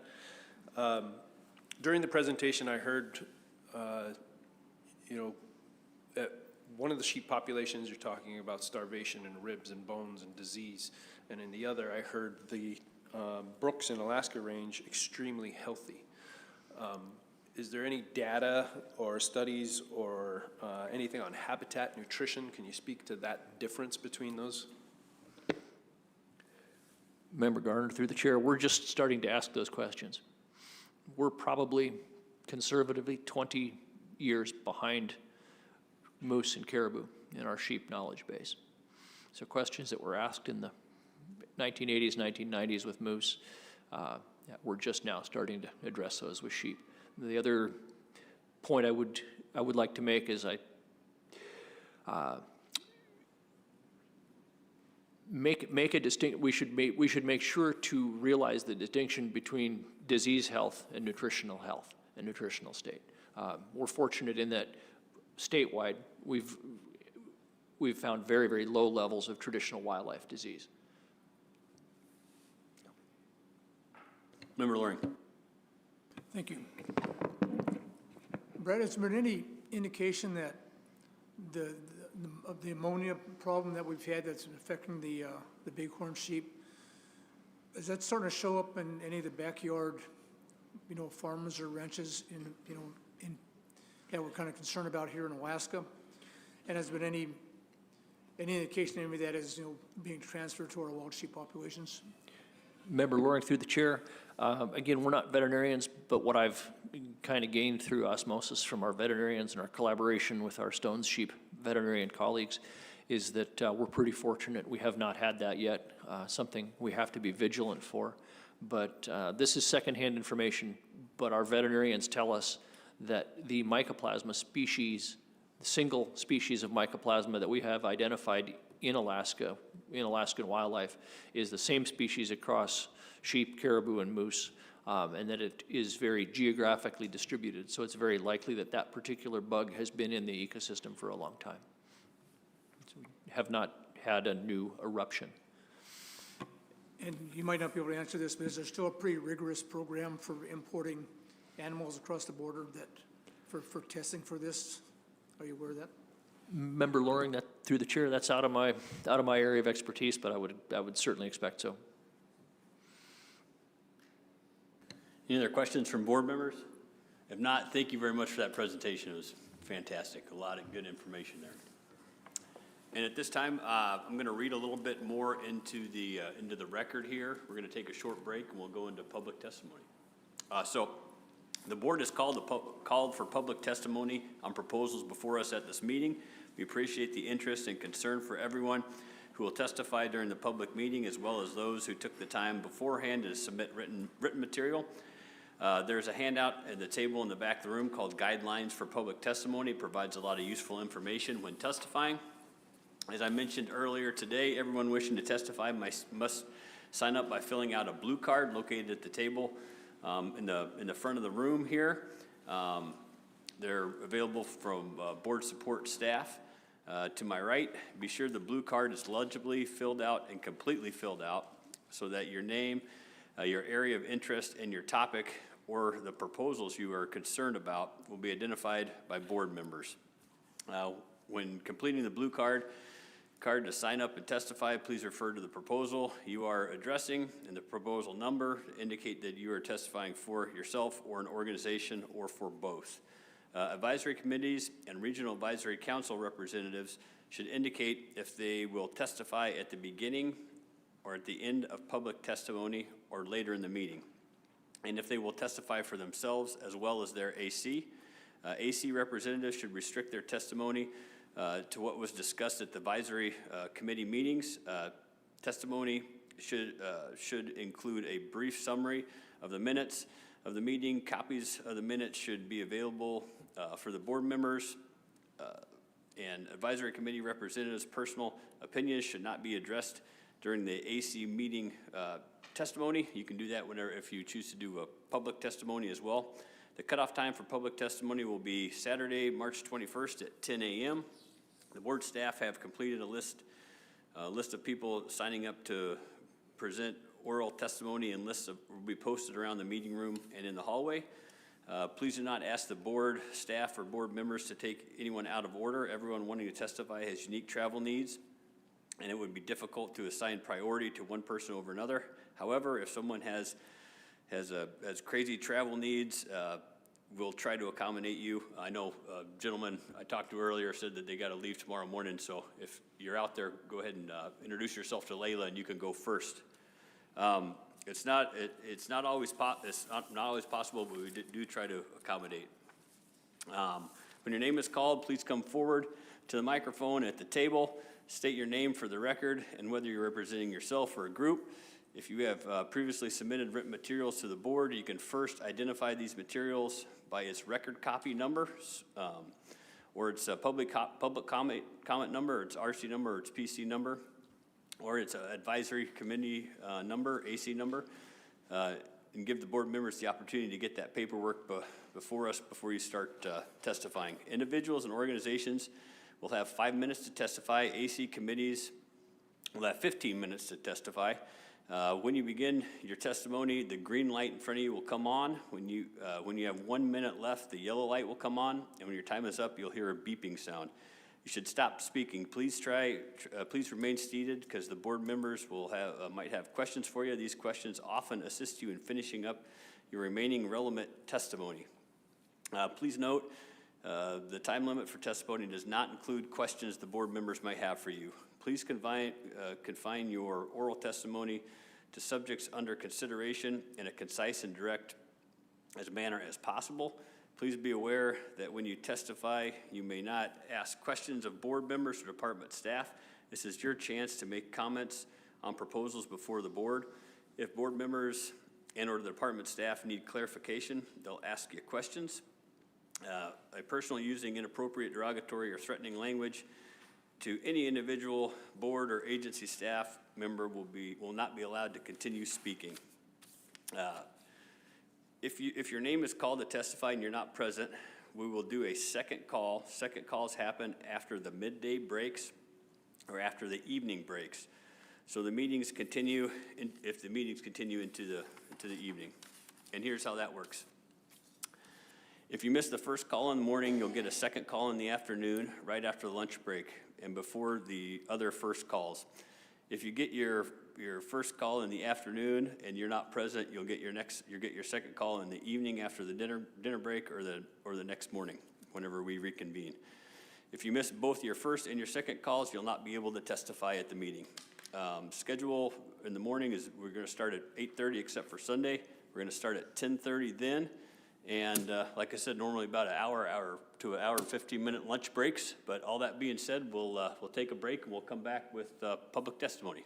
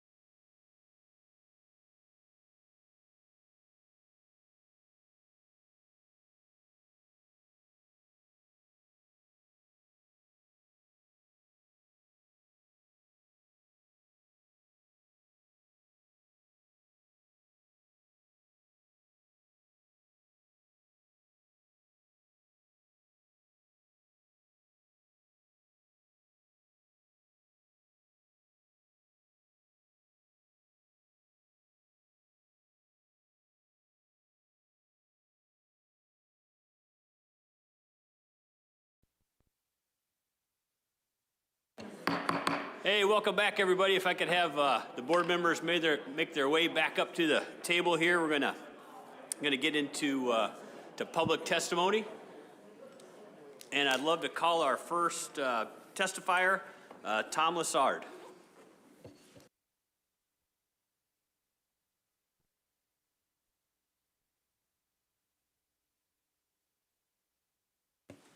The Cooper Landing setback, 100-yard setback proposals, specifically 145, 46, 47, 48, and 149. I've got a map, RC 007. It's a color-coded map here. It's kind of small. It might be helpful if you guys can pull that out at some point.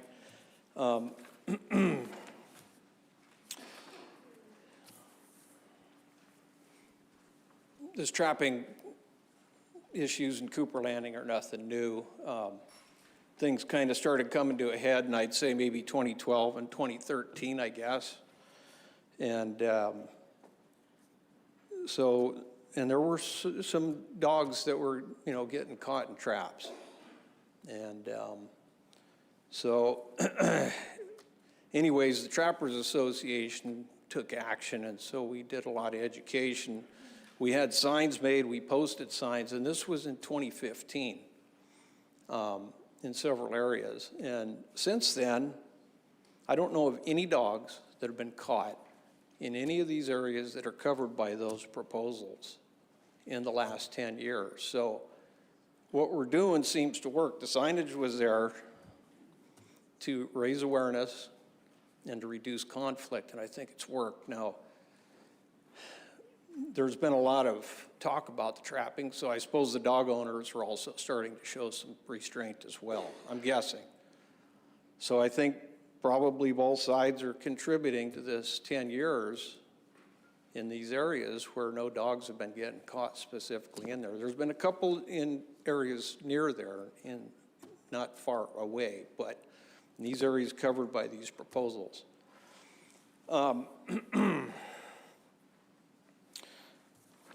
In reference to this map, RC 007 here, this pink area is municipality of Anchorage. Their Anchorage closed area, Anchorage management area is closed to trapping. A lot of that is Chugach State Park. The rest of it's just municipality of Anchorage, which enacted a bunch of trapping regulations in 2019, I think it was. So trapping's getting tough up that way. And looking at the map, this yellow area, large part of the peninsula is Kenai National Wildlife Refuge, which has mile setbacks, trapper ID tags, trap check times, closed areas. So there's a lot of heavy regulations there too. This other area here in blue, that's Kenai Fjords National Park. That's closed to all traffic. So you can see what's happening here is the squeeze is on. We're running out of room to trap, and without a lot of heavy regulation. And so within this other area here, it's Chugach National Forest mainly. And the orange areas are areas that are closed to snow machining permanently. And the areas that are open to snow machining don't open until December 1st, which is practically a month after the season opens, if there's enough snow cover. Now this year they didn't open it until January 1st. So the season was open for almost 2 months with very limited access to go anywhere in Unit 7. So that brings me to proposal number 45. Turnouts are listed in there. There's a whole bunch of other areas listed in 145, but turnouts along the highway, 18 miles of the Sterling Highway there, I think it is, are specifically listed. And so those are important areas for trappers, especially early in the season when we can't get on the snow machines and go. And, these 100-yard setbacks, a lot of times it's all the way across the highway. Who's going to let their dog run across the highway? A lot of times it's on the other side of the river or other side of a creek, so they don't really make a whole lot of sense geographically. And like I said, it's important areas for us, especially in the early season.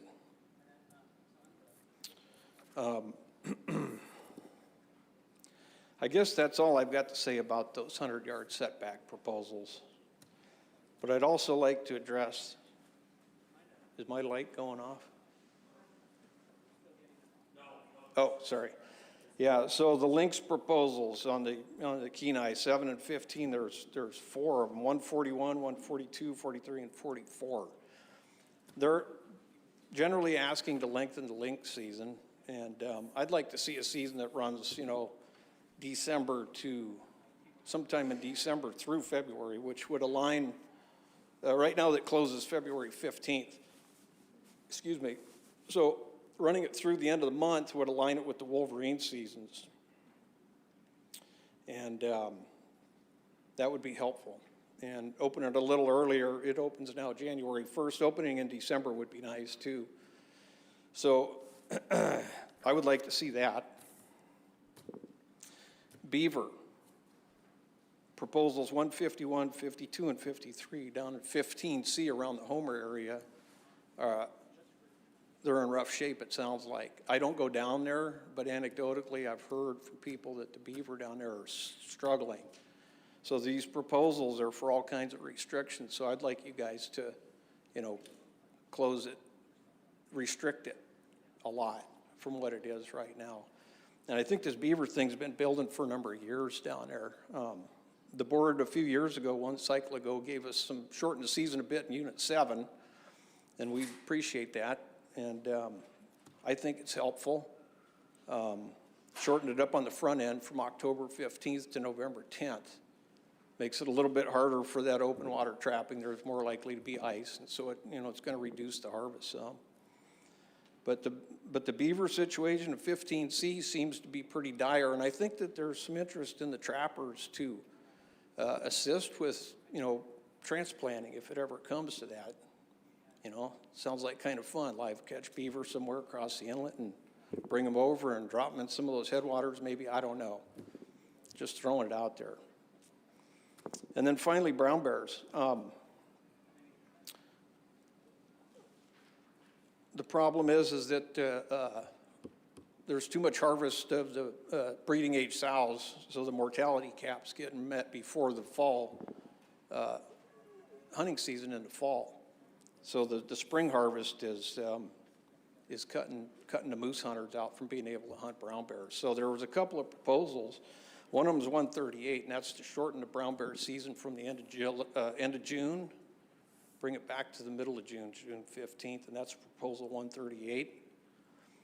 Because I think 50% of the breeding age sows that were killed last year were taken in those last 2 weeks of the season. So then they had to close it, so there was no fall season for the moose hunters. And then another proposal, 135, wants to take the brown bear season away from a calendar date and put it on the regulatory date. So in other words, it closes, the end of June each year. So then it would automatically reset, so there would automatically be a fall harvest, as I understand it. So anyways, that's all I've got. Thank you. Tom, thank you very much for that testimony. We have questions from board members. Member Loring. Thank you, Tom, for your testimony. I have a couple questions, and on the lynx season, could you repeat the dates you like? You said December 1st till when did you want it to end? Yes, February 28th or 9th, 28th. depending on a leap year. Okay. And then, are beaver hides, have the prices gone up on those at all, or are they still pretty low? Funny you should ask that. There's an auction in Canada going on today, and the prices are going up on a lot of things. Okay. They're going through the roof on bobcats and marten. Mm-hmm. Beaver kind of going up some. So there might be more interest in trapping beaver than there has been in the past, possibly? There's a lot of interest for hat makers and skin sewers locally, in Homer and whatever. I've sold beaver from up north to guys in Homer just because they weren't able to catch beaver, and their wives liked it, made hats and mittens and stuff. So there is outside of the larger fur market, there is a lot of interest in beaver, yeah. Okay, one more. And going back to trapping, on putting out signs, how do you tell your fellow trappers, or maybe new trappers, as far as, putting signs up that there's a trap line there? You put it at the beginning of a trail, or where do you actually put the signs at? The signage that I was referring to were general advisory signs, advising trappers to respect other users, try to avoid high use areas, and, using dog-safe methods and stuff. And I also addressed the dog owners, please be aware the trapping seasons are open and, control your animals. So, but specifically to your question, sir, my trap line signs, I don't always put them up. But when I do, it's typically, let's say, a hand-printed sign in a Ziploc bag with a red flagging tape ribbon on a tree, so where somebody's going to see it. And sometimes that's just to alert other trappers that there's a trap line going, because I don't put sets that are dangerous to dogs near these trails. I might set marten traps off the ground this high, and I've had dogs, people come in and they've got loose dogs and they run around and they'll run up to these sets. And after a mile or two in the trails, running through all that deep snow, they've kind of had it, they've satisfied their curiosity. Now they're just staying right behind their owners. And maybe one of them stuck his nose in there and it snapped him on the nose. I don't know, I don't think so. But, so I don't typically put out advisory signage advertising my trap lines, no. On a general basis. From time to time, I do. Other questions? Vice Chair Hoffman. Yeah, thank you, Tom. Hey, back to your map you made here. Just to clarify, on the 6 orange areas that you have marked out for motorized vehicle, is it closed to motorized vehicles year-round, or just till the snow reaches a certain depth? It's closed, those are closed, well, they do allow some access in some of these areas for mining, if there's a little mining trail or something, but these are areas closed to snow machining permanently. Now, I got to say that subsistence qualified, federally subsistence qualified users in Hope, Cooper Landing, Moose Pass, and that area are allowed to use these areas. So it's only state people, non-subsistence qualified, who can't go into these closed areas. So when I'm speaking about not being able to get into these areas, I'm talking about everybody except me, because I live in Cooper Landing, or everybody who isn't federally subsistence qualified. I'm standing up for everybody here. So, yeah. Member Brett. Yeah, thank you, Mr. Chairman. Yeah, and to follow up what Member Stosh was talking about too, was one of my questions is, if any of these trail setbacks were enacted, it would only apply to everybody that's non-federally qualified on federal lands. Is that what you were saying? Yeah, that's correct. On federal lands, if it's on state or borough, then it wouldn't, affect, wouldn't be like that, but that's true. I'll do one more and let somebody else go. But so you mentioned the municipality of Anchorage and having an ordinance with a required trap ID tag, which piqued my curiosity, is who enforces, or who's in charge, or who has the authority to enforce that ID tag requirement? And do we have any data, or where can we get data from the municipality of Anchorage to see what's going on with the trap ID tag? Yeah, I was involved in that process when it went down, when the Anchorage Assembly passed that. And the lead up to it, I went and testified to them. And there was talk about creating a enforcement bureaucracy or whatever to enforce trapping stuff, and they just said no. So I think they just kind of leaving it to the police, Anchorage Municipal Police, and they're not out looking for traps. But if somebody finds something and sends them a picture and they go and investigate, then, it's game on. So I'm not sure exactly. So just to follow up on that, so to your knowledge, nobody's reported a trap that wasn't out of compliance with the municipality, or has somebody caught a dog and they were able to benefit from the trap ID? I'm kind of looking for something like that. But Not that I know of. I couldn't find nothing prior to the meeting, so, Not that I know of. all right, thank you. Hey, whenever you talked about the fall brown bear season on the Kenai, and you talked about moose hunters, are most of those moose hunters wanting to have that brown bear tag as an opportunity to a defense of life or property of brown bear, or are they actively trophy brown bear hunting along with their moose hunt? I'd say there's some of both. It's pretty easy. It makes it a lot easier if you come up to your moose kill and there's a bear on it acting froggy or something. If you have to shoot him, then now you don't have to go through the DLP process and all that. So I think there's probably some of that. And there's other people that just would like to, have a multi-species hunt out of it, I suppose. When they're moose hunting, if they happen to be able to get a brown bear, well, okay. And the areas that are closed to motorized vehicle, is anybody using a dog team to trap those areas?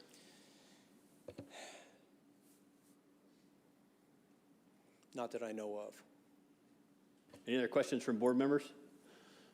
Member Brett. Yeah, thank you, Mr. Chairman. I'll do two more. Anecdotally, on your links testimony, wanting to move it to the 1st of December to the end of February to match the ending of Wolverine season. Is anecdotally, are people that are out Wolverine trapping, catching lynx? I'm not. When I trap Wolverine, I use 330s in a cubby box. I've had a lot of lynx walk up and look in there, but I've very rarely had them go in. I had one go in one time. It was preseason. I had to turn that cat into ADF&G as out of season. No, but what I heard is people, especially trapping on the Kenai National Wildlife Refuge, during closed lynx seasons, they can't use flags, they can't use cubby sets. Gotcha. And so they're using those cubby sets during trying to catch a wolverine, but they're not allowed to use them after the cat season closes, because that's a specific regulation on the Kenai National Wildlife Refuge. So that was one specific thing that I heard. There could be some bycatch going on later in February, those last 2 weeks, but I haven't experienced it, no.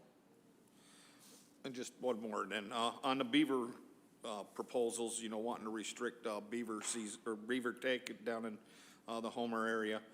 So is there support from the local trappers to close, a large portion or most of 15 for the harvesting of beavers? I don't get all the way down to Homer much, so I don't know what they're thinking down there. But I do know that there's been a concern for a long time. Like I said, I sold a bunch of beaver pelts to a guy who traps down there. He lives in Homer. He's been there forever. And he says he just can't get any anymore. And this was 10 years ago, probably. This was a number of years ago. And but I can tell you this, is that at the trappers meeting in Soldotna, we talked about it quite a bit. And, I'm not sure, that's 15A and B pretty much. I'm not sure how much Homer specific, we could speak for them, but there was definitely concern from Kenai Peninsula trappers about the 15C. I just don't know about the Homer people specifically. All right, thanks, Tom. Thanks for coming down. Yeah, no other questions from board members. It looks like, Tom, thanks a whole bunch for coming on here. Thanks a bunch for your testimony. Thanks for letting me jump the line. Sure thing. Next, we'll call up Rebecca Skinner, and I think she's signed up for the Kodiak Aleutians RAC and self-testimony. All right, good afternoon. My name is Rebecca Skinner. I'm chair of the Kodiak Aleutians Regional Advisory Council. And today, I'll be commenting on proposals 199, 200, 201, 203, 204, 220, 221, 230, 240, 245 through 248, and 241. And the RAC did submit PC 123. So the RAC opposes proposals 199, 200, 201, 203, and 204 in that they seek to increase the non-resident bag limit for deer in Unit 8. The RAC would like to see that limit remain at 1 deer. The RAC does support changing the limit to allow any deer after October 1, as long as the total animal limit remains at 1 deer. And that is pretty much in line with the Kodiak AC amendment, and I forget which proposal the AC amended, but when you get to the Kodiak AC report, it'll be consistent with that. And the reason for this is the AC remains concerned, or the RAC remains concerned with the Kodiak residents' access to deer as food, and the concern that non-resident hunting, particularly in specific areas, it depletes the deer in that specific area and limits residents' access to food. The RAC supports proposals 220, 221, and 230. These generally seek to extend seasons for goats, and they were considered as a group. So Proposal 220 would extend the end of the season date from January 31st to March 31st in specific areas RG 471, RG 472, RG 473, RG 474, and RG 476. We felt this would provide more hunting opportunity for people in Kodiak who are hunting goats for food. And then particularly extending the season would give more hunting opportunity later in the year when the quality of the meat is a little better. Everyone acknowledged that in November and December is probably the worst time for quality of meat. And then proposals 221 and 230 would lengthen the goat season the other direction by making an earlier start date at August 1. And this would provide more hunting opportunity if families want to take their kids hunting. So it allows a better teaching opportunity and for family hunting opportunities. Proposals, the group 240, 245, 246, 247, and 248 all deal with using infrared or artificial devices, like visual devices, to take fur-bearing animals with a trapping license, and that includes a firearm. In general, the council opposes use of any of these devices and particularly supports Proposal 248, which seeks to ban use of these devices in Unit 8. The reason for seeking to prohibit these is that in general, the RAC felt like they're not appropriate for the Kodiak area. They originally, when they were passed at the statewide level, they seemed to be more focused toward wolverine and wolf. We don't have those here. And we're at a farther south latitude, so the light constraints aren't as bad. We don't have such short daylight hours. And they give a really big advantage to hunters, and so it's not in the spirit of fair chase or the spirit of fair hunting. And then there was also concern with the overlap between trapping seasons when these devices might be allowed and big game seasons where the devices are already illegal, but if you have overlapping seasons, you could use the device, claim that you're using it for trapping, but actually you're using it to gain an advantage in a hunting situation. Particularly, there was concerns with using these to spot bears emerging from dens in the spring, and then also concerns what the impact might be on local population of foxes. The council supports Proposal 241. This would open a year-round season for trapping mink in Unit 8. Mink are not native to Kodiak Island, and we're in favor of anything that removes mink from the environment. Mink have been observed kind of all over the place. They've been observed downtown. I think our rat population has gone down because the minks have been eating the rats. That could be a good thing. So you see them down by the processing plants. They're spotted in residential areas, and it sounds like they're now being spotted out the road, so outside of town. So this is a growing concern with the RAC, particularly that they might have a negative impact on seabird nests when those seabirds are nesting on the ground. And those are the comments of the RAC, and I'm happy to try to answer any questions. Rebecca, thank you very much for that testimony. Do we have questions from board members? Member Brett. Thank you, Mr. Chair.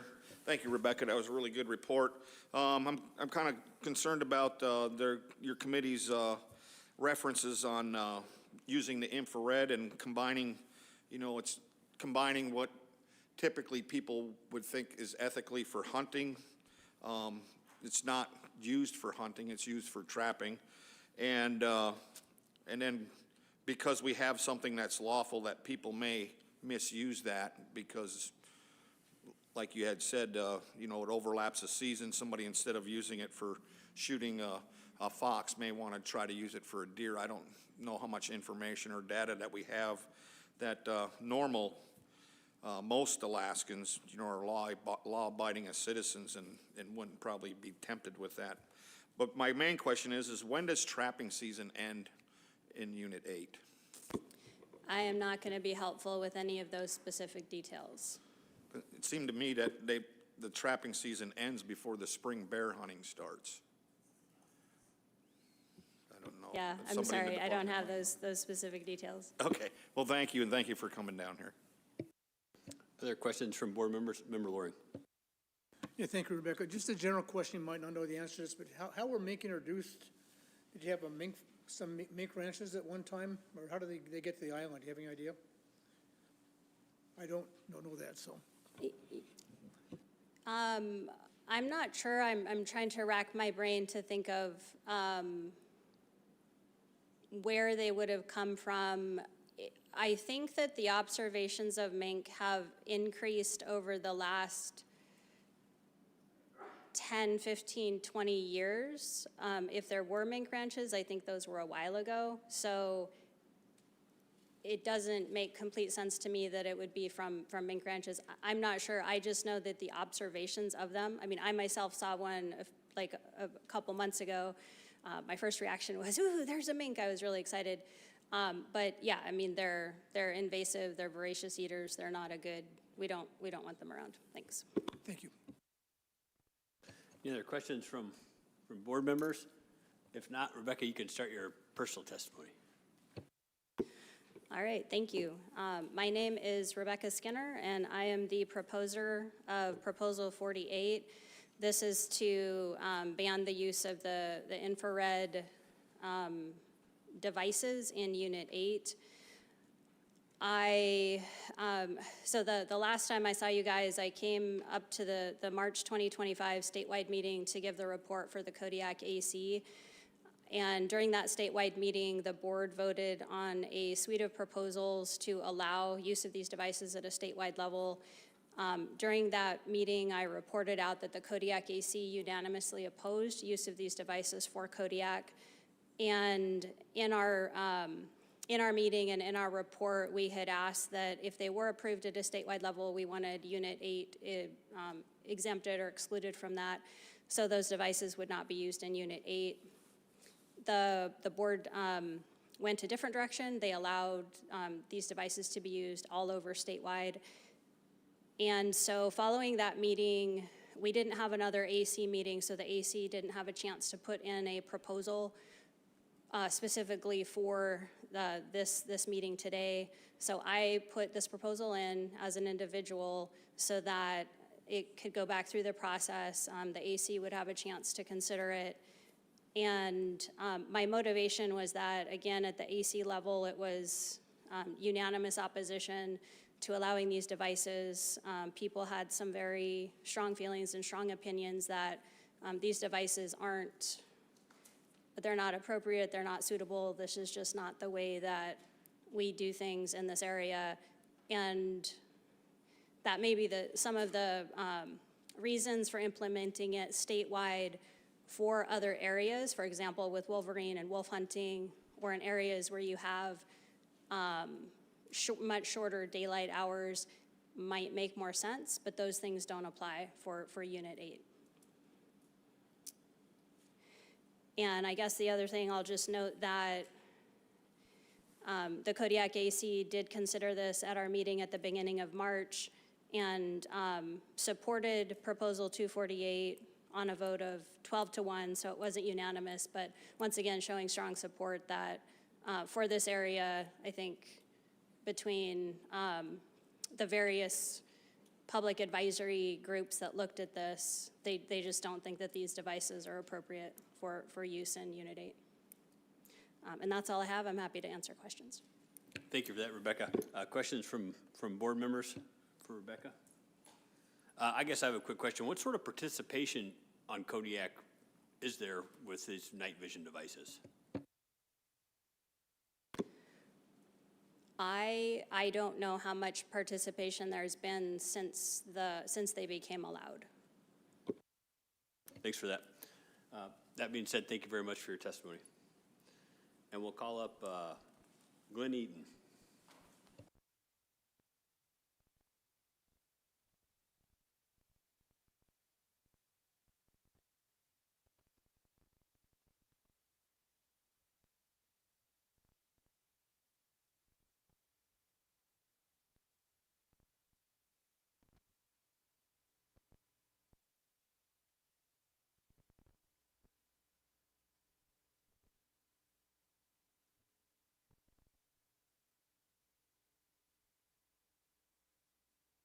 Good afternoon, board members, ladies and gentlemen. Okay, Should gotcha. stay lit up. Okay, got it, thank you. I'm still getting used to this thing, too. I'm going to give you a little bit of background about me. I've been flying air taxi on Kodiak for 30 years, and I currently have an air taxi here. And I've got thousands of flight hours flying around the southwestern Kodiak Island area. And I've also have thousands of hours of observing Kodiak bears down at the Fraser Lake Fish Pass and at Carlick, where I take visitors every year. And I also graduated from the University of Alaska Fairbanks with a degree in biology. So I'd like to address the 236 first. That is to remove the sow restriction and penalties for resident hunters in Kodiak brown bear hunt 8 through 16 and institute a sow skull size restriction for resident hunters as follows. Remove the sow restriction and penalties for resident hunters areas 8 through 16. Institute a skull size component to where the elimination of any permits only happens if a sow is harvested with a skull size less than 15 inches in length and 9 inches in width. The purpose of the sow restriction and penalty was implemented to lower the harvest of all sows due to the low declining populations in the southwest Kodiak area. I have personally witnessed in my years down there a decline of population in sows, because where I go to watch bears, do bear viewing tours at Fraser, normally it's mainly sows with cubs and subadults and single sows there. We don't see a lot of males there. And about 20 years ago, we'd see probably an average about 20 bears there during the peak season in July. Now, in the past 5-10 years, we see about 10, an average of 10. Currently, unguided hunters, they take a far larger percentage of the sows compared to the guided hunters, and I found out it's been more than double of they take more than double the sows than the guided hunters do. And instituting a skull size penalty, as this proposal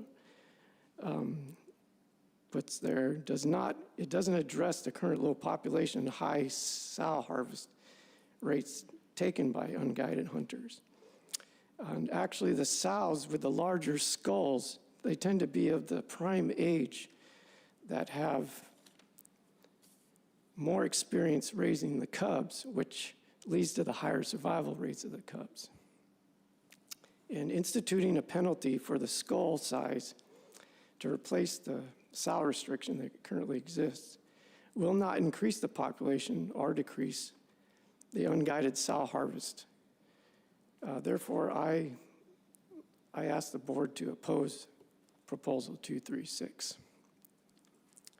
The other proposal I'd like to address is 238, and this kind of segues from 236 in a way. This proposal is let's see, I'll read it for you. Okay, so this proposal as 238 is about hunter education and orientation requirements. It requires resident hunting brown bears in Unit 8 to complete an online education course specific to Kodiak Island brown bears as follows in the proposal. And this proposal is similar to currently a program that the Fish and Game, a very successful program the Fish and Game has for mountain goat hunters. So this can be easily adopted, this proposal can be easily adopted to Kodiak bears, as Fish and Game already has a blueprint for this, and there's a copy I brought here, and you can find it online. And it's identifying males and female bears in the field, and it explains the differences between the two, shows photos, and has a quiz at the end for hunters. This could also help the future sow harvest, decrease the future sow harvest that the unguided hunters currently experience in these areas. Therefore, I ask the board to adopt the proposal 238. And that is all I have. Thank you. Thank you very much for that testimony. Questions from board members? I guess I have a quick question.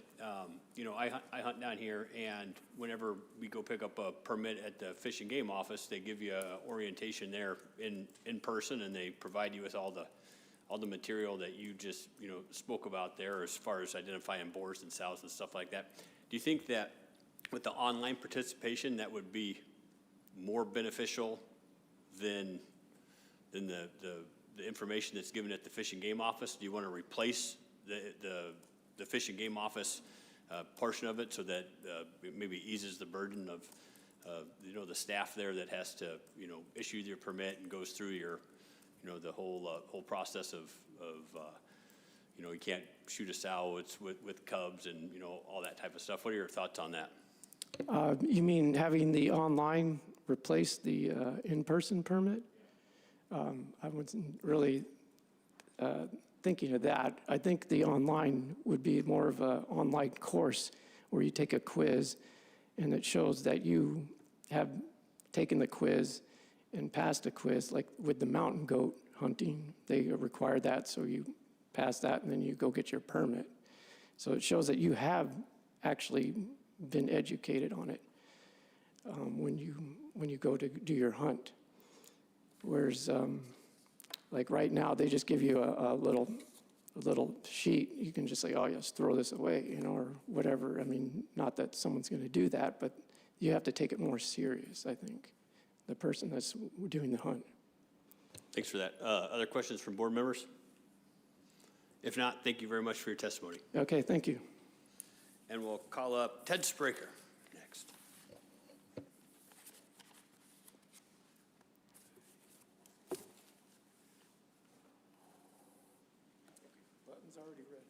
It's already ready to go. You know, I'm really glad the 10-minute board break still lasts 30 minutes. We get a chance to visit. There goes half my time right there.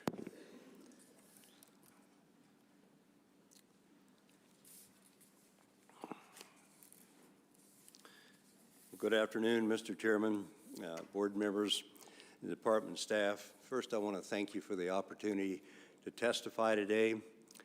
For the record, my name is Ted Spraker. I live on the Kenai Peninsula, where I have lived for the last 48 years.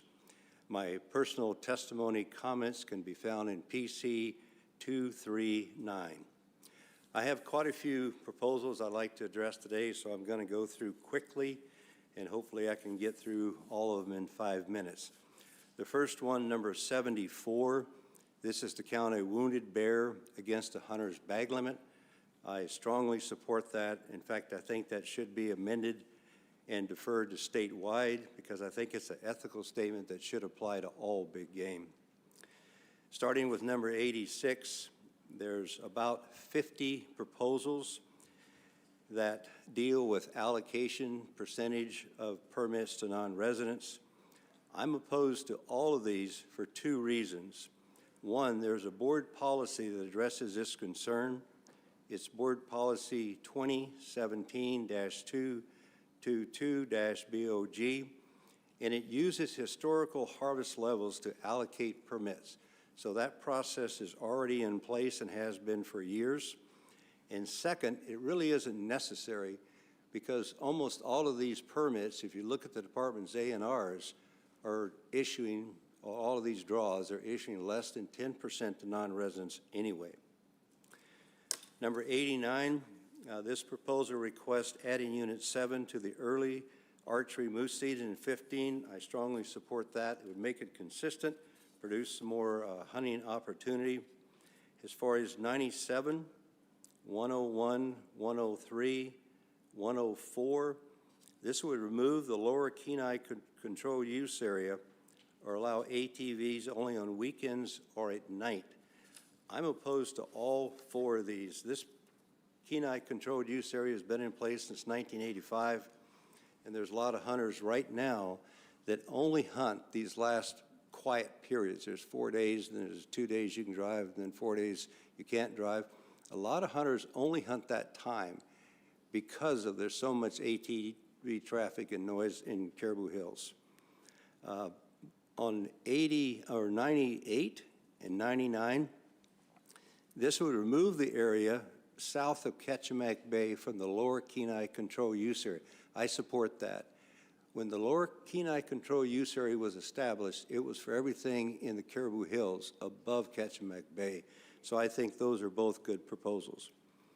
105 to 108, these request either a closure, a registration, or change to a draw, or change to archery only for sheep hunting in Unit 7 and 15. I'm opposed to all of these. I don't think there's anything in these four proposals that's going to recover the sheep population.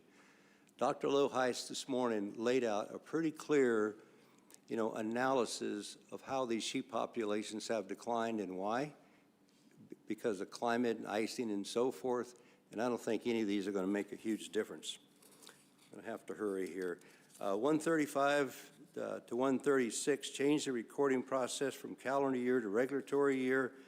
When the board did this in 2015, they were very deliberate to do it on a calendar year because most of the hunting for bears was in the spring. 137, remove the harvest quota for brown bears on the Kenai. I'd certainly like to see this, but we don't have any data. The data we're managing on now is 16 years old, but it's all that we have. 138, this is to remove the last 2 weeks of the brown bear season. I support this, and I think this would really reduce that sow harvest because about 47% of the adult females were taken in that last 15 days of June last year. 139, remove the fall brown bear hunting during the moose season and increase the sow quota from 8 to 12 to 20 for 7 and 15 combined. This would result in losing our brown bear season during the sheep season, during the caribou season, and during the moose season. I don't think there's one hunter on the Kenai that would support that proposal. Number 140, this is an interesting one. This is the one if you harvest a sow, you lose your hunting privileges for 2 or 4 years. And this is to incentivize hunters not to shoot females. I mean, we all would like to see that. I think it's a good idea. I'm not sure how well it'll work. It does seem to work for mountain goats where we have 5-year penalty. But a lot of hunters, boom. Nope. A lot of hunters only take one bear. That's all I have to say. Thank you, Mr. Chairman. Cool. Thank you for that. Other question, Member Loring. Thank you, Mr. Chairman. If it's okay with the board, I'd like to hear maybe a brief overview of some of the more important proposals that you haven't had a chance to testify on. As long as you hit 152, because that was going to be my question. Through the chair, Member Loring, those are the ones that I really wanted to get through. If you can tell me what 152, I don't recall it. Sure thing. It's the beaver trapping in the Anchor River. Mr. Chairman, I'm going to get to that in my ATA presentation. So I'm going to do that. Member Brett. Yeah, thank you, Mr. Chairman. Thank you, Ted. Thanks for showing up. How's it feel to be on that side? Well, it feels pretty good, actually. Good deal. So only have to talk for a few minutes, and I get to sit down and drink coffee. So when it comes to harvesting bears, and it comes down to the last parts of season, so you would like to see changing that last week or last days of June to be moved up further, so would seem like there'd be less sow harvest.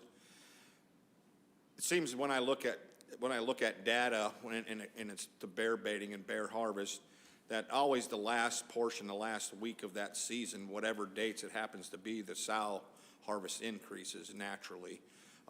By moving that date, do you think you would lessen that sow harvest? Through the chair, Member Barrett, that's my theory. Let me tell you briefly what I think I understand from 30 years of bear baiting. It seems like during June, you see sows with yearlings and sows with 2.5-year-olds. All those bears would have been legal. But I think a lot of hunters seeing a big bear and a couple of little smaller bears think that it's a sow with cubs. Later in June, as the breeding season moves on, gets into the heavier part of the breeding season, those sows kick out those 2.5-year-olds. So now that sow's showing up at the bait station by herself, and I think she gets shot. The other thing I think that's going on is hunters realize the season's about to wrap up, and although they identify it as a sow, they think, well, this is, the season's going to close here in a week. And the other thing is sows generally have a much better hide late in the season, so that's why they get shot. So if we remove that last 2 weeks, 2 years ago, half of the adult females were taken after June 15, 5 of the 10. And that resulted in losing our fall season. So that's, some of the reason I'm really concerned about this. I do understand it's a loss of hunting opportunity, but it may not be a loss of hunting opportunity if it allows us to hunt in the fall. That's my theory. No, I appreciate that, and I was thinking along the same lines on the breeding season. But, I just also seen that in the interior, because we don't have that far into June bear baiting season, that even so, the sow harvest goes up the last week of the posted season. So, thank you. Yeah. Vice Chair Hoffman. Yeah, thank you, Mr. Chairman. Thank you, Ted. I think I know the answer to this. I was going to ask you about your opinion on several of these proposals to lengthen lynx season, but it's probably covered in your next one. Through the chair, Vice Chairman Hoffman, I'll try to cover that in the next portion, yes. Any other questions for Ted's personal testimony? If not, you can roll right into the Alaska Trappers one. Okay, again, good afternoon, Mr. Chairman, board members, department staff. And again, I thank you for the opportunity to testify. As Alaskans, we have probably the most open public process in the country, something that we're all proud of, I'm sure. I mean, it's certainly something I'm really proud of, to be able to come here and testify before this body. Again, for the record, my name is Ted Spraker. I'm testifying this afternoon for the Alaska Trappers Association. This organization was established in 1974, and we represent over 1,200 members in 5 chapters across the state. I'm a lifetime member of ATA, and I'm proud to say that I became a member in 1974. Again, I've got quite a few proposals. I'll try to get through them really quick. 75 require an online trapping education course for Southcentral. ATA is opposed to that, but if it is adopted, they would certainly like to be party in development and administration of that course. 141 to 144, lynx trapping on the Kenai. We support an option in 141 to extend the trapping season to December 1 to the end of February. We'd also like to see our area removed from the lynx tracking strategy. I think we're the only place in the state that still has that. It's been in place since the early 90s, and I think it may have had some benefits, but we would like to have just a steady trapping season, treat us like everybody else in the state. And there's a lot more to that one, but I'll move on. 145 to 147. Tom Lassard covered this quite a bit. These are proposals to request a 100-yard setback on either side of 8 roads and all the pullouts in 18 miles of the Sterling Highway, with some exceptions to small traps and submerged traps. And in my humble opinion, this is clearly a solution looking for a problem. You know, what really needs to be done on the Kenai is have an enforced leash law, or people just start using places where there's no trapping allowed, like Skilak Loop. And like Tom said, I don't know of any dogs caught in the last 10 years. I do know of the one that was caught that this kind of spins off of. And since that incident, you know, they've put out signs, and I think the trappers and the trail users have all kind of come together on this, and it seems to be working. As far as posting signs and so forth on trails, I think trappers are starting to do that. I think that has some benefits. But in summary, I think there's just a handful of people in Cooper Landing that are systematically trying to eliminate trapping in the area. You know, they've already closed out around underpasses that aren't even built yet. There's closes on Russian River, Crescent, Quartz Creek. I mean, there's a whole bunch of them that's already been closed. There's a 50-yard setback. So I would hope that you not support those. Proposal 148, require trappers to post a sign at the beginning of their trails. Again, this has a history of being helpful and a problem. You know, like you've heard this morning in Lassard's testimony, if you post a sign, some people look at this as an opportunity to go check to see what you're catching. I can tell you from my personal experience, I've been a trapper on the Kenai since I moved there, and I trapped in other places as well. I post a sign. I have never had a person in close to 30 years turn around at the sign and not run my trap line. You know, they just blow right through it and keep going. Proposal 149, another proposal to close 4 areas where I don't know that there's any documented problem. ATA is opposed to that one.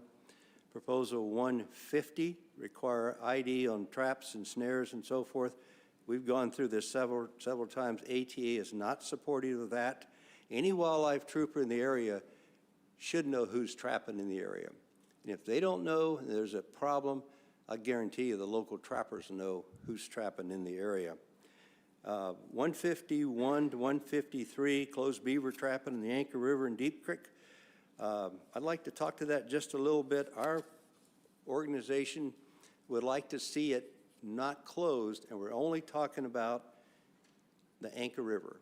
So Anchor River only, December 1 to the end of January, 2-month season. Bag limit of 2 beaver, and leave Deep Creek alone. And I've got a couple more quick ones. Go ahead, yep. Okay, I'll go really quick. 241, open the season on mink trapping year-round. ATA is opposed to that because of pelt primeness. It sounds like they're eating up all the rats in town, so that's a good deal. 242, extend the river otter trapping season to mid-April. We're kind of neutral on that, but we're a little concerned about pelt primeness. 243, require breakaway device. We're opposed to that, making it mandatory, but tonight we're going to have a seminar. We're going to show you how to make breakaway traps and so forth, so we're going to go through that. 244, same comments as 150 on IDs. 247, ATA has no problem with the use of artificial lights, but we are opposed to running the fox hunting season through March because of pelt primeness. 248, This proposal would prohibit the use of electronically enhanced night vision for taking fur bearers in Unit 8, and we're opposed to that because we think it should be tested before it's pulled. Mr. Chairman, thank you for the extra time. Thank you. Questions from board members? Member Brett. Yeah, thank you, Mr. Chairman. Could you go over 151 and 152? That's the the proposal on restricting beaver trapping. I wasn't quite clear what you guys were asking on that one. Through the chair, Member Barrett, I sometimes have to hurry too fast and I miss things. Our clear hopes are to reduce that season. We're concerned about numbers of beaver. I mean, that's something known on the Anchor River. We would like to see it closed or closed from what we have now and only have a 2-month season, December, January, with a 2 beaver bag limit. It's currently 20, and it's November 10 to April 30th is a current season. We'd like to have that reduced. What we're concerned about, and not just closing it, is in the proposal, it doesn't have really clear stated objectives or how it's going to be open. And as we all know, you close something, it's sometimes difficult to get it opened again. And if we had some really clear objectives, you know, going to do surveys and so forth, that'd be different. But they're not in that proposal. So that's our requested amendment. Vice Chair Hoffman. Thank you, Mr. Chair. Regarding the same proposal that Member Brett asked about 151, did you say to leave Deep Creek alone, like no changes on that creek, and why? Through the chair, Vice Chairman Hoffman, Deep Creek is a huge drainage in the Caribou Hills, and there's a lot of places in Deep Creek where there's still beaver. And we would like to, if we're going to run a test area, we'd like to do it on the Anchor. That's the one that has the most concern that we're aware of. You know, I don't trap down in 15C, but I do hear comments about the Anchor River being kind of devoid of beaver. Director Scott.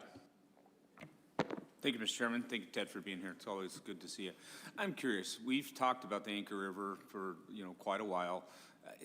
Are you hearing? Are there theories about why they're not populating in there with beavers? I mean, I understand there's beavers close, Yeah. and they do what beavers do. Yeah. Any insight to that?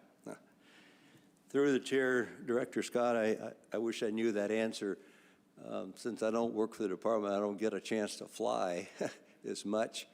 But I can recall when I was down there flying, moose hunting, it seems like there's a fair amount of habitat. There's a lot of willow along those creeks and stuff like that.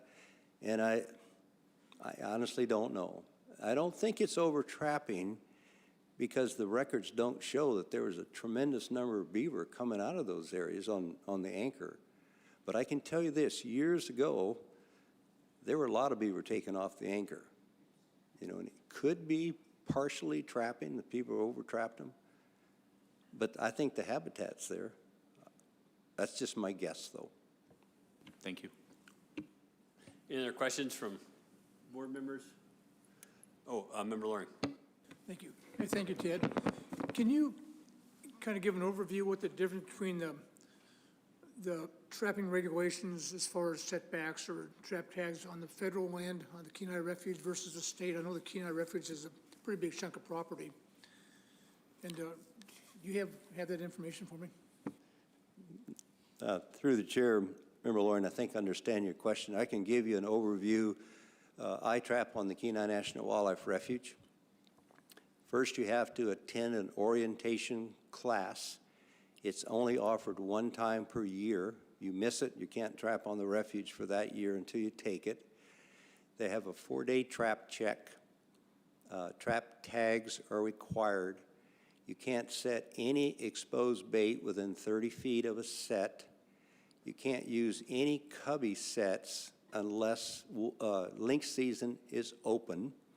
You cannot operate a snow machine above tree line. And there's several other places like canoe system, you can't operate a snow machine. You cannot operate a snow machine on the refuge until at least December the 1st with a foot of snow and all the lakes are sufficiently frozen. And then if it warms up or something like they did last year, it opened December 1, closed December 30th after a little warm spell and rain, and it never reopened. This year, it opened September 5, and it's still open right now because we still have adequate snow. Every year, it is an absolute battle with the refuge to get the snow machine season open for trappers or even snow machiners. If you want to go out on a lake and go ice fishing with your family, you can't do it if there's a, the refuge doesn't have enough snow. I hope I answered some of your questions. You just did. It seems like it's pretty tough to trap in the refuge unless you have all kinds of restrictions. Most people wouldn't trap. Alberette would not trap on the refuge. Hey, Ted, what percentage of the Alaska Trappers membership takes advantage of like the forward-looking night vision to take fur bearers? Do you have any sort of idea or guess? Mr. Chairman, none of us are at that high enough pay grade to own one of those. I don't know of anybody that has one. No. The simple answer is no. Thanks. Other questions from board members? If not, Ted, thanks a whole bunch for your testimony. Thank you. And we'll call up Diane McLean.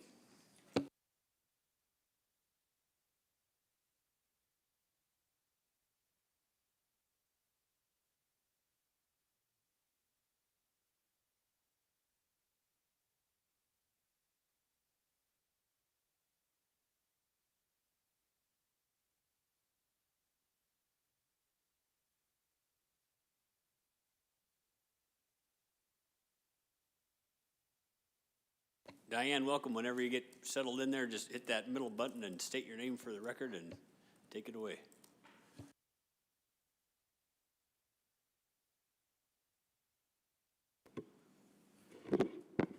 Good afternoon, Chairman, members of the board, and department staff. My name is Diane McLean.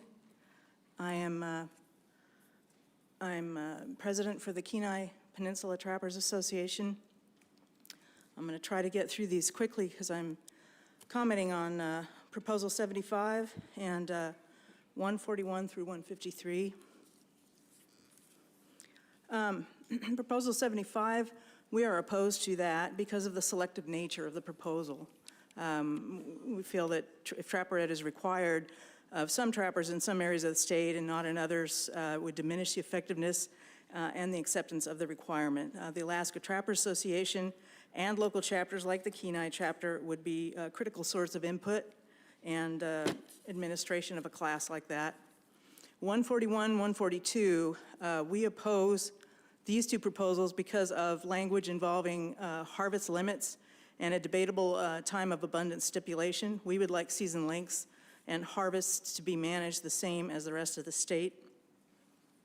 143, 144, we support Proposal 143 amended to a season date of December 1 through the end of February. This would make trapping of lynx, wolves, wolverine, coyotes something that could be done more efficiently and with less restriction by regulation of a single species. Current seasons make trapping for canines concerning because of the potential for early season catches of lynx. And some trappers do not even attempt setting for canines for wolves if lynx season is closed. In Unit 15, with the refuge there, as Ted said, you can't trap with cubby sets if lynx season is not open. So for many trappers, wolverine season ends when lynx season ends. Season dates of December 1 through the end of February would solve a lot of that problem and provide more opportunity. 145 and 146 were opposed to these, no trapping areas and setbacks. This proposal covers many trails and does not consider the threat from loose-running dogs that motivate many of these proposals. Sources cited in support are anonymous, and therefore we don't know if they even exist. Repeatedly claim there is support from the U.S. Forest Service, District Ranger in Seward, even though the Chugach Forest has no such restrictions. There's also mention of the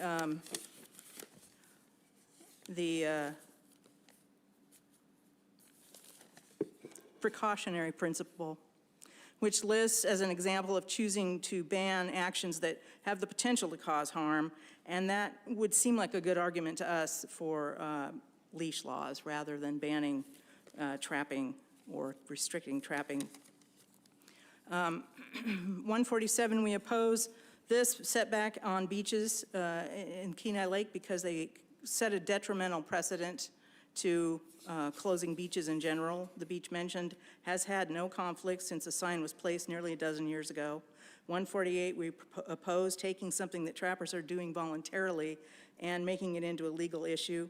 It creates an unnecessary burden on trappers, especially in areas where anti-trapping activists are pulling down signs or trappers are experiencing theft. 149, we oppose more setbacks and more restrictions to trapping on many more trails. Again, dogs on leashes are safe. Dogs off leashes are a threat to people and wildlife, including kids, because we had a kid in the Mat-Su last August that was had their ear torn up real bad by a dog. 150 ID tags, we oppose this. It's already been proven to be a constant source of contention and legal jeopardy for trappers trapping on the Kenai Refuge where it's been in place for a number of years. Trappers have experienced this in their mind as a form of harassment, and they don't want to see it spread to other parts of the state. Despite original agreements that trap tags would only be investigated if there were an incident or if an officer suspected other wrongdoing, trap tag compliance has become a major enforcement issue and resulted in traps being excavated from sets just to look and see if there's a tag. Wildlife officers with little to no experience have ruined complete trap lines by driving and walking over and around trap sets for wolves and coyotes that then remain unproductive for the rest of the season. Often their main issue is whether or not there's a tag. Even when a tag is found, sometimes the officer continues to look, excavating sites and sets looking for tags.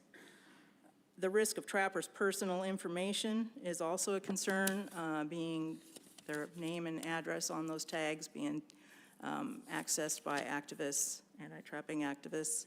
151, we support an amendment to this.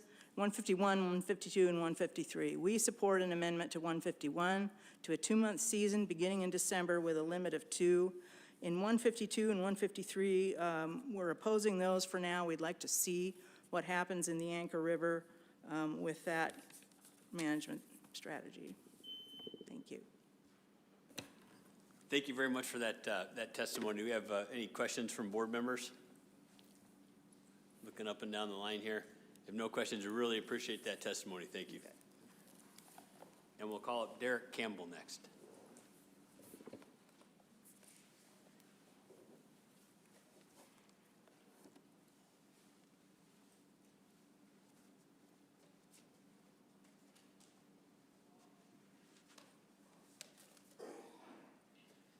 I'll be PC 37.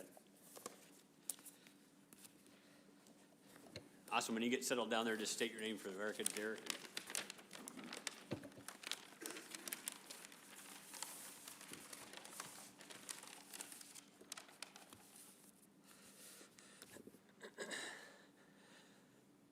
Good afternoon, Mr. Chair and members of the board. My name is Thomas Derek Campbell. I'm a Kodiak resident, a remote property owner, a subsistence hunter, and a registered guide. I'm here first to oppose Proposal 206. This proposal moves the road system boundary from Saltry River to Wild Creek. On paper, that may seem like a reasonable response. And I have a map here showing the movement. This is the current road system line here in black. And then I have the new proposed line in red.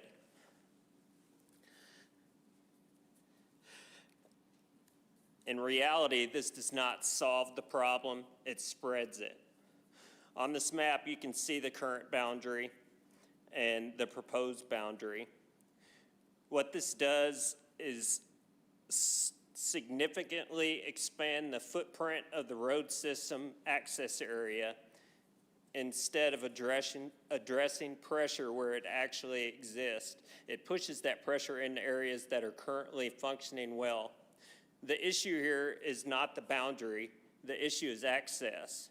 Pressure is concentrated in specific, easily reached areas, primarily where UTV and road access allow repeated use. Expanding the boundary does not reduce that pressure, it simply redistributes hunters across a larger landscape.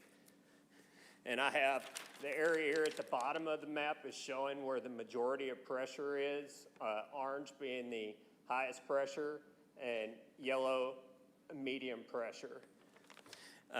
As a solution, if the line must be moved, I recommend the board go to the peak of Center Mountain and then cut over to Wild Creek so that we don't include this large area that's not receiving as much pressure. And due to time, I'm going to move on. I also oppose proposal 223 through 229. I understand this proposal is intended to increase resident hunting opportunity. However, I'd like to focus on the potential unintended ecological consequences that have not been fully considered. Guided non-resident hunters typically have higher success rates than unguided resident hunters.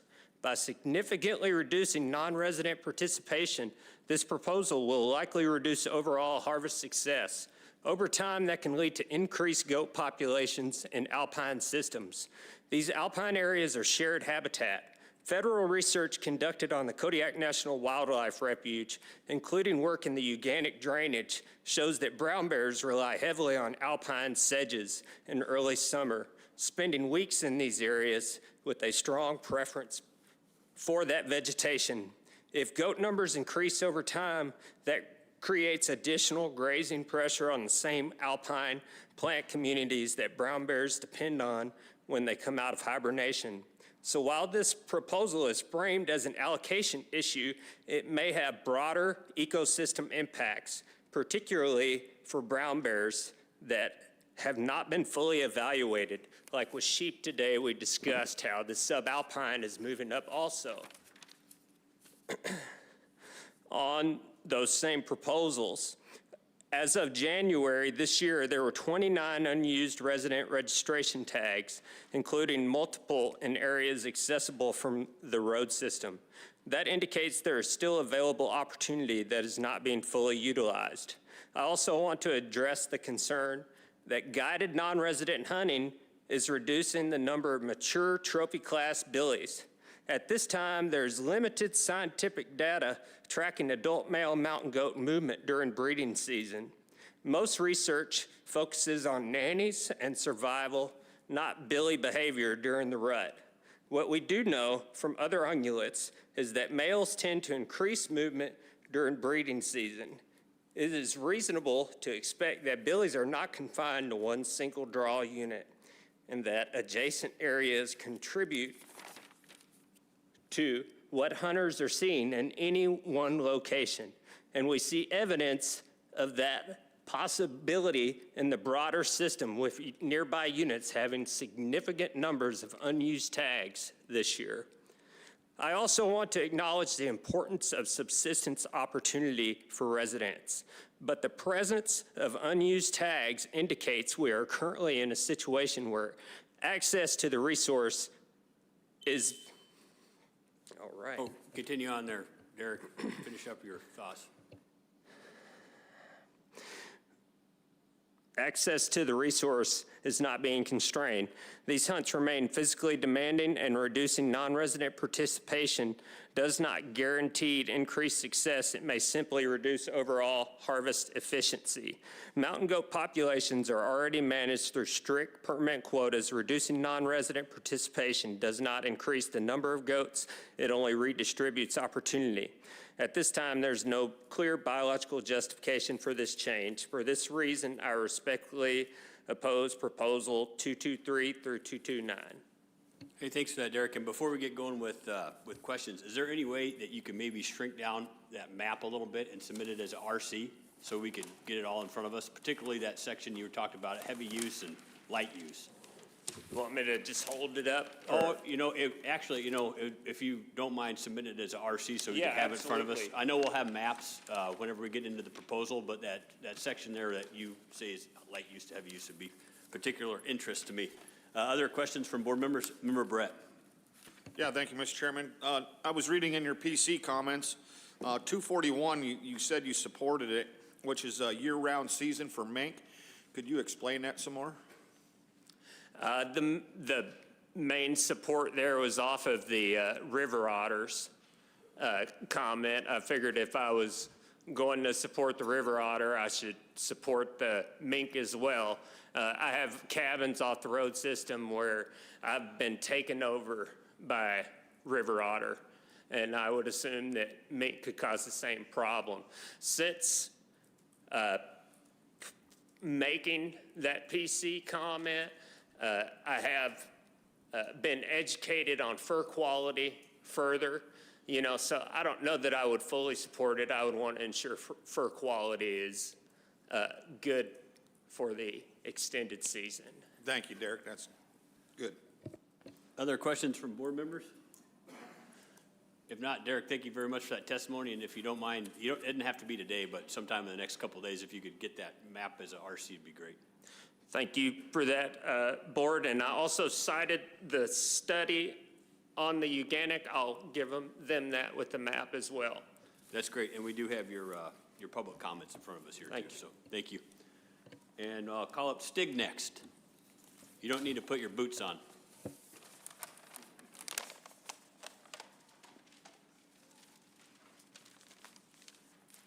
I just hit the button. Board of Game, thank you guys, everybody that's here, public, thank you. My name is Stig Ingve. I authored proposals 198, 209, 220, 234, 235, and 245. I'm a born and raised Kodiak Islander, 40 years. I'm in favor of proposal 198. There's too much deer hunting pressure around our island during November and December, and there's been no solutions. Nothing is currently being put forth regarding escalating numbers of transporters and non-resident deer hunters, not by the public, not by the U.S. Fish and Wildlife Service, not by the Big Game Commercial Services Board, not Fish and Game. So I want everyone to have a safe, more successful and enjoyable deer hunting experience on Kodiak Island, and this proposal is my happy medium solution to that. I'm not in favor of proposal 199 to 204, especially with the severity of the current winter we're having and the death toll it's taken on our deer. They're dropping like flies right now. Please note that 4 of the last 6 winters have also been harsh, and current numbers of deer are trending towards the lower end of ideal. Fish and Game couldn't put a numerical value on that. Nobody can. It's either good hunting or decent or crappy or awesome. It hasn't been good since 2019. It's been more on the side of not very good since 2019. Anyway, this harvest statistics will show you that. I want to also note that the steady increase of non-resident deer hunting pressure in Unit 8, regardless of bag limit, has gone up and up and up, while the resident pressure has been steady or decreasing in harvest due to the lack of deer in coastal areas where 90% of our harvest takes place. My original proposal in 2023 for a deer limit reduction, I called for a 1 deer non-resident limit, because we were at rock bottom with our deer population in 2023. And what a lot of people don't realize is I also called for a reduction in the resident limit. I wanted the resident limit dropped from 3 to 2. And somehow that got lost in translation at our advisory committee meeting. It just got forgotten or overlooked, and it's been in absentia for the last 3 years. So my motivation is to treat all user groups equal regarding the use of the resource and how that resource is utilized, starting with the well-being of the resource itself first, and then Unit 8 residents eating deer second, Alaskans third, and non-residents last. I want to eat deer and I want to have quality hunting the same as everybody else. Having a higher deer limit is not the solution, not when we don't even have 50,000 animals on our whole island. I wish Fish and Game could manage this with emergency power to adjust bag limits accordingly from 1 year to the next when we do have favorable winters. But this is my proposal to do something about it. Proposal 209, I would just as soon get rid of it outright. Right now, the timing is wrong and the wording is atrocious. Get rid of that one, don't waste any time on it. I am in favor of proposal 220 and 234. The one that I'm the most passionate about is, where Ted Spraker, is that, I should know his name. Anyway, when Ted was talking about wounded bears, speaking with such fervor about it, I feel the same way. 235, proposal 235, it's a no-brainer. It promotes sound resource management, fair chase hunting ethics, and morality, and it should have been a cornerstone of Kodiak bear management from statehood. Please make that one happen. Not in favor of 247. We don't have predators on Kodiak. Foxes are predators. Okay, sure, they eat bird eggs. I guess they're a predator. We don't have predators here. We don't have a lack of daylight here. We don't need thermal vision. A lot of these seasons overlap. Rebecca Skinner couldn't address that fully earlier because she didn't know the answer. But with thermals, trapping season opens November 8th, I believe. Bear season goes till November 30th. Deer season goes till the end of January if you're hunting on federal land. Trapping season for beaver, to answer your question, goes till the end of April. Bear season opens April 1st. So theoretically, you could have a 375 H&H with thermals hunting beavers. And you could use it to find a wounded bear or a bear coming out of its den or a bear in the brush. There's all kinds of ways to abuse thermals. We don't need them on this island. This island is sacred in a lot of ways. The fact that you can't land a Super Cub with tires anywhere you want because the terrain sucks. We don't need thermals. Keep this place fair chase and keep it the way it's always been for millennia. That's all I've got to say. Thank you, guys. Thanks for that, Stig. And I'm going to start out. We got a couple questions probably. My first one being on 235, count a wounded bear against the hunter's bag limit in Unit 8. What do you think about what Ted said about amending that and having it be a statewide regulation? Even better. Even better. Other board members' questions? If not, Stig, thanks a whole bunch for your testimony. Thank you for your time. And I think we've got time for one more testifier here. Carrie Ivory.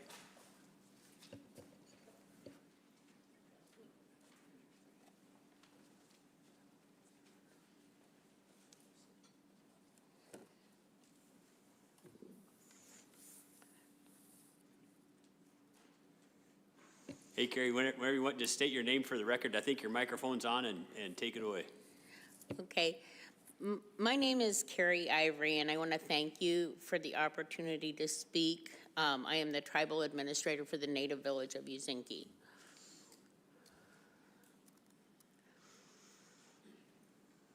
Oh, am I supposed to keep going? I'm sorry. I'm here because the native village of Uzinki, which is a small village on Spruce Island north of Kodiak, accessible only by air and sea, it would like to oppose Proposal 210 for multiple reasons. When we got these tags for our villages, it had been years since any of our community members had gotten an elk tag in the lottery drawing.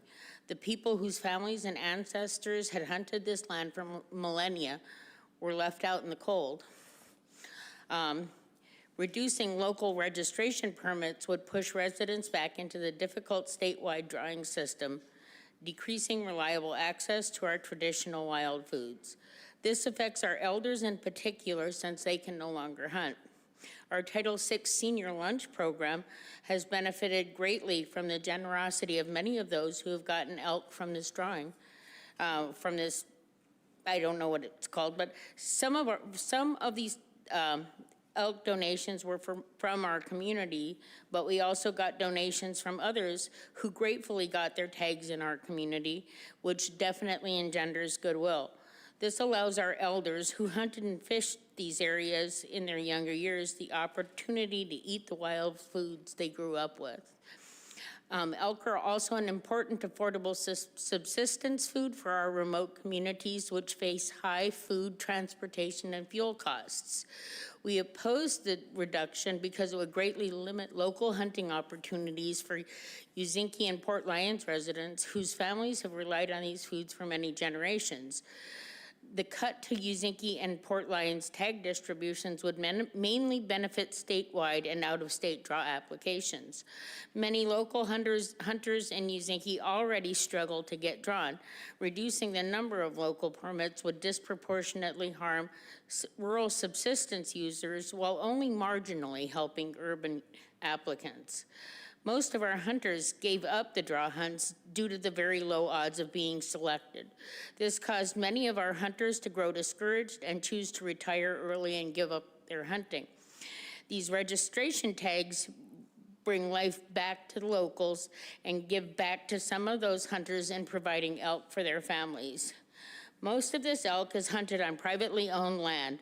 The owners are Kodiak, a Fognak Native Corporation, natives of Kodiak, and Uzinki Native Corporation. All have long-standing local relationships with these hunters. These landowners help maintain access, which could change at any given moment. These are traditional hunting and fishing grounds that our tribes have been hunting and fishing since before the first Russian settlers arrived in Alaska, and they should be able to continue to hunt and fish in these lands with as little red tape as possible. This is a food source, true, but to our communities, it is also a spiritual connection to their ancestors and to this land which has sustained them for millennia. Alaska is a beautiful, pristine landscape with tourists who are more and more interested in exploring our region. Local hunters and knowledge bearers keep it that way. Preference for rural communities to be utilized to give out a fraction of these tags is not just a privilege, but a nod to the vital role we play in this region in maintaining our lands and sharing them with those who want to take an interest in sharing our resources. Carrie, thanks a whole bunch for that testimony. It was great. Questions from board members? Member Loring. Hey, Carrie, thank you for your testimony. On this RE 752, where the permits are available in person in Uzinki and Port Lions, those are the permits you're talking about? I'm sorry, could you repeat that? The permits that are available in person in Port Lions and Uzinki beginning September 22nd, is that the permits that you don't want to lose? Yes, they come out to Uzinki. The Department of Fish and Game comes out to Uzinki and distributes tags through the Uzinki Native or the Uzinki tribal offices, and they also distribute tags in Port Lions. These tags are available to everybody. They're not available only to residents of Uzinki and Port Lions. So it's still an open registration. And in the first year, I think we had a couple of non-native residents who got tags there.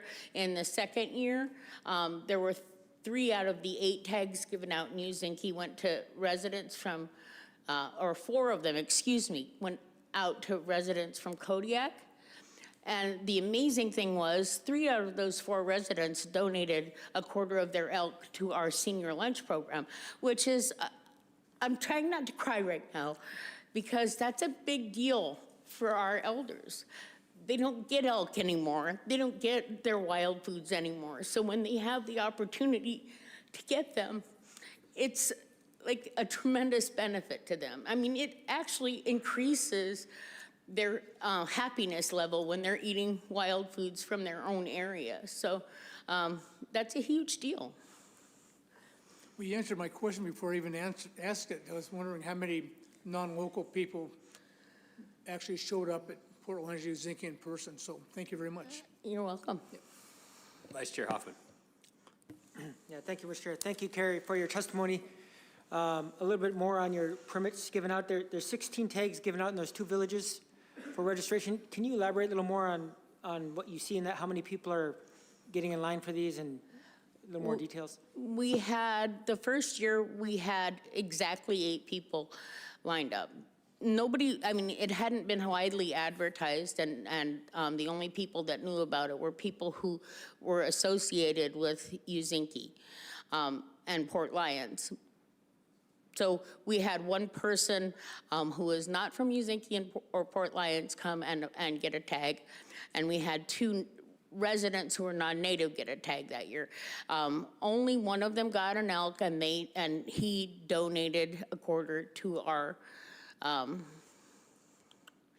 senior lunch program. So I'm sorry, I lost track of your question. I'm really nervous. I'm not used to talking to this many people. Sorry. Yeah, thank you. That was pretty much just more details, like how long they were getting in line before these tags and how many people were in line, and just those general questions. I was just a little more curious about. Okay, we had people in line overnight the first year. We had people lined up at the tribal building the night before. The second year, we had people who came from Kodiak a few days prior and tried to line up at the tribe, but we told them they had to line up across the street because we didn't want the line to be there before. I mean, we wanted everybody to have an equal opportunity to get in line. So we did have, those were the 3 gentlemen who were first in line, and they got their tags, and 2 of them got their deer, so it was wonderful. Member Brett. Yeah, thank you, Mr. Chairman. Thank you, Carrie. It was really good. So is there just not enough interest in the 2 communities that they're able to get the 16 permits? We could have all 16 people lined up in those 2 communities, but people come from out of town to participate in this, and obviously because the tags are not given out just to our community. It's an open registration.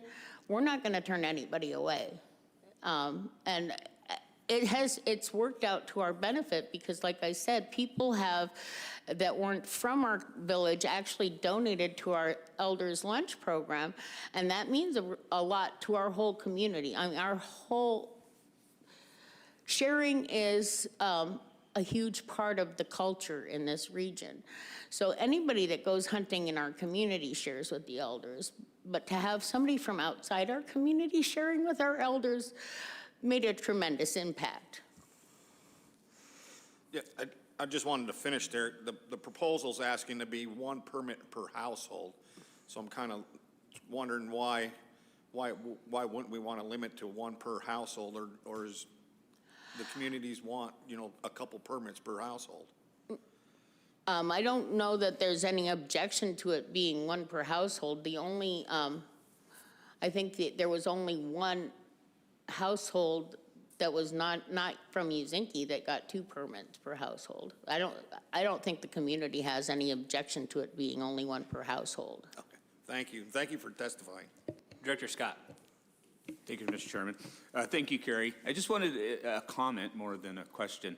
I believe you shared with me this is the first time you've talked to the board. I got to tell you, you knocked it out of the park.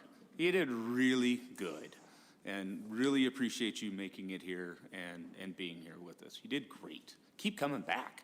Thank you. Other questions from board members? If not, thank you very much for that testimony. Thank you. I appreciate it. And again, welcome to Kodiak. Thank you. And with that, guys, it's a little bit after 5, so we're going to break here till tomorrow morning at 8:30. We'll see everybody back. Thank you. Oh, yeah, and from 6 to 8, we have that trapping class that Ted's going to be teaching. And is it in this room? It's right in this room, so.